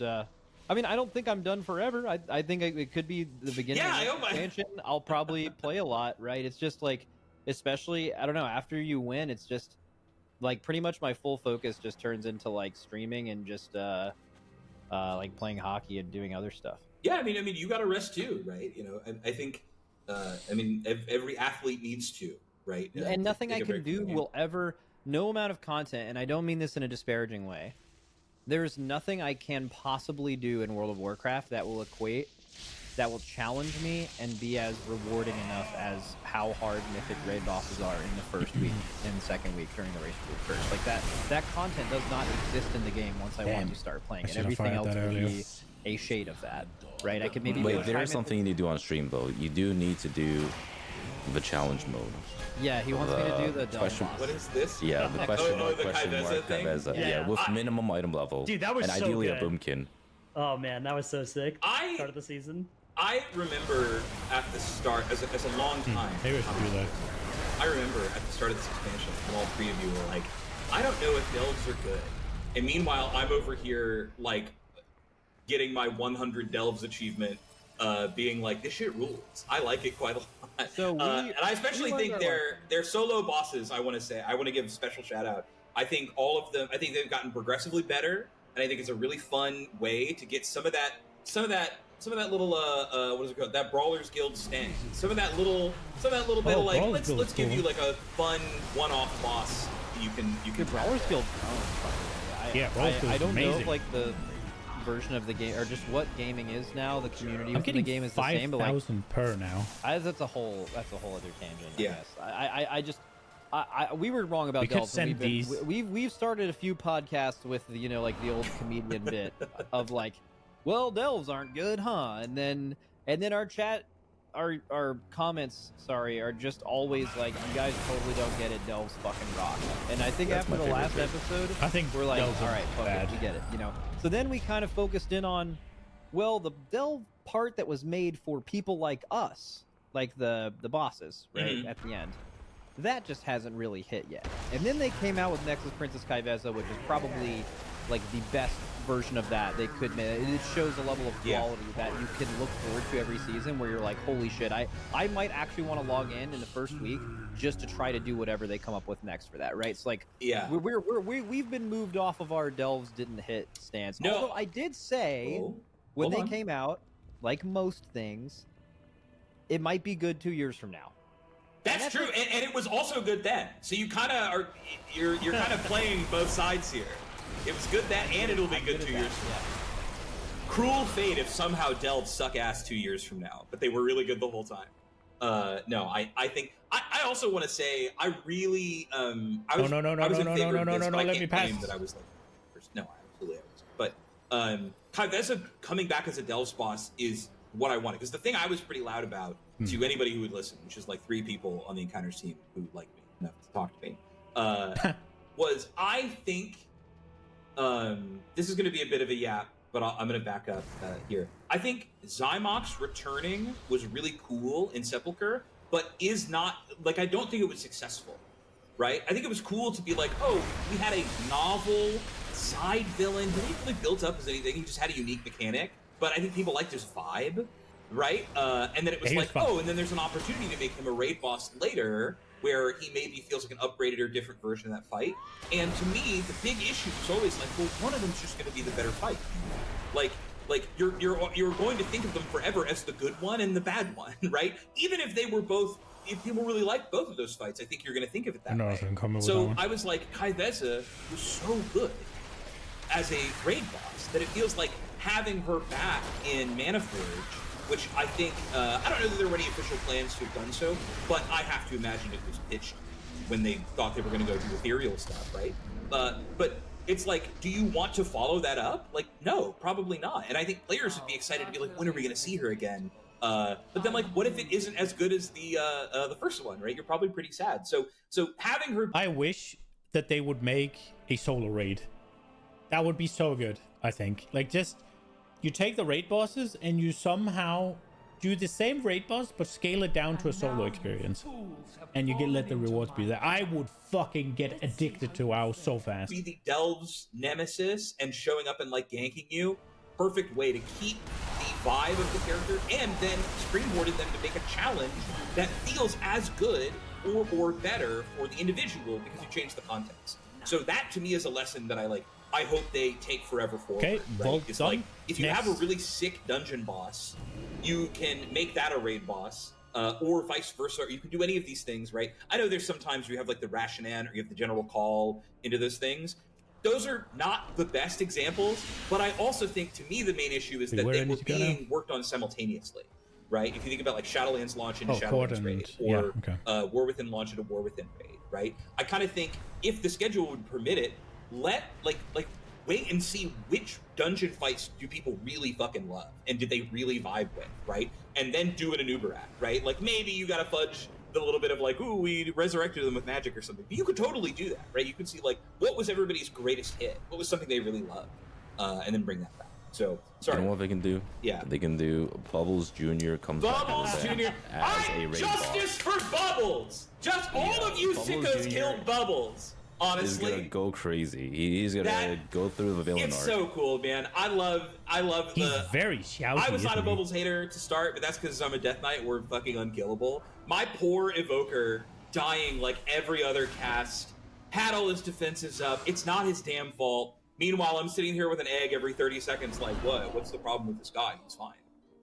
No, but I love things like that, man. Anytime like the story takes on its own kind of form, and now you have a Bubbles Jr. and people, you know, a few years from now, there's going to be a Bubbles Jr. Delve boss or something, and people are going to point, be like, that's the guy, right? I love modern WoW myth making. You know, like we don't have to keep pulling from stuff in the past. We have bits and jokes and stuff right now. Like pull from the shit in the past. The end of the Delve track this time is a toy that turns you into Bran and does all the Bran stuff, right? And I'm like, to me, this is this expansion's, you know, an illusion. What are you hiding? Like, lean into the stuff that people are already vibing with, right? So I love that shit. That is true. Be careful. Those webs will summon Nerubians. Don't stand in them. That is definitely an illusion. What are you hiding? That is absolutely 100% true. I wonder what I need to do to get that toy. Do I have to do those fucking crap tons of delves? I think people can really tell as well when something organically became, you know, bigger than it was originally intended, right? Like Bubbles became a bigger meme, a bigger just ended everybody's runs, cultural touchstone than initially expected. And you know, haters I don't will say know what it's the 'cause it Bubbles was thing is, other than horrifically it's overtuned for, mocked and blocked. That's true. Only haters will say that. Haters look will say within that. your heart before you leave a comment. Yeah, but either way, like that, then, you know, having some fun with it, and when you bring back Floodgate, I think that sort of thing is really cool. I think it's much, because you can tell when a game is kind of like trying to force it with like, we want you to think this is funny, or we want you to think this is cool, instead of like having either actually coming up with something funny or cool, or hearing from the player base, the community, what they like, and then giving them more of that. So that's one of those things. I think it's another thing that I'd be worried about being a casualty of a faster release cadence. But then, their credit, we're citing multiple examples of them doing that just this expansion. Yes, so I think maybe it wouldn't be. I think those are the elements of like when being scrappy goes right. And so maybe it's possible that me and all of these other things are just the growing pains of that. And I truly hope that that's the case. Like I don't want to be an old man on the other side being like, WoW has to slow down, right? Like maybe it needs to speed up, but just intelligently and in a way that you know, everybody's scope changes, and then everybody finds out how to be creative within that scope, right? I think my longing comes from things like, and I know, divisive endlessly, but stuff like corruption, right, which is something that brought me back. I was not playing WoW at the time, and I came back from the top, right? It's hard for me when you look at stuff like phase diving and cloak, and you look at corruption, I need to get this to envision a world where we get corruption again, because I think if you are, and I don't want to, you know, kick dirt on the current patch stuff too much. Suffice to say, it's not my thing, and I don't have a particularly high opinion of it. But it's more so that rather than say like, oh, this individual didn't dream big enough, right? Like that's never the issue, right? It's what can the game support being made right? And so to me, that is the fear. Or another one, I was having this thought. I was thinking about like, what kind of stuff am I going to talk about in the podcast? Max, very famously, you were one of Halandris's biggest critics when you tested that boss, right? You remember the version of Halandris that got tested, and then it went dark. Yeah, with the Odin runes and the completely different encounter. Completely different thing, Dude, right? The best part was there were the 3 different runes, and it was light brown, yellow, and dark brown were the 3 different colors of the effect. In the sand, yeah. Oh, that sounds really bad. And you look at that fight, and then, you know, went dark for a few weeks. Raid comes out, one of the greatest fights of all time, right? Like in the Hall of Fame for WoW Raid fights, right? And to me, I'm like, how many Halandrises are we not getting, right? As a result of this case, and that's not knowable. But to me, as somebody who's been on the ground and talks to people, right?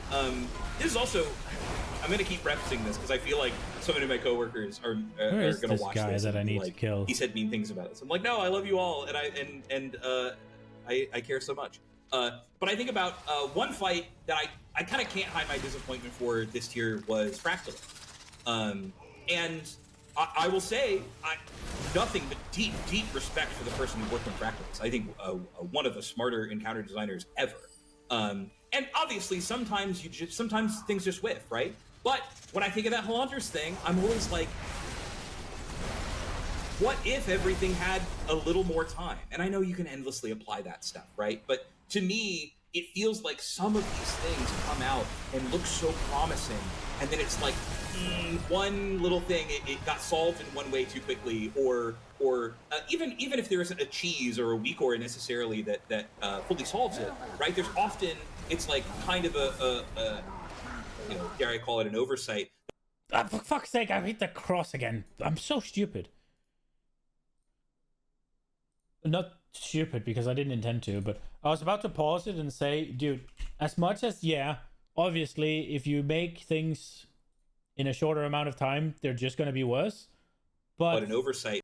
You can always keep on adding time, and it's not always going to be better. Like, sometimes you can overcook things as well, yeah?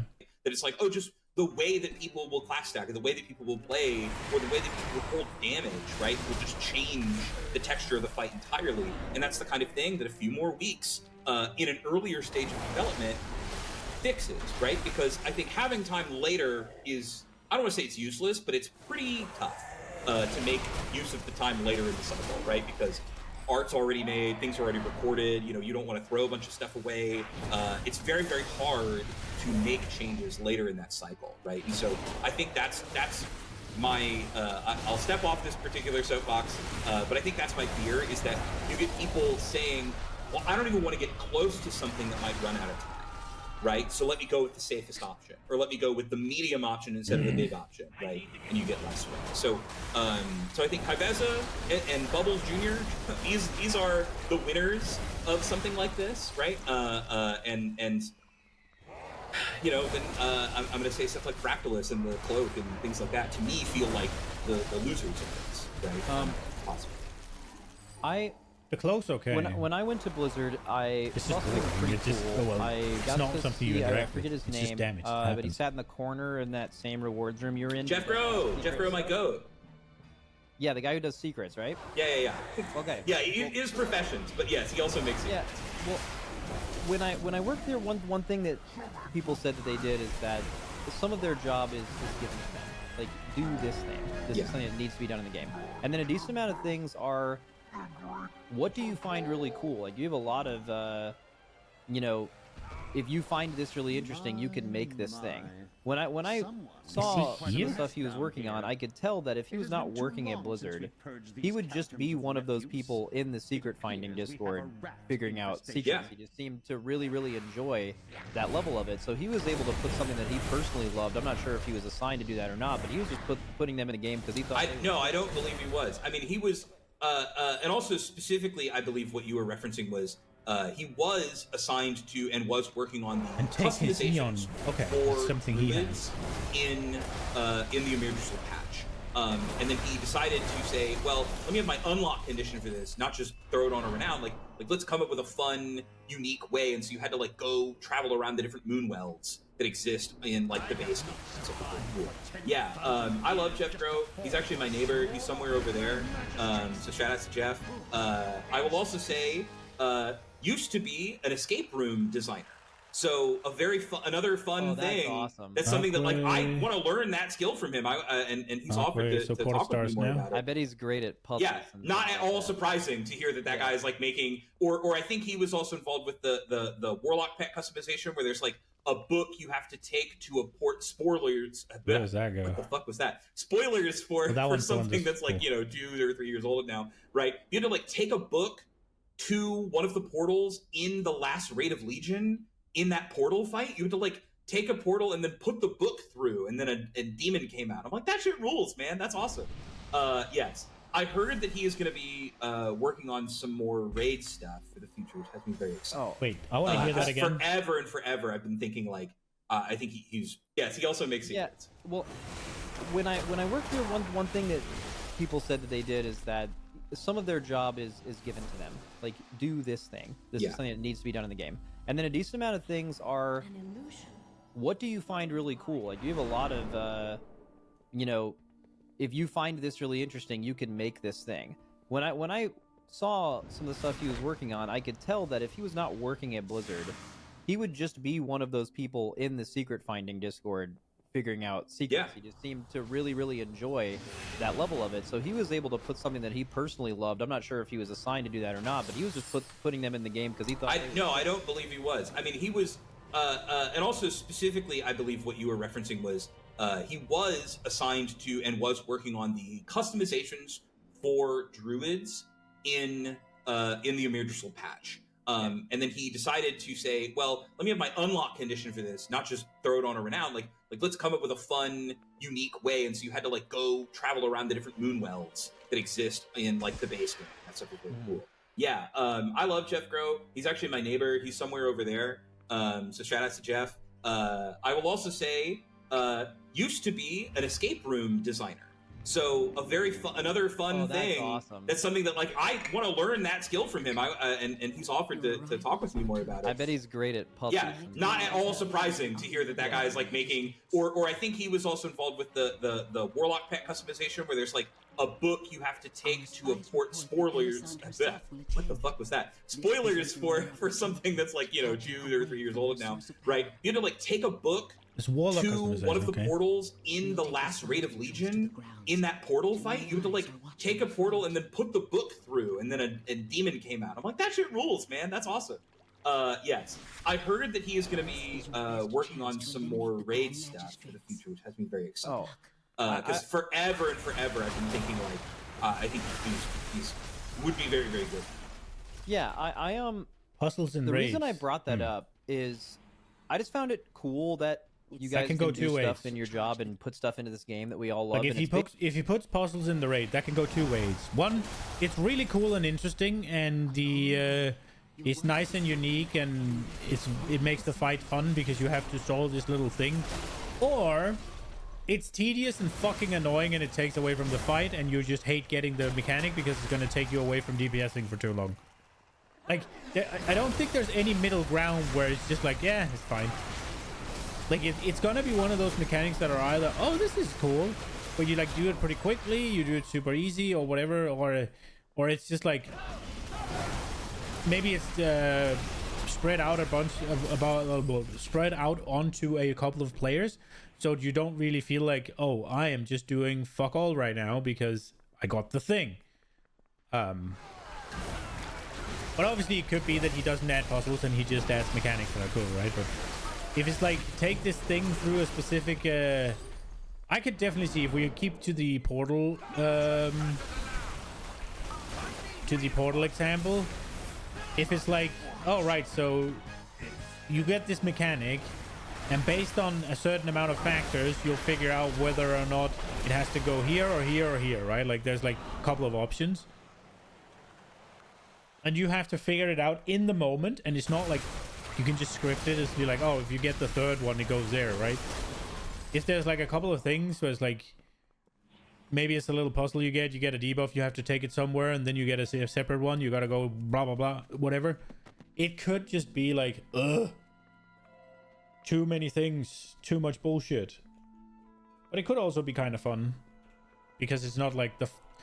One of the reasons I like playing, say, Windwalker and Enhancement Shaman is that the pulls are never the same pull to pull, right? Like your rotation swaps. Obviously, there's overarching things that are the same and it's going to be similar, but depending on your procs, it's going to be very different. And there's always a react to the moment-to-moment gameplay, so it never really just gets stale and like, right? Like, there's usually something new happening pull to pull, and you have to... The mastery is knowing what's it called, how to, which button to press now, right? Like, and then also, let's say there are ants or something, that still actually be able to moderately consistently contribute to killing them and doing the stuff. That's fun for me. I don't really like the ones where it's just pretty much, yeah, you press 1 2 3 8 7 2 1 2 3 1113, right? Like where you can just freaking have a robot play it basically. Just import a single macro that like just you press that button and it plays your rotation for a minute, and when that's done, you press the button again, and then there you go. Basically, because you find something really cool. So I wanted to ask you what are some things that you've done at Blizzard or Riot maybe as like a deep cut old thing, I guess, where you're just like, this was something that I just thought was really cool and put into the game. This wasn't necessarily YOLO, my we're job. gonna try this. It could be overall broad scope, like rewards could be your job, but like I specifically thought this was cool. Riot, I now that you bring it up, I am going to say one for Riot. This was on the very first character I worked on the very first patch, which, you know, were, I don't even really think we called them patches necessarily. You know, it was like every 2 weeks. Kha'Zix is an assassin. It's the first character that I got to work on. I was the live balance sign-off. The names, our titles suck, and they changed nonstop. But all that meant was that from the balancing team, for lack of a better term, and I think that team went through like 8 different names, I was assigned to a guy named David Abacassis, who was the champion designer for Kha'Zix. And so I was, for lack of a better term, meant to be good enough at the game to talk him out of ideas that would ruin the game, right? Which was a fun and, at the time, volatile pairing, because I, unlike how I am now, wanted the game to stay orderly, and this guy is insane. And I love him. He's very, very good for that. But the idea of, for those of you who don't know, and I know you're like, League of Legends, it's like, yeah, sorry, the other game 30-year-olds play. Don't lob tomatoes, you know. Yeah. No, it is. No, harsh but fair. Yeah, harsh but fair. Brother, if I worked on that game 10 years ago, it means that people in their 30s are playing. So Kha'Zix is a character who evolves over the course of the game, but he evolves every time he ranks in his ultimate. You only get 3 ranks for your ultimate.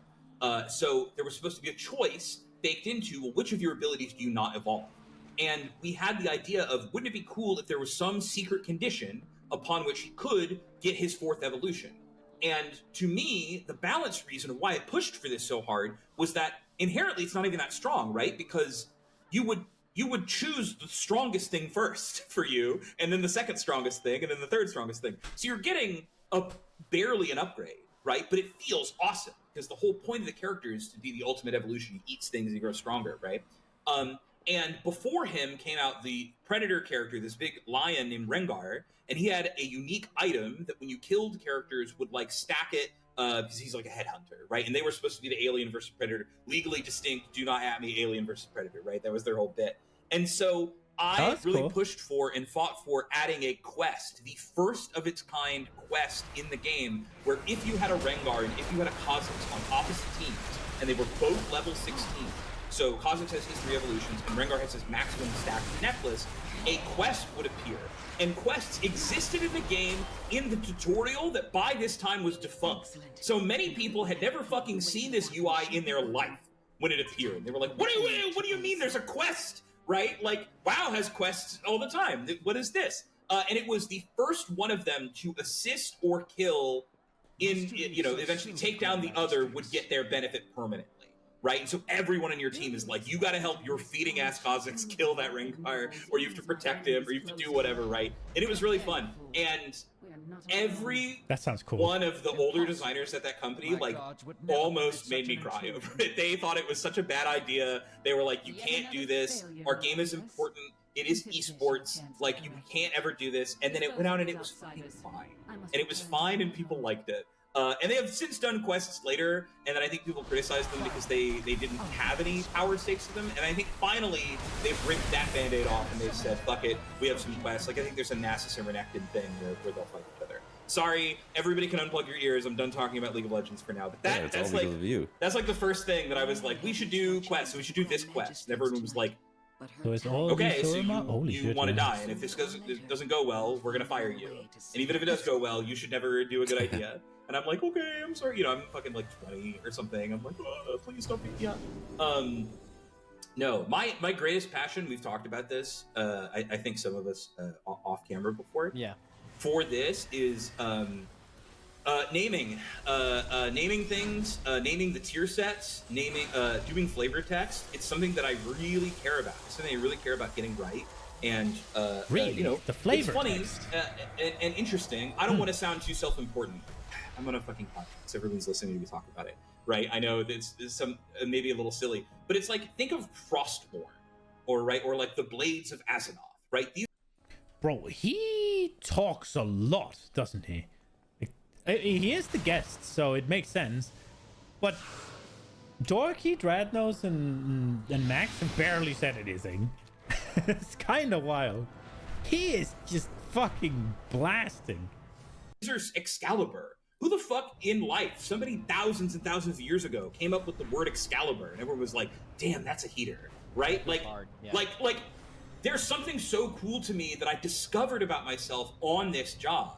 Because I love doing bits, I love doing jokes. When I wrote the patch notes, I would take a lot of pride in finding a way to do a joke and teach you something, right? It's not enough to just do a stupid bit because everybody can do a pun, right? But it's like when you hit somebody when they least expected it. You've got me in learning mode and then you made me laugh. Or reverse, right? I think that's the stuff when it makes the most sense.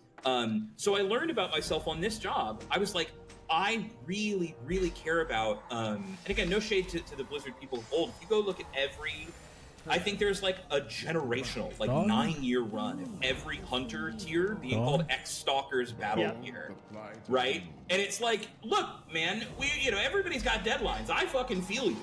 But let's imagine something a little more. And so I pushed really hard when we all brought tier sets back in Sepulchre, and I only got to do a few of those. But I was like, I want to imagine. I need to do what? Vizul. That's a Karasan, isn't it? Our numbers may be few, but the Legion will learn to fear the God. It's not. I thought, is that guy not called Vizoon? Guess he isn't. Okay, well, there we go. Asuna it is. Let's just send this. Okay. And nobody paid me to do this or asked me to do this, technically. But it was like, I want to imagine, what is Zereth Mortis? Zereth Mortis is the blueprint. It is like how life is created in a way, right? It's this peek behind the veil of like the makers of the universe or whatever, right? Some shit like that. I know it's all very up in the air. So to me, the names should evoke this, or they should feel, at least the ones that I felt are done particularly well, like they're almost like archetypal. Like it's like you're looking at, like this is what the first ever Death Knight would have been, right? Like when some untold alien god made a blueprint for a Death Knight, that's what it looked like, right? And so every single one since then, I tried to think like, what is a theme very broadly that we can apply to a patch and then drill it down? So things like Dragonflight, right? It's like coming kind of to a new world. It's like the first, do I remember what it was? Sorry, you really got me on this shit, and I like it a lot, and I care so much, so I'm so sorry. The Demon Hunter set in Dragonflight Season 1, they've got like wings on them, but they're more like bird wings, right? And I forget the name exactly, but it was something, the whole concept was Demon Hunters just found out dragons exist and they love them. It's that Rosa meme from Brooklyn Nine-Nine. It's the like, I've had this dragon for one day and if anything happened to it, I would kill everyone here and then myself. Like that's the whole set, is them being like, I have a flight suit now because I don't have to be pissed maybe for one patch. I want to do this. Or in War Within, the Demon Hunters are like little fucked up goblin demons from underground or whatever, right? Like, to me, it's fun to imagine those things. And you don't always get there with all of them because there's 13 classes and there's a lot of words. But even like Undermine, thinking about like that Warlock set as being like these people are selling contraband, like fell parts. No, I think that was the Demon Hunter. I think Warlock is the spliced fiend trader, right? Because they're like half demon in their skin. What if you met a guy in the alley of Undermine who's like, hey, I could do that. Give me fucking gold cap. I'll turn you into half demon. People would do it, right? So, sorry, I'll stop on this part, but it mattered a lot to me to do it for 2 whole expansions. Like, nobody fought me for it, and I think people thought I did a good job, so I'm happy about it, but I love the idea of, like, I wanted them to feel like a set.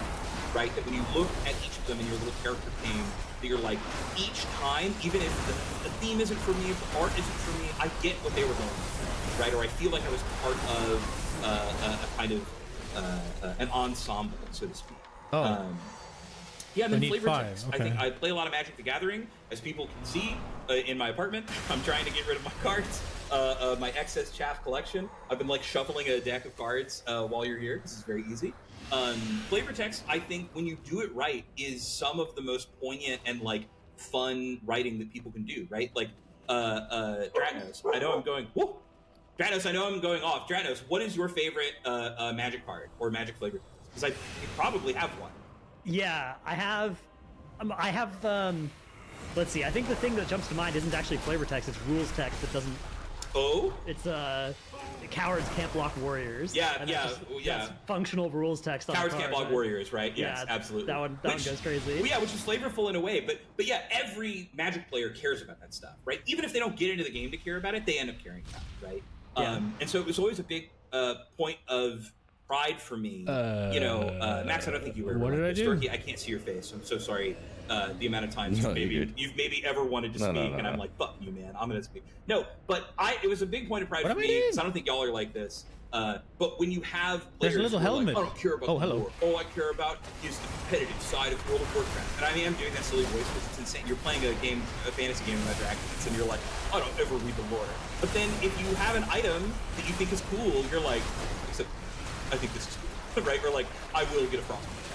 Right? It's like, if something resonates with people, it will break through those barriers. Like all of the frat bros who loved Halo and tried to pretend they didn't care about what was happening in the campaign, but now they have deep feelings about the Flood and Master Chief. Like, if you do it right, it will pierce people's like armor in a way that I don't think they always notice. And so I'm not saying I think I've ever done stuff that was particularly of that caliber, but it was something that motivated me. And so I was really excited to do it.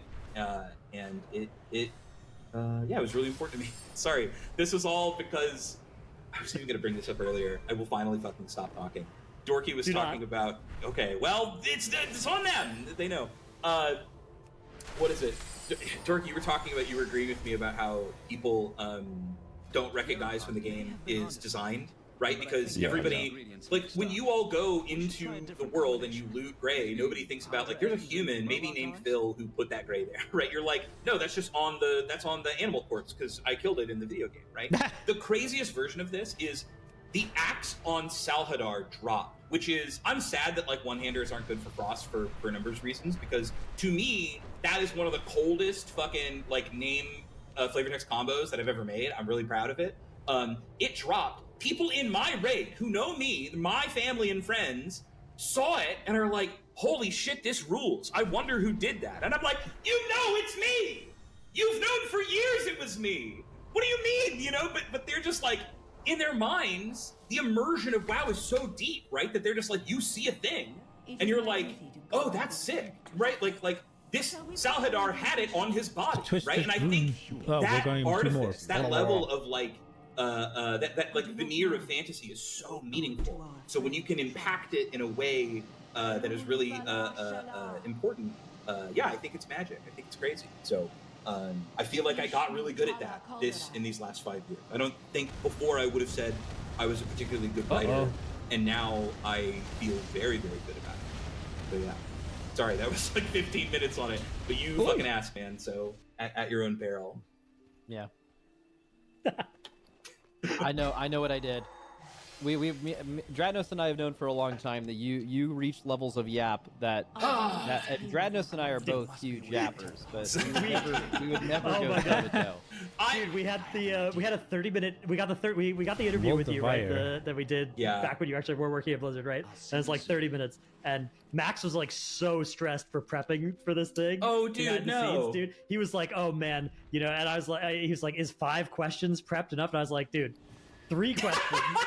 is an optimistic amount of questions for us to get to ask here. No, it's so funny. Also, I think I think that's adorable. Literally, I don't know that I maybe would have told this to you, but I think this is really funny. We had never met and never spoken to each other once ever in my life up to this point. but for some reason, based on some stream you had done or something, I was like, maybe I should reach out to that guy and see if he would want to hang out, because I think we would be friends. I think I would enjoy his company. And that night, he DM'd me on Discord, and he was like, do you want to come get dinner? And I was like, did I imagine this? I was like, did I send you a message that you're responding to? Yeah, then we had a great time. You're wrong. You look like the love job. It was a very fun conversation. And importantly, where do you see the Tom Max might remember this. Was in the first 30 minutes of that car ride. I told him, if Dratno sucks in person, don't tell me. I was like, let me live in ignorance. Which I'm happy to report to all of you. He does suck. He's a total monster off camera. I'm being held here against my will. I've heard about this. I've heard how. That's true. He's a tyrant. He's crazy. Yeah. Dude, my guild will tell you the same thing, man. They're always like, no, he's not that nice. He's awful. Yeah. He's evil. No, I just think you have what we in my community call scamp energy. Prove right? my It's words, just like the little grinning satyr playing his little lute, always profiting off of other people's bits. Do I have to? And I think that's a jolly way to live. So I think it's totally fine. I do want to ask. I also don't know how much time we have. I do want to ask y'all stuff because I want to stop talking for a bit. I want to ask, what are people's vibes about Midnight? What are the streets saying?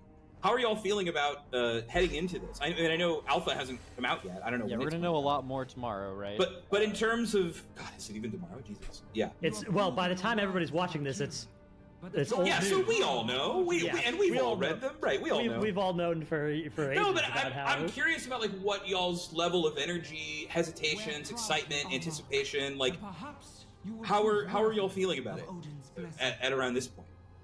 About what? I think it's weird because like the great time. I think it was a very fun conversation, and importantly, Max might remember this. Within the first 30 minutes of that car ride, heading into this, I mean, I know Alpha hasn't come out yet. I don't know. Yeah, when we're gonna know a lot more tomorrow, right?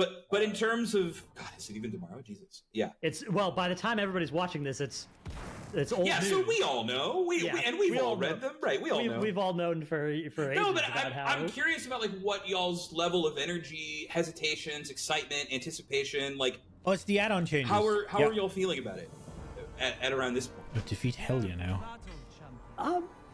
I think it's weird because like the parts of the game that I like specialize in, it's the least like new stuff.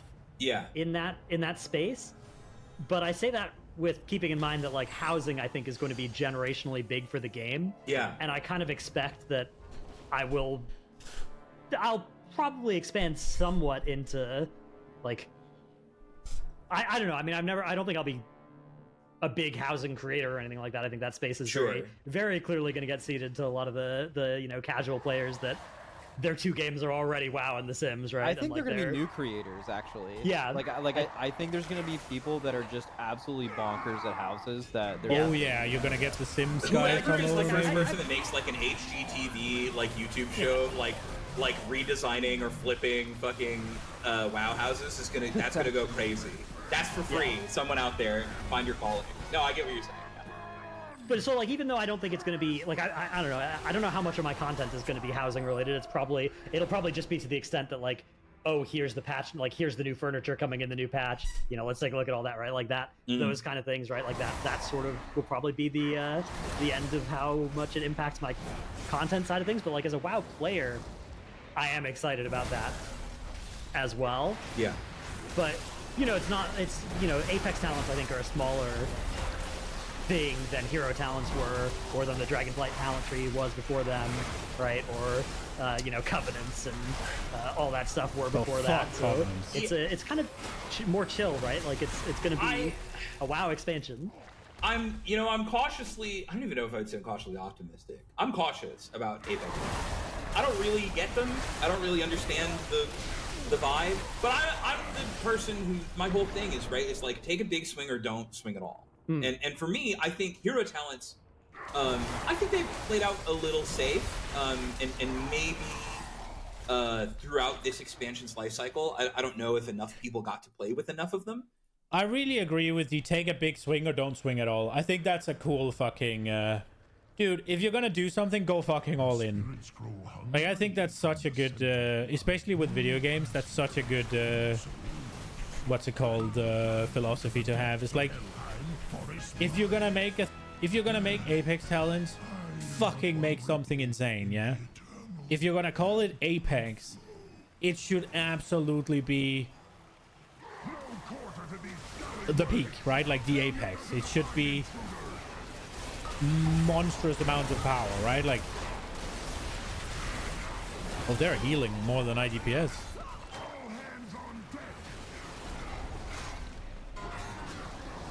Let's see you heal this. Or enough of them have a draw. But I think, like, to me, if the game always had hero talents, I would not think it was a negative to the game, right? And I think there's only opportunities for more in the future, right? You can imagine in 10 years, right? I don't think they're going to be like, and everybody gets a third. Fuck it, maybe they will. But, like, you could imagine, you know, so many people when this came out were like, why doesn't Warrior get Blade Master or something, right? I don't think that, you know, and they had reasons. I don't want to, you know, open the can of worms, but you could totally imagine, you know, a universe where a really cool new character appears in Midnight, and then maybe by the end of the expansion, like, they didn't devour it. It's like, and that is a hero talent, right? Like, you know, every combat designer just like winced and got an ulcer when I said that. But just like, that's the kind of thing you could imagine. To me, the possibility space of hero talents and what this expansion's life cycle. I don't know if enough people got to play with enough of them. Hero talents? Or enough of them have a draw. But I think, like, to me, if the game always had hero talents, I would not think it was a negative to the game, right? And I think there's only opportunities for more in the future, right? You can imagine in 10 years, right? I don't think they're going to be like, and everybody gets a third. Fuck it, maybe they will. But, like, you could imagine, you know, so many people when this came out were like, why doesn't Warrior get Blade Master or something, right? I don't think that, you know, and they had reasons. I don't want to, you know, open the can of worms, but you could totally imagine, you know, a universe where a really cool new character appears in Midnight, and then maybe by the end of the expansion, like, they didn't devour it. It's like, and that is a hero talent, right? Like, you know, every combat designer just like winced and got an ulcer when I said that. Maybe but just like, that's the, you could imagine, you know, so many people when this came out were like, why doesn't Warrior get Blade Master or something, right? I don't think that, you know, and they had reasons. I don't want to, you know, open the can of worms, but you could totally imagine, you know, a universe where a really cool new character appears in Midnight, and then maybe by the end of the expansion, like, they didn't devour it. It's like, and that is a hero talent, right? Like, you know, every combat designer just like winced and got an ulcer when I said Midnight, and then maybe by the end of the expansion, like, they didn't devour it. It's like, and that is a hero talent. They're getting devoured, and it's a hero talent. Every combat designer just like winced and got an ulcer when I said that. But just like, that's the kind of thing you could imagine. To me, the possibility space of hero talents and what it does for the game is good, right? And I think that's fine. Apex Talents to me is just like, it feels like the least of all worlds. It feels like how I felt when Azerite armor was a thing. And this is funny. I was telling some of my I met up with some coworkers. Yeah, bro, Azerite armor was dog shit. Some of them were fine, some of them were fun, some of them were interesting, but it just took tier sets and took worse, like, it make them less interesting, and then also it took tier sets and artifact weapons, make them less interesting and less cool and have less things. And somehow it was supposed to do both, right? Like, and a single artifact's power or whatever was less added gameplay or whatever than a tier set, and especially less than an artifact power, or sorry, an artifact weapon. And somehow they were supposed to be both. Legendaries. It was very funny, because one of the people, right after I left Riot, one of the people who works here now still, but who worked on Azerite armor then, gave me like a tour of Blizzard. It's like, hey, do you want to come hang out? I was like, yeah, I would love to. And then we got in the cafeteria and he was telling me about Azerite armor, and I felt so bad because in my head as a player, I was like, yes, the Legion artifact stuff feels like it solves a problem. It adds cool narrative. Like, it's all the stuff that you would want. It's a slot you care about. It's giving you cool story. It's giving you cool visuals. And he was like, yeah, we're actually keeping that system. And I was like, oh, sick. Tell me about it. He was like, yeah, so it's going to be your like head, shoulder, and chest. And I was like, oh, is it like class specific armor? And he was like, no, it's not. He was like, but it has powers. I was like, cool. And are those class specific? He was like, no, they're not at all. And it was like, neat. And what is like the lore reason for powering? It's like a necklace we're introducing in this expansion. Like, cool. So it's like Legion, but without all the stuff that made it interesting. So to me, and then also a little bit of that is how I feel about Apex Talents. Is I'm like, but we're not like, where's the sauce, right? And gameplay wise, it might be fine, and maybe it's just because they feel that they need to do it. But I'm skeptical of the sauce that they may possess. Sure. Yeah, I think, I don't know. I don't want to be too hard on Apex Talents without having played them, because absolutely right. I think the stated goal with Apex Talents was that they were going to bring back some of the greatest hits, right? They were going to bring back some tier sets. They were going to bring back some abilities. They were going to bring back some cool shit that we've lost. If they do that, and if they were that, it would be amazing, right? Like, you get something insanely cool back that you get to play around with, and then maybe they can sort of swap them around a little bit here and there. It's like, oh, this season it was this Apex, and now it's this, or whatever. Or this one was bad, and now we'll do this one. Whatever, whichever way, right? Like, but like, if it's something that you lost that was cool, and you get it back, and you get to have some cool shit, that's amazing. But they seem super bland and boring, the ones I've read. And I think that's like 3, so maybe they were just bad. I've heard a lot of people talk about them, and they were not optimistic or excited about them. So it's like, it seems a bit shit. I seem to be stuck in combat with Helia, so let's get rid of her. But yeah, maybe, I mean, if they do what they say that they were going to do, which is bring back cool shit that we lost, then I'm all in, bro. Like, it's gonna be so good. I'm so excited to see, and hope a lot of my favorites are coming back that we've lost over the years, right? Like, there was a lot of the legendaries that were really fucking cool, and some of them are talents now, like the Pyromancer braces. The Fireblade braces. I think Pyromancy.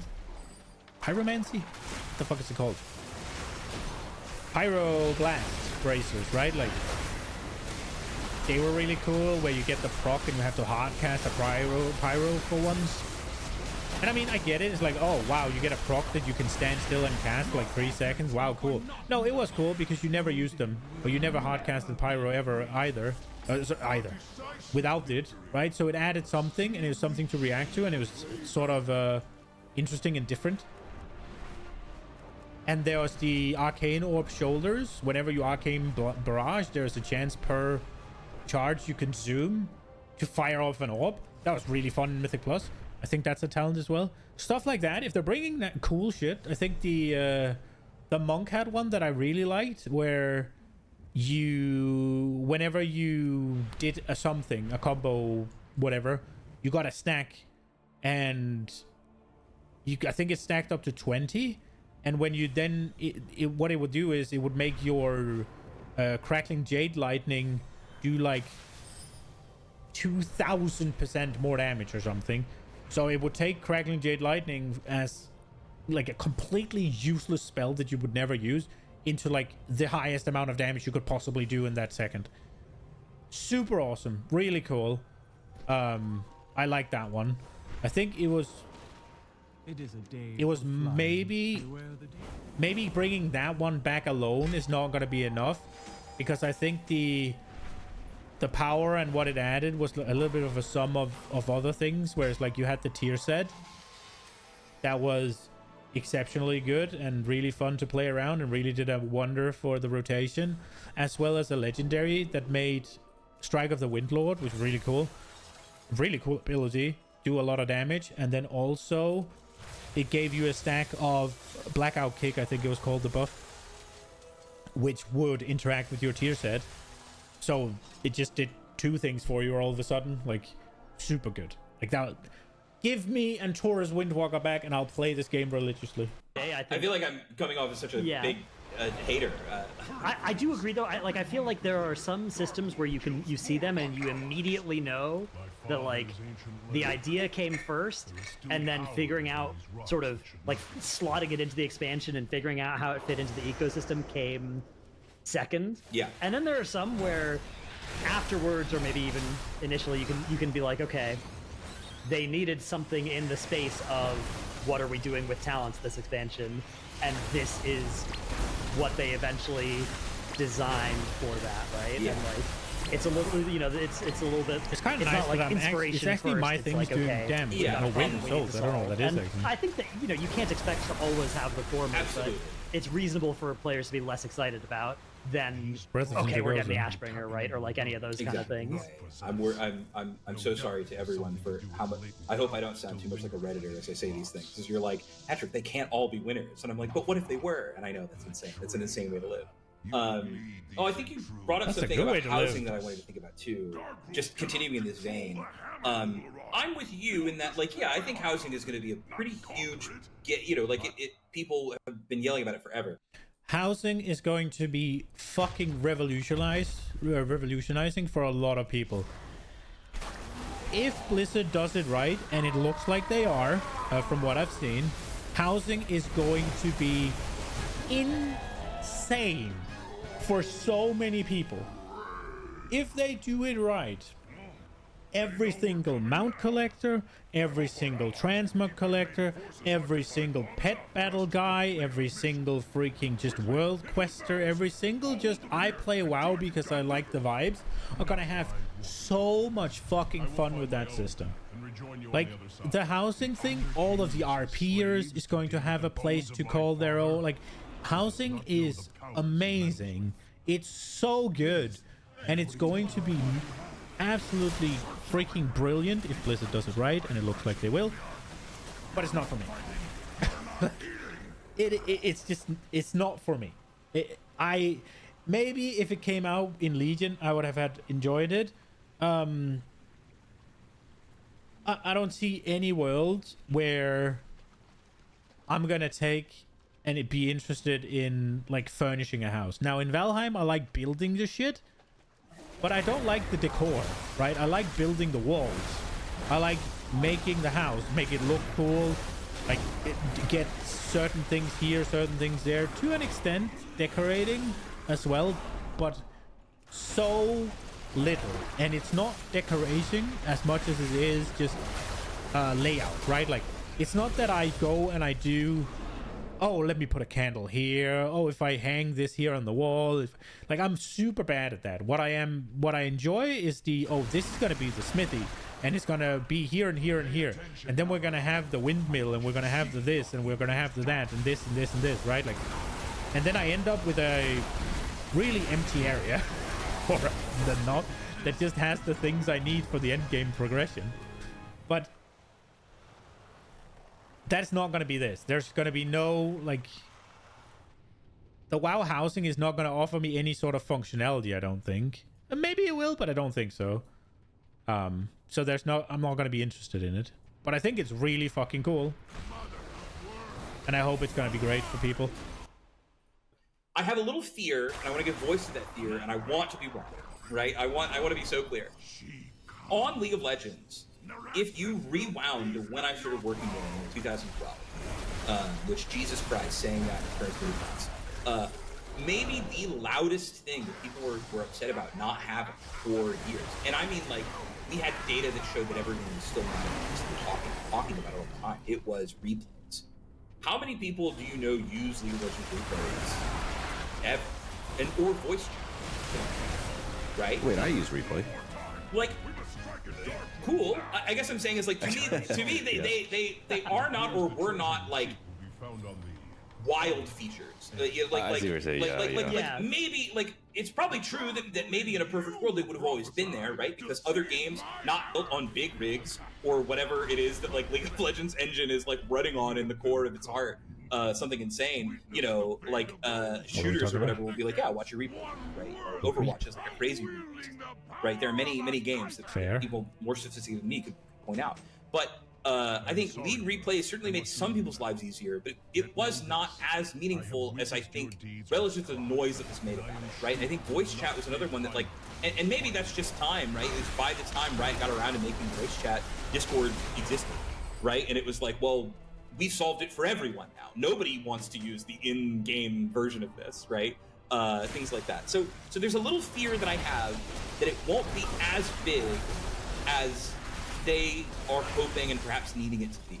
Oh, housing? And my Yeah, thing that's is, fair. I think it will bring a lot of new people to the game, certainly. And I think there is a Venn diagram. Shoutouts to a friend of the podcast. If it brings a lot of new players to the game, then isn't that just a success, right? Like, isn't that literally what they want / needed to do, though? I get it. Like, like, just thinking about it, what are you going to do with a WoW house, right? Like, it's there, you decorate it, you go around, you get... I mean, what it is going to do is, if you care about decorating it, you're going to go around, you're going to kill a bunch of things to get the WoW, to get the housing decor, right? There's a bunch of reputation things. You can earn, like, the... whatever from the... I think there was something with class hall decor from Legion, where you probably have to do some sort of, like, quests with your guy. And you're going to unlock a bunch of housing stuff, right? And that is going to make an avenue of content for people, right? Like, oh, let me go do... Now, I did already get Invincible, but let me go farm... What the fuck is it called? What's the raid called? Oh my lord. What is it called? Ice Crown. There we are. Let me go farm Ice Crown Citadel because I want the chair that looks like the Frozen Throne, right? Like, now, that's all well and good. But why, kinda? Like, transmog, your guy looks cool, right? Like, you can make your guy look cool. Other people see it, you see it, it's on your loading screen, all that. What's the reason to go to the house? Are you really going to notice a difference? I get that point. The Garrison, you had a bunch of power things. You had got a bunch of, like... the Garrison was shit, by the way, don't get me wrong. But you got a bunch of power there, like either in the zone that you could summon help, or you got that table that you could send out to get resources and stuff. You had the mine and the herbalists and stuff. So there was gold, there's stuff, there's reason to be there. I don't think there's any reason to go to your house ever. Miss Marvel, Feral Legend, who messaged me last night saying she is, like, jittering thinking about playing the alpha and, like, playing with housing because she's wanted this forever. She's a real Minecraft OG. Shit like that, right? So there's certainly a Venn diagram of current WoW players who really love it. But I think there are... You know, I think in people's heads right now, there are people that will bring in, current players that will like it, and then, like, competitive players that won't like it. I think there's a solid mass of people who just won't think about it, for whom there is not something else. And when I compare this to Delve, what is the reason? Which again, it's a gameplay thing, it's apples to oranges in some respect. Delves to me is a thing that so clearly felt like it should have always been in the game, and really spoke, I think, to that mass of people that were like, I just want more stuff to do with people, with my one friend, by myself, in a way that lets me experience the world with my god.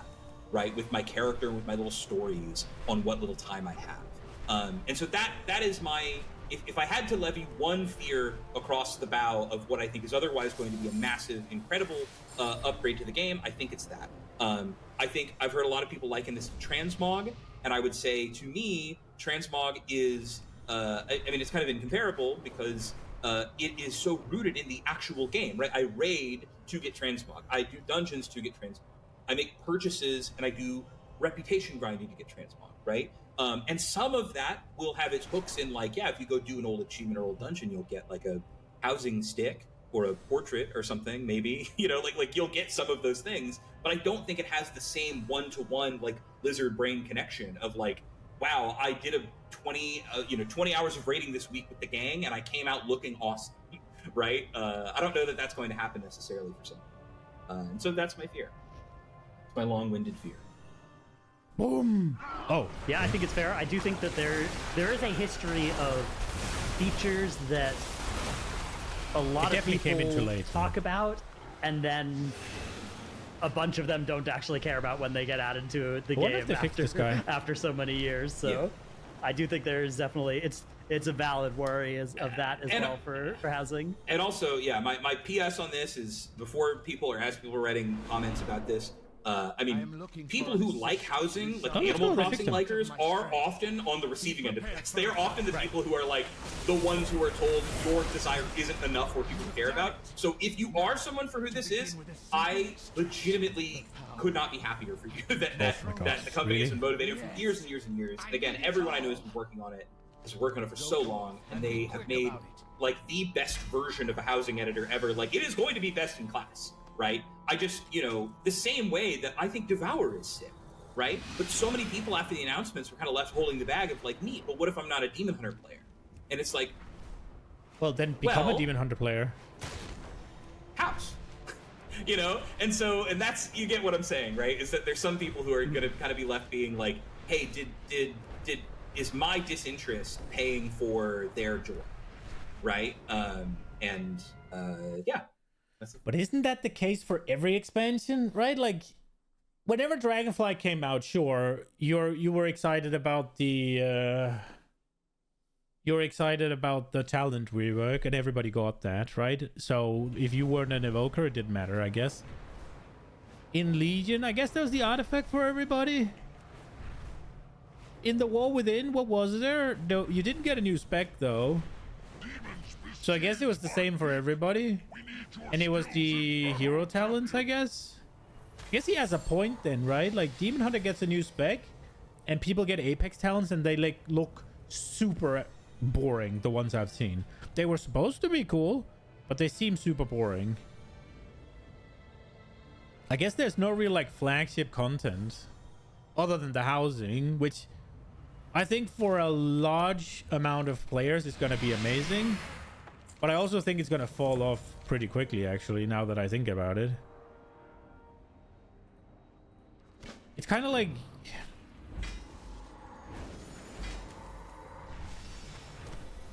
What's the point?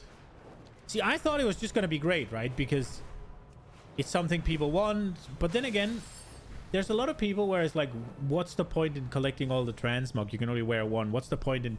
And people still do it.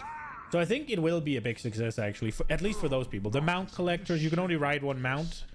So, like, what's the point of just getting a lot? Just get the cool ones, right? The ones you like. I'm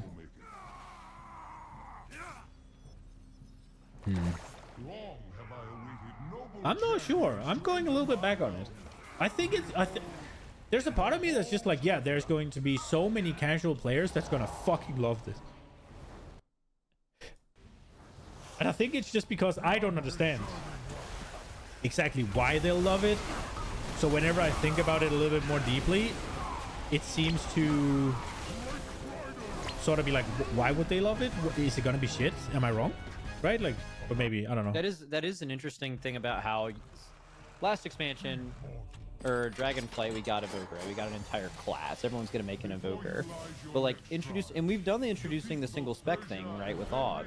But, like, having a single spec be an expansion feature is an interesting thing where it is going to hit some people like, well, I don't already play that, so that doesn't apply to me.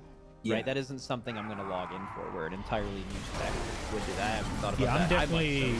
I'm going to try it. I think it's so sick. It's so clear. The moment you see it just move, you're like, yeah, oh my god, right? Like, yeah, and it makes sense, and I'm glad it took them this long to think of it.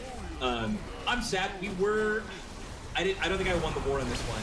I really wanted to put an intellect... because I actually don't know what weapons they use. Maybe they use glaives still. I heard at one point they were going to use scythes, and like maybe that was going to be like pole arms or something. Yeah, it's intellect, but like, what kind of intellect weapon is it going to be? Yeah, there's definitely intellect on warglaives now. Okay, so they did that, which is always weird because the weapon DPS on weapons is lower, but I guess that's just not true for warglaives, so fuck it, maybe not. Whatever. But I wanted so badly to put an intellect warglaive on the Demon Hunter fight that nobody could loot, but that you could only see in the dungeon journey. That, to me, that's one thing. That's a minor request. I think they need to play with the dungeon journey as a means of doing story, because I think that's one of those you can see it and be like, what is that? We did a bit of that in Og. We actually knew Og was coming enough that beat him there and then were, give it. I mean, I don't think anybody could have known how Og was going to play out, but there were a number of trinkets. I remember one in Onarin Plains dungeon. Why can't I think of the name? The I need to do one. okay, You won't know it. No Kud. No Kud Offensive. Yes, the No Kud Offensive. There was an int trinket that gave shields to your whole team. I remember that. And we put it there because I didn't put it there. Shout out to my boy Evan. He put it there. Because it was like, well, if Og is going to exist, we should maybe have a few of these non-damaging but non-healer specific int trinkets, right? Because then once they exist, maybe they'll be like, oh, it's neat that is there for me, right? And sometimes you can precede it that. But yes. Anyways, that's a dumb little fun. I have like 8 million stories of fun, tiny things that either didn't shake out or didn't quite work out the way. Dude, I actually have some questions about trinkets. Oh, yeah. Do I have to do Why do this some then? trinkets exist as complete trash? Like, you know what I'm talking about? Like, yeah. The Midas Golden Touch from Atal Dazar would be like the prime example of one, right? Like one that just like increases your auto attack damage. Or this season would be the first technique trinket, the tank trinket from Streets. Insane It's way like, of why does this asking trinket this exist? question. Is anyone ever gonna use this? Because like, you know, you're not gonna ever use it even if it's like max item level myth track. So no, Odin's favor. Yeah. Let me take a drink. This is a big one. Oh, okay, here we go. No, yeah, I'm fucking ulting. Yeah. No, I'm probably not going to. But I'm curious, and again, Dorky, please, I swear, I gotta put like a little cat on your screen for me. Other people don't see this. He's just a void. Yeah, he's gonna have something really cute and fun on the episode. It's gonna be the merch for sure. Everyone's gonna be like, Frank, why didn't sure. I would fucking let Dorky speak ever? And I hope, in fact, Bronk, run with that. I hope that's a bit. Have him just like raising his hand, like wanting to... Okay, that has That's to be where what it is. the thing came from. That's All cool. right, I'm sorry. No, trinkets. He's So, very loud, the guy, so I would though. say, on one hand, level 1 is that some people will use every trinket, right? And this is because the amount of people who play this game and the ways that they play them are so huge and so different, right? And so in a sense, and this is something that I think we didn't get the tuning right when Delves first launched, but some of you remember that there's so many trinkets in Season 1 of Delves. Or so many, right? Too many. And I think they reduced down properly in future seasons. But it was mostly just, if somebody logs in and they are a purely Delves player, purely outdoor player, or dungeons, or raid, or whatever, think about them in those silos. But then think about them slice up even further, right? Think about, let's say I am someone that plays in Delves or dungeons, but only some of the time, which means I don't even care to see all 8 dungeons in a rotation, right? Necessarily. Now, granted, we haven't gone like Legion did, which is like every piece of armor drops from every single dungeon, right? And everything has it.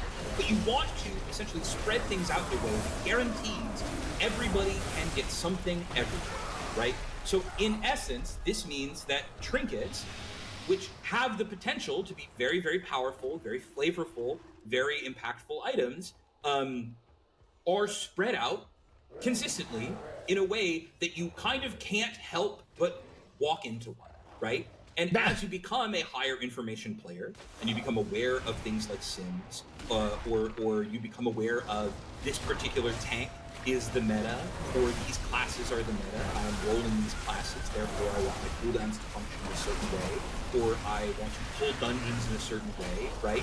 You gravitate towards other effects, right? Not everybody plays this. So that's my level 1 as to why a lot of these things exist.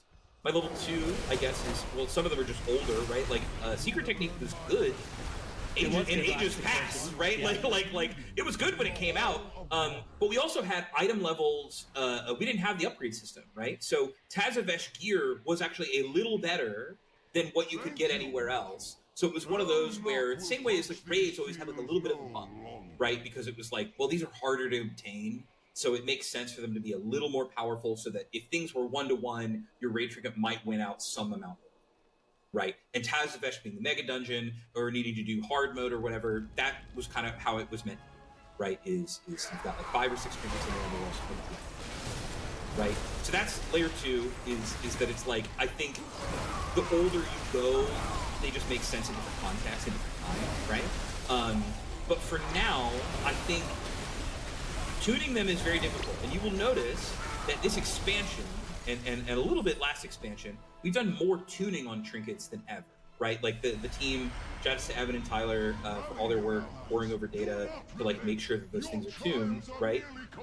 It's more like you kind of can't know what classes and what situations are going to pop, right? It's just not for us to know.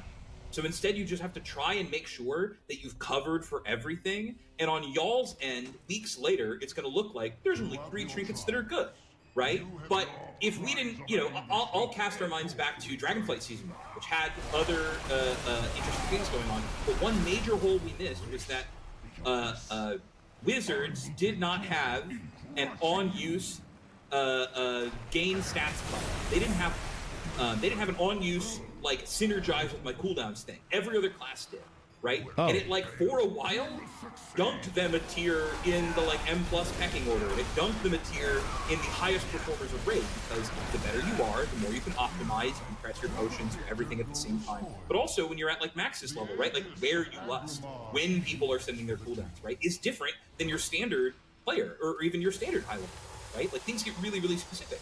So your needs are different. So we just ended up in a situation where one wasn't there, and so Wizards as a class were just bad.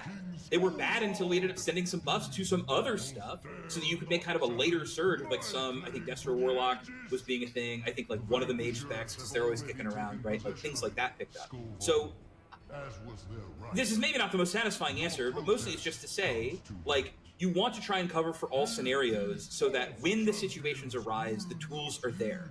And it sucks to look backwards on the amount of time and effort or creativity spent on a tool that wasn't used, either because it didn't come up, right? But I mean, much has been said, even on this podcast. Max talking about, like, I think you were talking about a lot of Undermine, where y'all class stacked a lot on one boss, and then the next boss, it would be very different, right? You would be like, and now we need a bunch of people in this thing, right? When those niches are active, you know, there's a world out there where it's like, well... On one hand, I think class stacking is cool. On another hand, it's annoying, right? Like it obviously sucks if you lose your raid spot because you're class stacking. It obviously sucks if you have to play a different character, right? Like I've done that many a times where we need X. Oh, Fence, do you have this geared somewhat? I can do it. We go, right? So you don't get to play your main or the one you really want because you have a job to do, right? It's cool. It's kind of fun to be like the toolbox, right? But if you just like playing your class, it sucks, right? And the class stacking, it's cool because I really like the niche. I really like, oh, you need funnel? You got persistent target? Subtlety rogue, right? No longer, but Soul, right? Or if you need whatever, you need 2-target cleave, Arms Warrior. If you need 2-target cleaves, bench all the marksmen, right? I think that shit's kind of cool, right? X amount of 2-target cleave that spread, Destro Warlock, right? Like, execute, Warrior, right? I think it's cool. Affliction, I guess, whatever. Whichever, I can't remember. Stuff like that is cool, I think.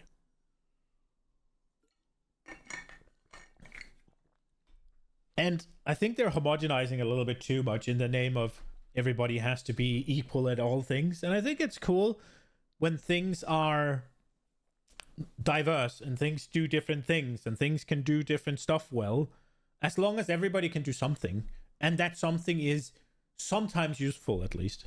These 5 Boomkins want this one trinket, and these 5 Death Knights want this one trinket, and they are different from one another, but it's not ever going to be, or rarely going to be, this one character wants 5 trinkets, right? And I think that is kind of a cognitive break for some folks, in that it's like, we would like you to have options. You know, sometimes you wear the second best. I'm wearing a Priory Signet on my DK, which feels awful because they made everything 45 seconds and like 90 seconds on that class. But I'm like, better than nothing. It is both a hit in my vault, technically, and keeps me playing so that there's more stuff to obtain, right? I don't feel god-awful looting it. So, I don't know. Sorry, I put a lot of stuff in the soup there. Hopefully that gives you some insight on why it's there. We're never, like, stocking shit into coal or whatever, and they're being like, haha, we're gonna put the bad one in this season or something, right? And of course, sometimes tuning makes a thing that was good bad, or vice versa. It's just kind of random. Yeah. I mean, I do know a lot of games do this, where like sometimes they will just have the bad loot, so that it kind of amplifies the effect of getting good loot. However, I will say, with regards to trinkets, like personally, I'm not a huge fan of trinkets, especially because they're a lot more stat sticky nowadays than before, and stat sticks, in my opinion, are just like boring. But like some of my favorite trinkets were like the ones in the past. Exist.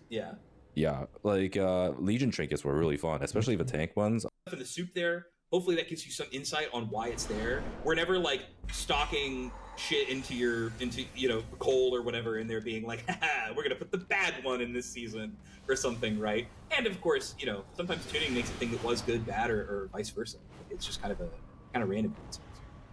Yeah. I mean, I do know a lot of games do this, where like sometimes they will just have the bad loot, so that it kind of amplifies the effect of getting good loot. However, I will say, with regards to trinkets, like personally, I'm not a huge fan of trinkets, especially because they're a lot more stat sticky nowadays than before, and stat sticks, in my opinion, are just like boring. But like some of my favorite trinkets were like the ones in the past. Exist. Yeah, like stat sticks are boring. Dude, I think do you know the shark thing that comes up whenever I'm playing Legion Remix? That used to be a trinket. Like, you would spawn a shark, it would go out and you will eat. And if you were, because there's a caster trinket, if you let the mobs get in melee and you proc the trinket, the damage would be shared between all the mobs there and you. So not only would you take damage, but you would also deal less damage because you took damage from the mobs. Super cool.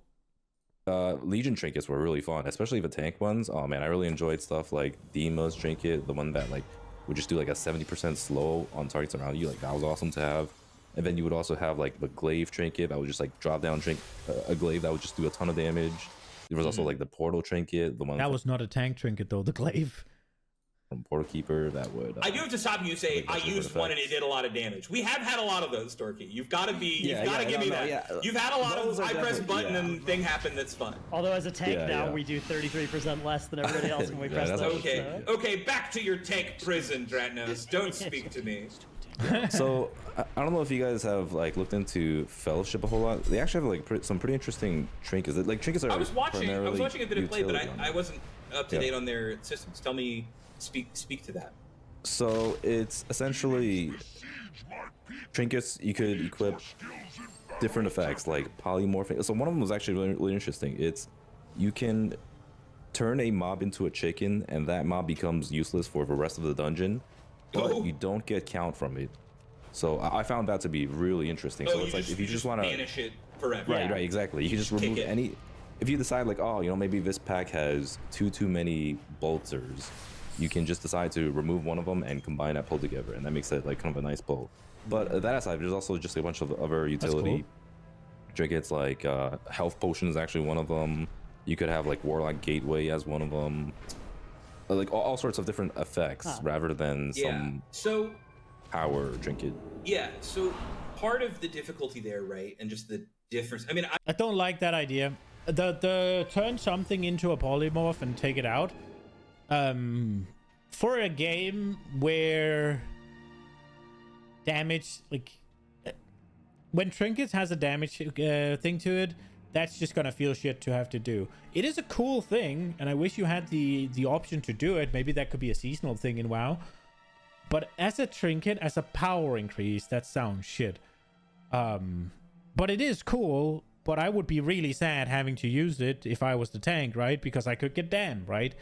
The ones where you get certain abilities, especially from other classes, that sounds shit.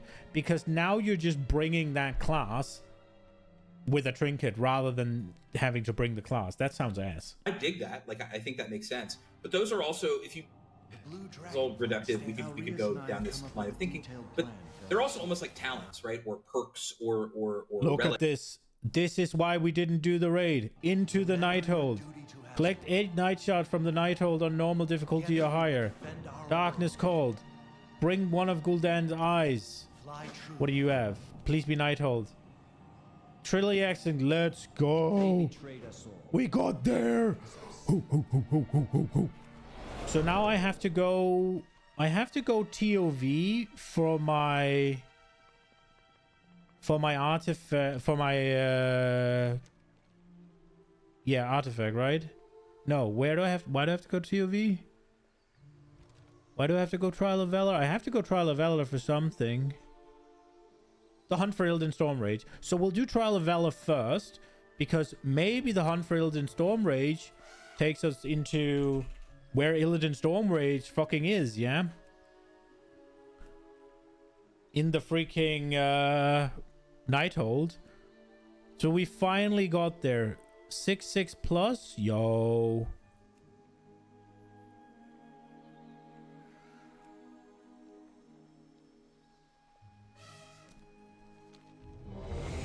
Let's see. Are you 660, bro? I didn't see. Show me. 665, barely. Okay, it's fine. Like, so name whatever it is for whatever game you're playing, right? Part of this that is really difficult and challenging for WoW is the acquisition model, right? Like, you have to get random drops from the game, right? Some people hate that. There's also the way it's been for 20 years, and it just kind of is what it is, right? It's like everybody shows up, they all put in the effort to do the dungeon or to do the thing, and sometimes it drops and sometimes you win, right? So sometimes it drops, most times it doesn't. There's a friction there that we, I think, on the rewards team did not always win out on, which is you kind of can't design anything that feels like what you just described, because then not everybody's going to have access to it, right? And now it's like a tool, and so, well, if it is a tool, should it be on a class button? Right? But then it's tough because, and we've tried to fight back on this sometimes and be like, well, but it's kind of neat to try and make some buttons that are a little more utility-based or a little more interesting or a little more unique in that way, so that when you do get it, maybe it feels like, oh, well, now I have this option available, right? I think we've had varying success over time with that idea, right? But also, like you said, they also have to contribute to your power in some way. And maybe this is an issue just with like the modernization of WoW, right? Where trinkets in the ancient times, even before I started playing, had the ability to be like, what's that one? There's like the mount speed one from Classic that everybody, yeah, thank you. Yeah. I was like, tell me, Elder, which one is it? But shit like that, right? Where it was like, yeah, you're gonna this just makes you faster, right? Because that was something that was valuable then. Where we have the burden of saying, well, everything has to be a baseline level of strength, and usually that's done by giving you primary stat or whatever, because for other goals and for other things that go into that. So I like all that stuff. And in a perfect world, that would be true. I made, Sepulchre was such I think I said this on the last time we spoke. There are a lot of mistakes in there, but a lot of things that I really like. One of them was there was a channel on a tank trinket that feared enemies. And it didn't like fear make them run away, but it would like terror them or whatever you want to call it, like stun them. And everyone was like putting me to the sword for putting that on a thing. And it just wasn't used for a number of reasons, but it was like, every now and then we will add like, or there's the bee trinket, or no, not the bee. No, the bee one is sick. Not the bees. There's a dash. There was a dash in the Rookery. There was one that just like gave you a blink. It literally, you throw down a hammer or something and then you dash to it.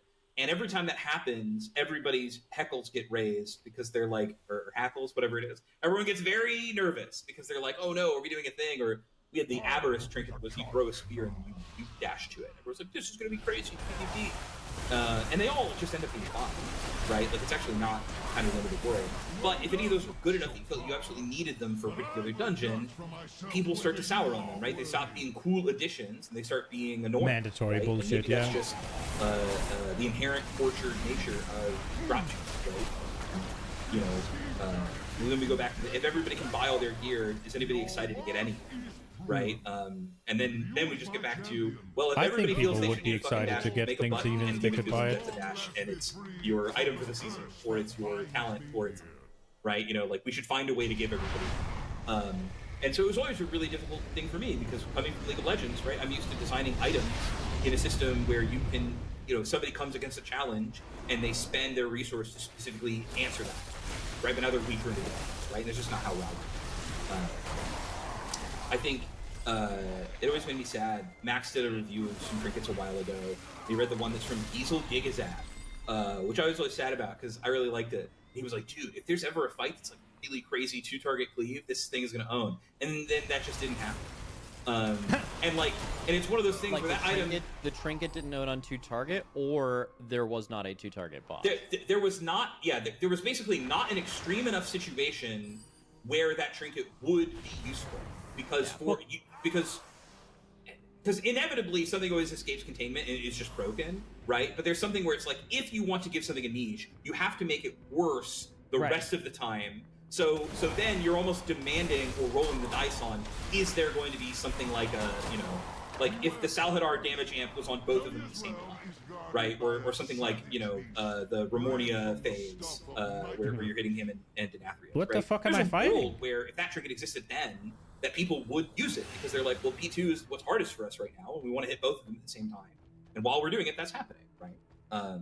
So, anyways, I hope any of this is interesting to somebody. No, it is. It definitely is. I mean, everyone would agree. At least we would all agree. Like, stat sticks are like super boring. Like, you can only come up with the most goated trinket idea ever if you're really creative, and some really niche ones have been like really cool. You mentioned something there about like, oh, I made this really cool thing, but it's not for this person. I actually wanted to hear your opinion on something this patch that was like pretty divisive, but I thought was really fucking cool.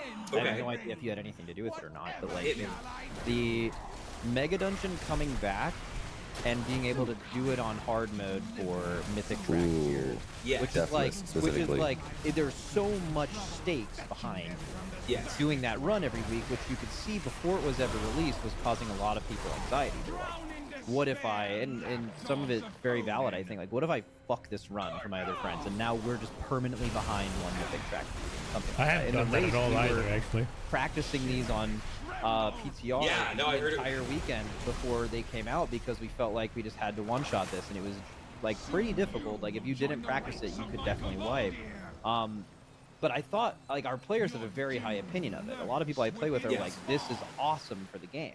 But I know there's probably a lot of people who don't feel that way because of how they interact with the game. I have no idea if you had anything to do with that, but I know rewards somewhat. Actually, yes. In this specific instance, you got it. And it's funny because some of you will recall this just was true of Dawn of the Infinite. It's literally the same thing that we did in Dawn of the Infinite. We brought it back with this one. The key that one came out difference- mid-patch. It came out mid-patch. Well, yes. So I was going to say the key difference is the like queuable version that also it was in season 4. There was both either it was mid-patch or it was everybody was so fucking hopped up on every other source of power that it was like doing a 10 week one is actually not that difficult, right? And also I will just say again, Dawn of the Infinite is my favorite dungeon of all time. I don't think I've ever done that. It's true. Part of the design philosophy of Dawn of the Infinite was to make the whole thing a hard mode, right? And then the regular version was like some of the mechanics, right? I think Tazavesh's version is part of what makes the difficulty amp up, because a lot of those encounters got some fucking hands when they get a hard mode, right? Like some of those. Oh, it's awesome. Yeah, like I mean, I've always loved it. I've always loved Tazavesh. I had nothing to do with it. It was in the can the day I started, and I thought it was the coolest shit ever. The only thing that I did for the first run of Tazavesh was I made it so that the items you got on hard mode had the tag priceless instead of mythic, because I thought we needed a way to say that they were better, and for people to understand why their item level was higher, but they didn't come from a mythic dungeon because you technically weren't, just for reasons. And so that was another one where people were like, "Are we allowed to do that?" And now we do it all the time. Good. I see his soul. Yes. All that said, is there was an interest from people to say we want Mythic Tazavesh in its standalone form, right? They didn't even necessarily want hard mode at that point, but they wanted like the full uninterrupted experience, right? Because did I get it? I mean, like when Mechagon hats are back, like you only go do half of the dungeon, or they didn't want like you go do it and then you have to queue for the next part. So they wanted some way of doing that, and it's funny because I got pulled into an email chain, and as far as I know, this was going on for like He's a month. gone. People just like I did the back thing. and forth, being like, we want, if we're bringing Tazavesh back, we want people to like do it more. We want to have reasons for people to do it, especially because the encounter designers are like, if we're going to put in the work of like adding some new mechanics and like making it nice in here, like we want people to engage with it. And the kinds of things that they were proposing, I think the version of this... Bro! I think I'm done listening to this because now I can't focus anymore. This is cool. I did it though! What the fuck? He was there and I did the thing. Is he gone now? Am I bugged? Do I have to be in a raid group? I mean, we can still do heroic, so it's fine. I would just like to get this shit done. Let's see if he's here now. I don't see him.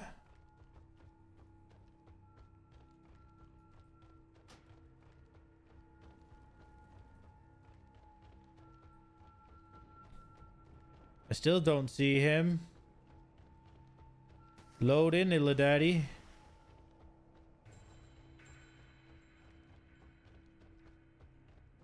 Man, what the fuck?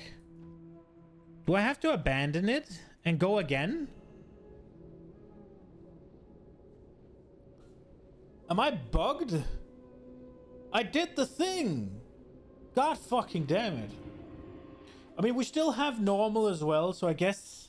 Oh, that was fucking shit. Fuck.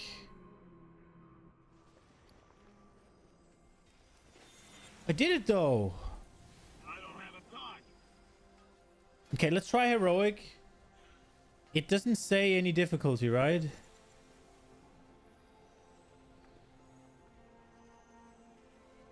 Yeah, it just says claim as soul. I want to start the group. I want to find the group. Heroic.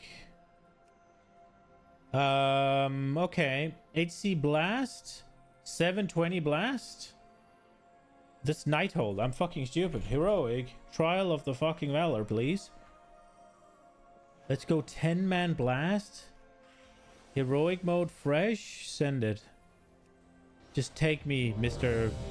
What eye level is he? 564. 696. Okay, brother.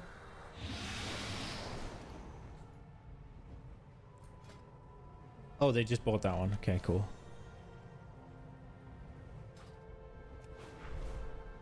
Damn. I really fucked that. And here I was thinking I'd be able to do Nighthold as well. No way, though. There's only 25 minutes left.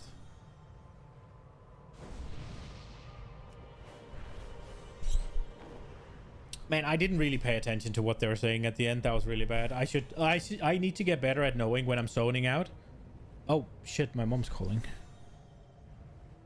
Give me a second, that might be important.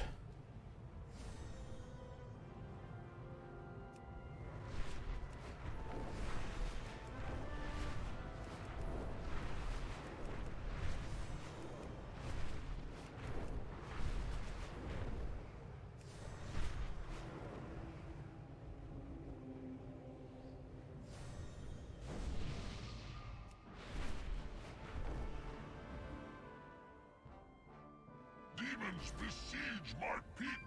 We need your skills in battle, champion!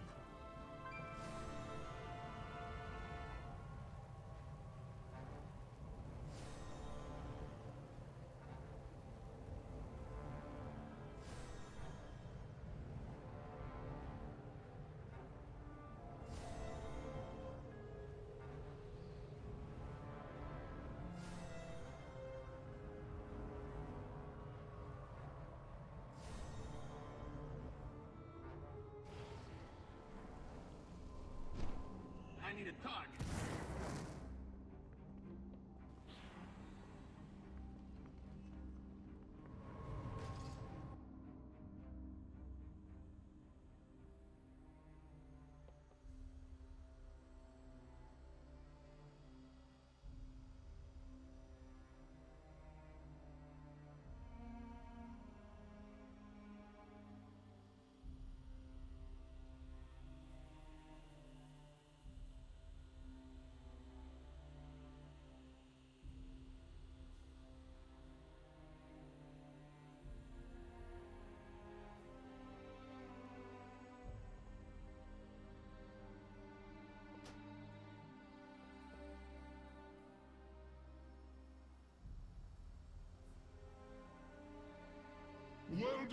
so far, but I will judge for myself whether you are worthy.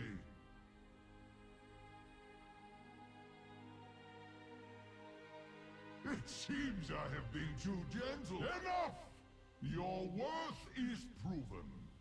With you as my champions, Helya will fall, and I will at long last be free of the curse that binds me here.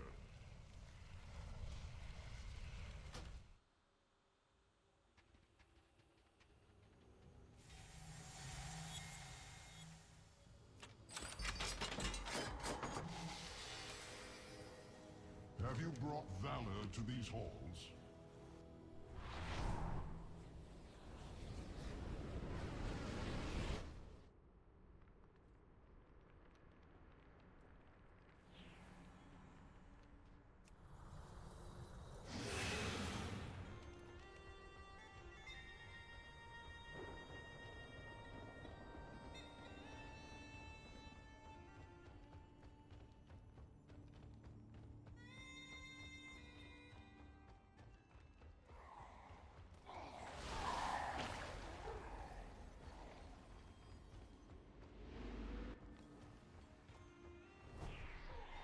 Beware, champions. Helya's realm is guarded by a savage beast. Yeah, it was a little bit important. Not not hugely so, but it's just it is important. My brother is has pretty severe autism, and he had some technical issues, and it's basically only me that can fix them. So mom just needed to know how to do it. Have come to end my reign. Whatever shall I do? Well, actually, she wanted me to call So kind of where he lives, but souls to me. It will save my Valkyrie I am working. trouble of fetching them from the surface world. If I were to do it, I'd have to stop streaming shit, and I didn't really want to do that. And she just needed to tell them a couple of things, so it should be easy. I hope it's not going to be a problem. Otherwise, I will have to call them in like 20 minutes or something. Now, please, Illidanny. Soon you will join the ranks of my Cavaldir. I remember hating this fight section, where it's like there's so many little shitters, and it's just like I have to go there for no reason. It's like, ugh.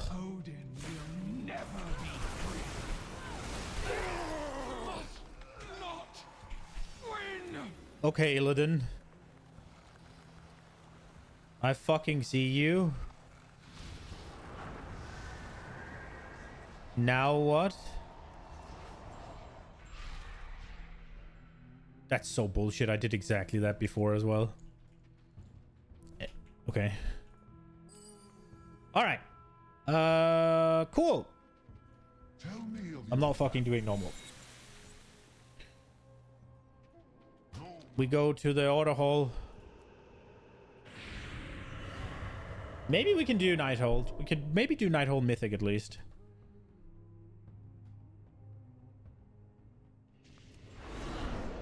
$20 minutes, that should be enough, right? Look at all the...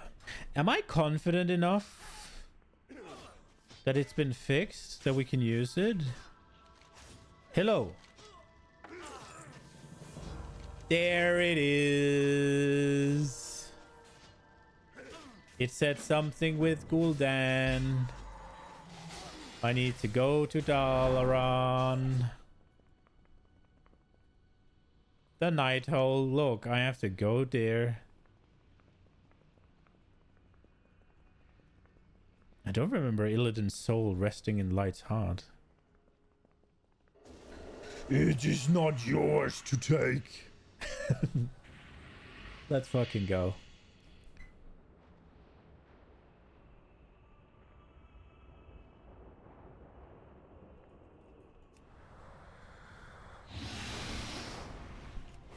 Okay. Hello, Dadgar. I'm glad you're here. For Azeroth. Wait, it's not gonna give me a quest to go... What, did I do Nighthold already? I don't fucking know. I thought it was gonna send me into the night hole. Apparently it didn't. Did I just finish the quest line like that?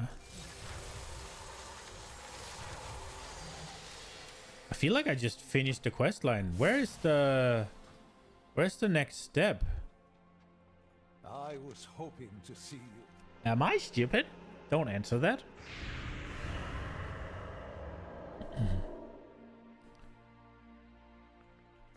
Did we just finish the quest line and that was it? I guess it continues in August. Oh, Zera's gone from here. Okay, it continues in August. Alright, let's get night holding. Find a group. Night hold mythic I want to do. The night hold in mythic go. Fast clear 700 plus. Dude, I'm gonna be honest, the night hold is a little bit more intense than the other ones. And I don't really want to bother. I made a group yesterday evening and it was kind of a shit group. And if we hadn't had an absolute freaking blaster, we would have wiped on Chromatic Anomaly of all things, because his time bomb one-shot every single raid member except one guy. And he soloed the boss from like 70 to 0. And unironically, that guy probably did the same amount of damage as the rest of the raid together on all the other bosses. It was an absolute shit show.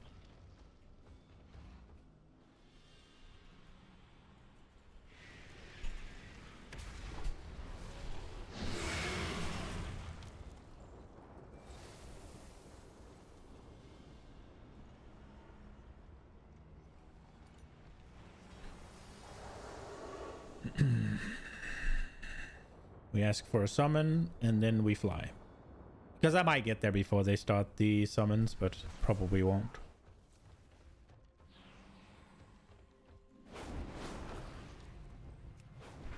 Unless I can enter through the door. Ah, there we are. That was quick. The Falderai have breached the palace. Stop them before Thank- the guards take notice. Thank you.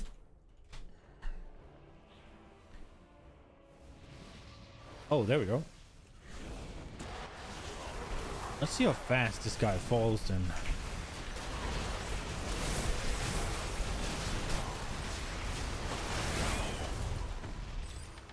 That was quick. Oh, we got mythic transmog. I think I had that already, but maybe not. No outsider was permitted. Sadly, they won't show up in the sets tab as far as I can tell. It's paladin loot, right? Paladino. And where are we? Here it is. Is this one?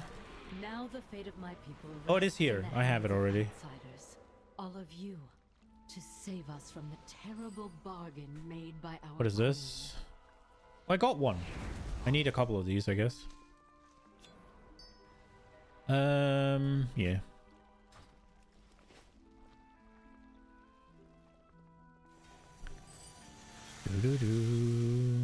I wonder if I should do normal just to have the skip.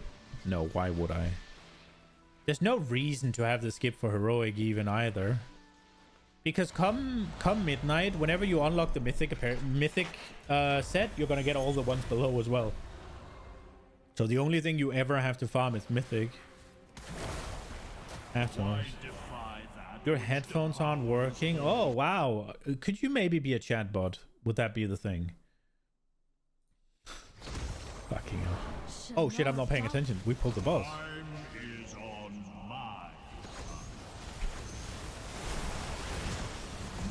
I was not ready for that. I looted a bunch of things, but none of it was gear.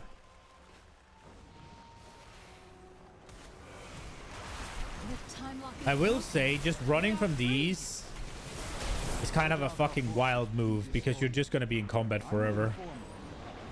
And see that they make ready to resume our assault.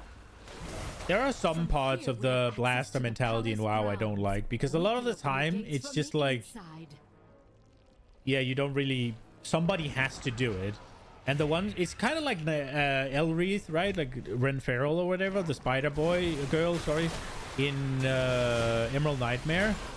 Like, you can go left and you can go to a platform, or you can go face the big bird and the big spider. And a lot of people just goes left. And if everybody goes left, the boss will literally not spawn, because you have to kill the bird and the spider for the boss to spawn. But then people just sat over there waiting. Like, The palace grounds are just ahead. You'll find them even more heavily defended than the lower levels. Did I get the core? I did get the core. Where's Millennia? Oh, it's from Star Ogre. Oh, cool. Oh, we're gonna kill the guy?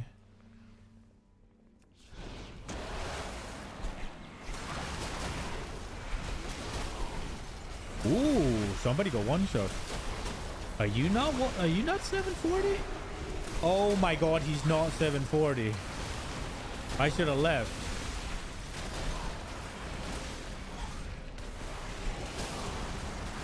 Was this not a 740 blast? What a fucking shame on you. Man, the one time I forget checking, I get bamboozled.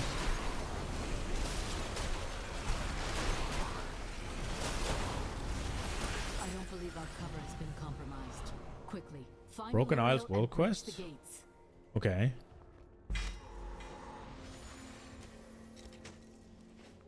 Dude, it's such a pet peeve for me that they're like, oh, it's a 740 group because I want to get my ass boosted. Fuck you. And this guy is not either, or... Oh, he is. How did he get one shot?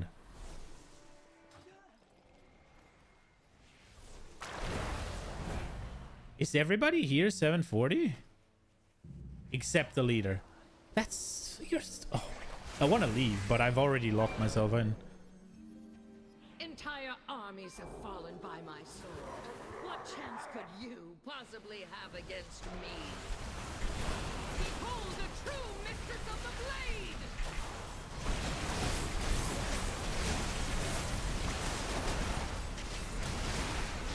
Watch your footing! I'd hate inconceivable. I am...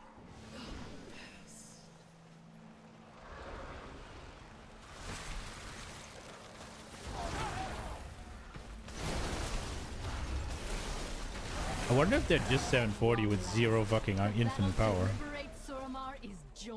They almost have to be, right? Like, you're doing this little dam. The gates are breached. Sorry we couldn't join you sooner, but we had a bit of a mess to clean up out front. Alces are fortifying our position here. Thalysra, your guidance has been invaluable to our champion so far. They'll rely upon your wisdom in the battle. The people of Suramar will be heroes of that we can never forget.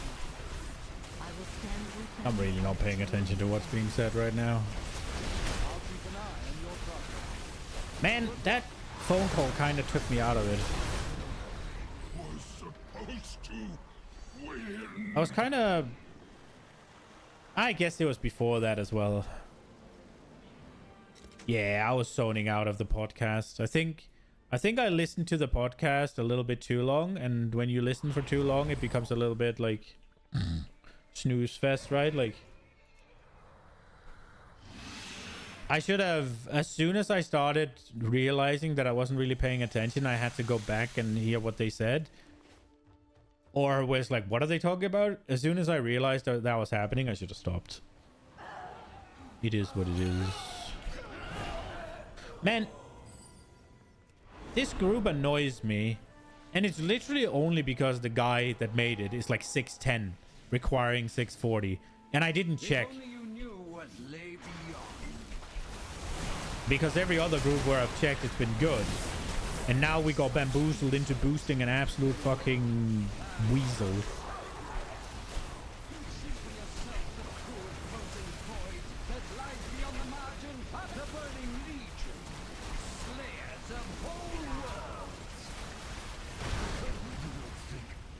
The future will be so easy. Do we have that? It's the warrior one, right? That's a really bad tier.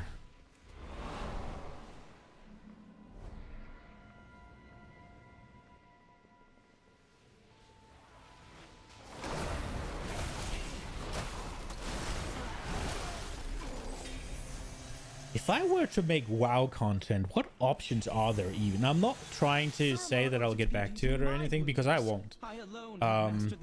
The only way I'd get back into WoW is if I can find a cutting edge guild that raids like 2 times a week. That gets cutting edge in like 2-3-ish months, not more than that at least. And like I said, 2 times a week. Obviously, I also have to be good enough for that. And they also raid daytimes. Oh, I'm fucking... Oh, whoa, whoa, whoa, whoa. Why am I dying?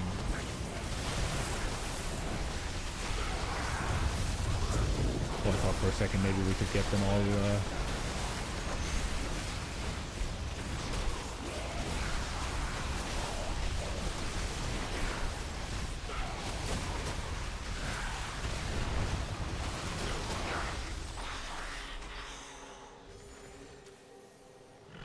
It's the legs. I just need the cloak and then I have the entire set. So the palace gardener turned himself into a plant? Okay, so what was I saying? Oh yeah, WoW content. If I were to make WoW content, what would be an option? So obviously you could be good at the game. And you could do your raid PoE. You could do your dungeon runs. I just don't understand who watches that.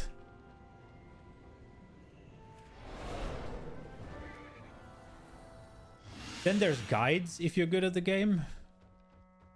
Do people watch guides anymore? Or do they read them on Wowhead? Do you even like read the guide? That I mean, people do. Obviously, people do. Let's not ask dumb questions, friends. Obviously, they consume guide content.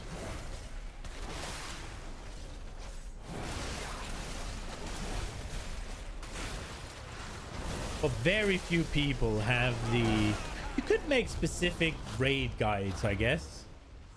For a class, like hold your cooldowns here, use your defensive here. I guess that could be a thing.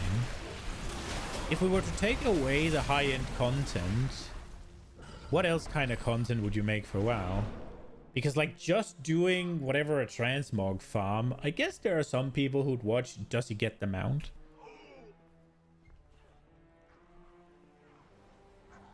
Like, so many parts of the game just doesn't seem to cater that well.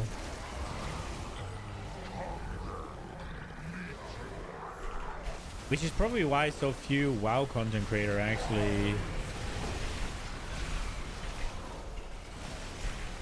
have a following at doing anything else.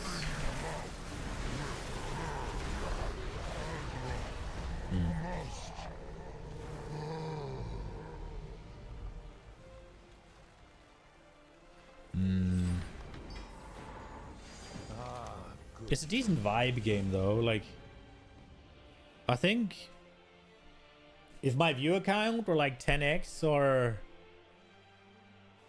whatever that was just here to chill, it would be like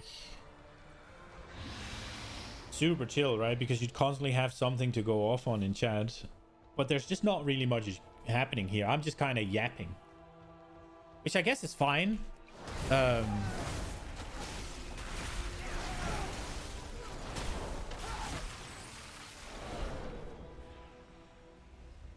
I am looking forward to getting back into some games with a little bit more meat and potatoes. Like, PoE announcement is tonight, so that's tomorrow's stream in its entirety is going to be going through that.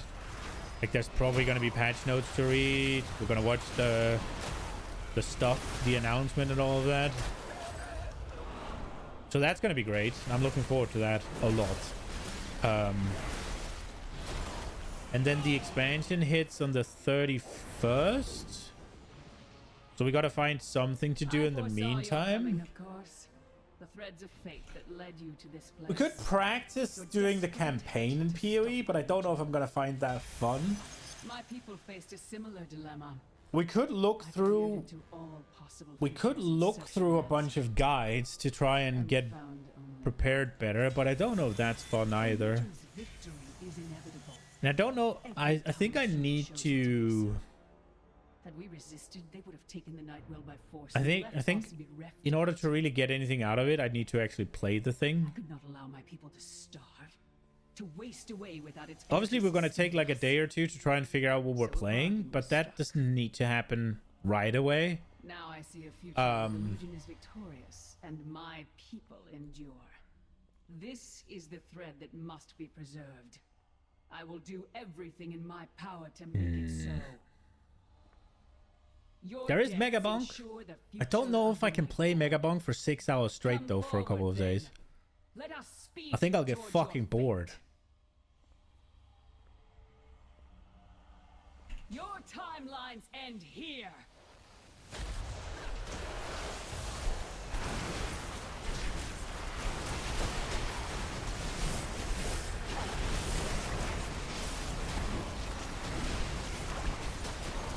I'm gonna be honest, I'm so tired that of the fact that I'm boosting this guy. I'm so incredibly salty.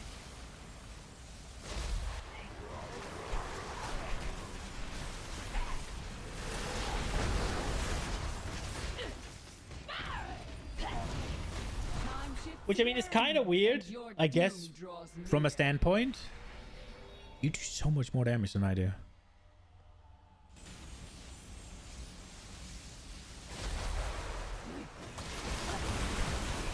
I think it's just a pet peeve, if I'm being honest. Well, it is. It is just a pet peeve. It's like, if you put a requirement up for a group that you don't fill yourself, you're a fucking dick.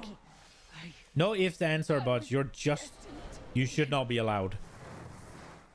Now, it's one thing to make a group and then just take the best applicants and you make a group that you have no business being in. That's one thing. I'm okay with that.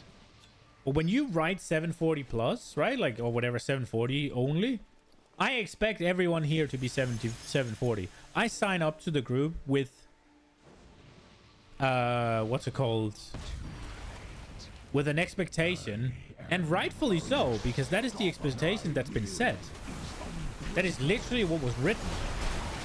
And when that is just deliberately like, yeah, I'm just being cheated, right? Like, it's just, I'm being tricked. I don't appreciate it. If we skip the demons?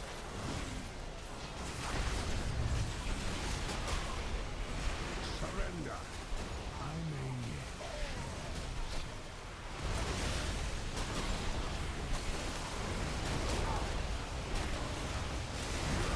Enough, Cool Daddy. I am darkness incarnate. It cannot end like this. I think his corpse should stay, even if Illidan's coming down. Pawn and presume to challenge its master. Such arrogance!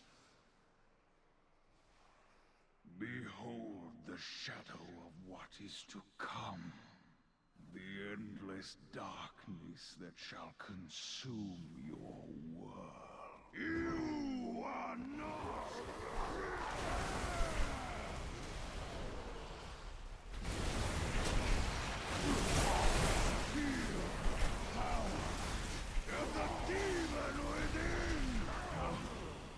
Boom.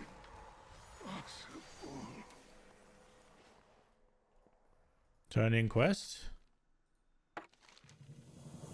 8 Kataka and transporting the Eye of Amanthul.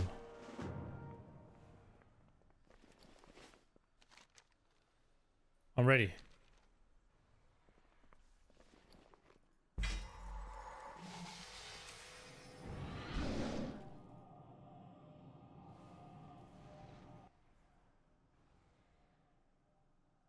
What are we doing? I never saw this.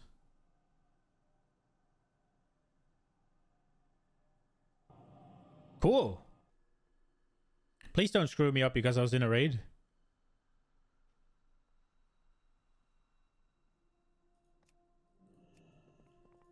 There remains much to be done. Pillars of creation.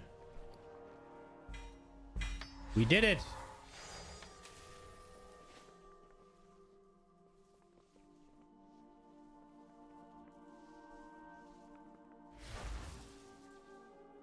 Oh? What's happening now? Nothing? That was cool.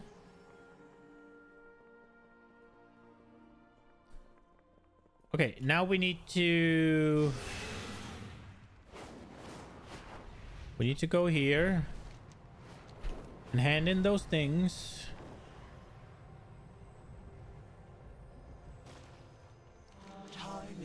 Well, hand in that thing. I guess there was only one.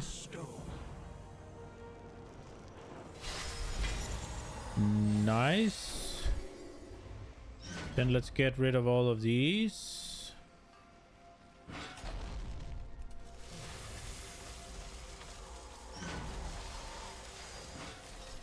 Do we get a point? Let's go. We got a point. And then we gotta go hand in a bunch of questicles. Are they all here? There's 3 here. I guess those are the ones. I would like to do heroic as well, but it's past end time for stream right now. Holy shit, my camera. Hello. Come on. Fuck. Focus. Are you kidding me? Stop.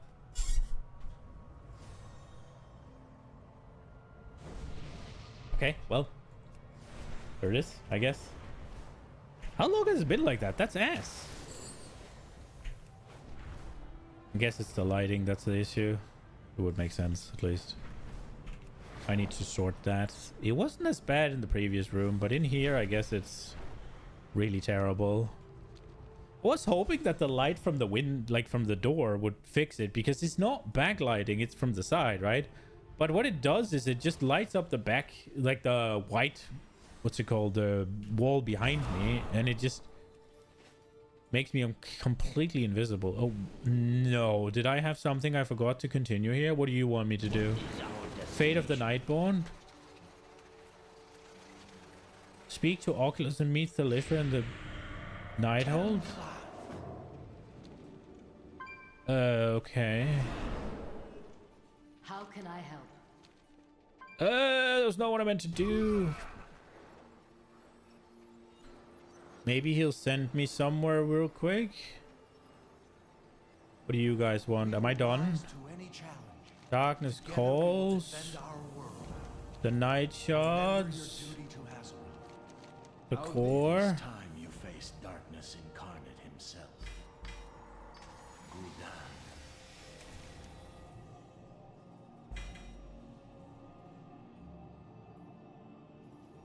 Unlocks the Soul Reapers and goes through and Herald. Okay. What do I need to do? There's only one place where we can tap into the power within the shards. The Lunar Crucible. Of course. But the entire stronghold is still crawling with Nightborn. Then I suppose we'll have to ask them to leave. Wait, what? I need to go to the Lunar Crucible. I'll secure the heart and meet you there. The Moon Guard should have the area secured when we arrive. Okay.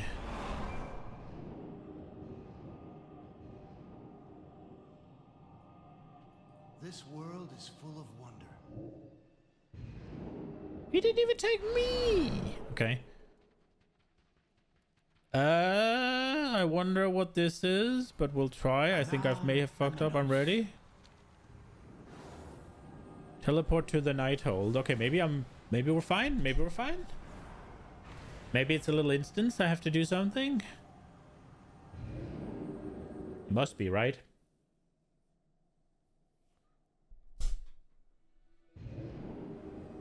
All right. The Nightwell. I thought I would never see it again. This is not okay. Is dying. Without the Eye of Amandur, the Nightwell has become unstable. We could stabilize it. We no longer need the Nightwell to sustain us, but we can still harness its power. Delisra, it is your call. This is dog shit. Why? Let it die. We must put the Nightwell behind us. We must take responsibility for our failings and repay our debt to the people of Azeroth.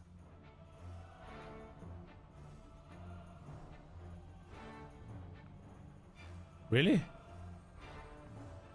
Let us begin. What news? Bro! Why?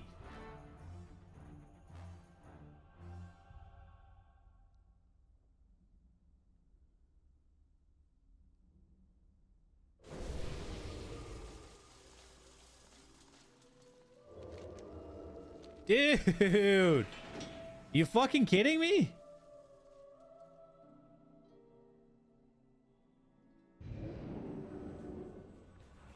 The Nightwell. I thought I would never see it again. Oh my fucking god. It is dying. Without the Eye of Amandur, the Nightwell has become unstable. We could stabilize it. We no longer need the Nightwell to sustain us, but we can still harness its power.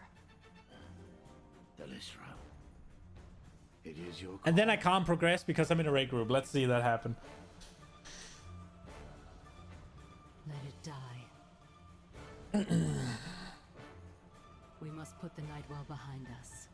We must take responsibility for our failings and repay our debt to the people of Azeroth.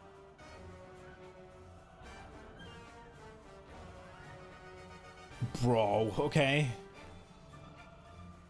Now what? Stands with you. I get the mana save. I already did that though. Guide your steps. Magic surrounds us. Are we done? I think we're done. There we go. Okay. And then I need to travel to the Lunar Crucible. I wanna finish off these things. I wanna get it done. Bro, didn't you see that everything was gone? So I need to go to the Lunar something.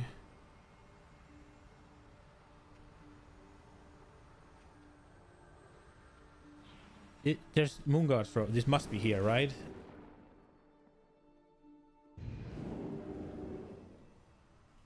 No? Oh, it's close.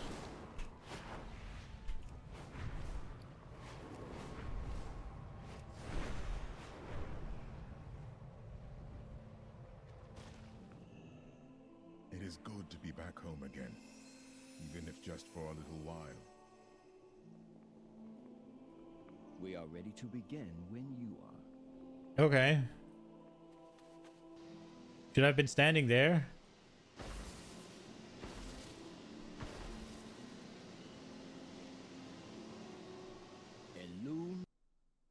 No thank you to bots. Ishnu Tala Galdorai. Anarendal Rakon Belora. Alun Orin Torel.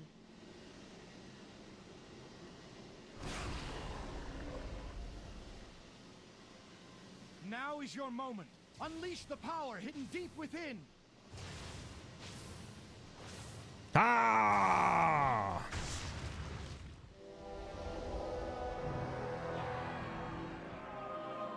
Yay, unlocked things I've already unlocked. Or maybe I haven't actually for the DK. It worked. It really worked. We will rise to any challenge.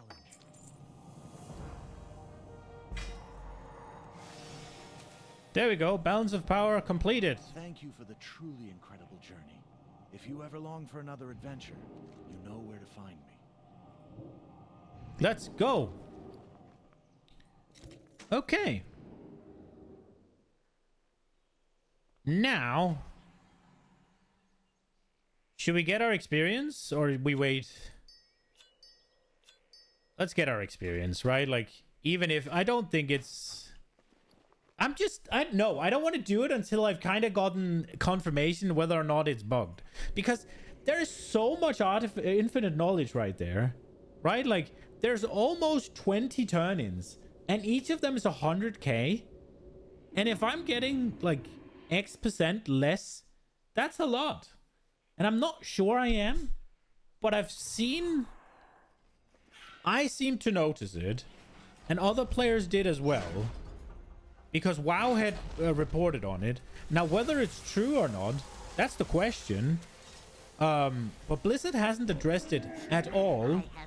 And Wowhead hasn't addressed it either, that it should be fixed. So until that happens, I don't want to spend these. Maybe I'm cooked, but it's a lot of power.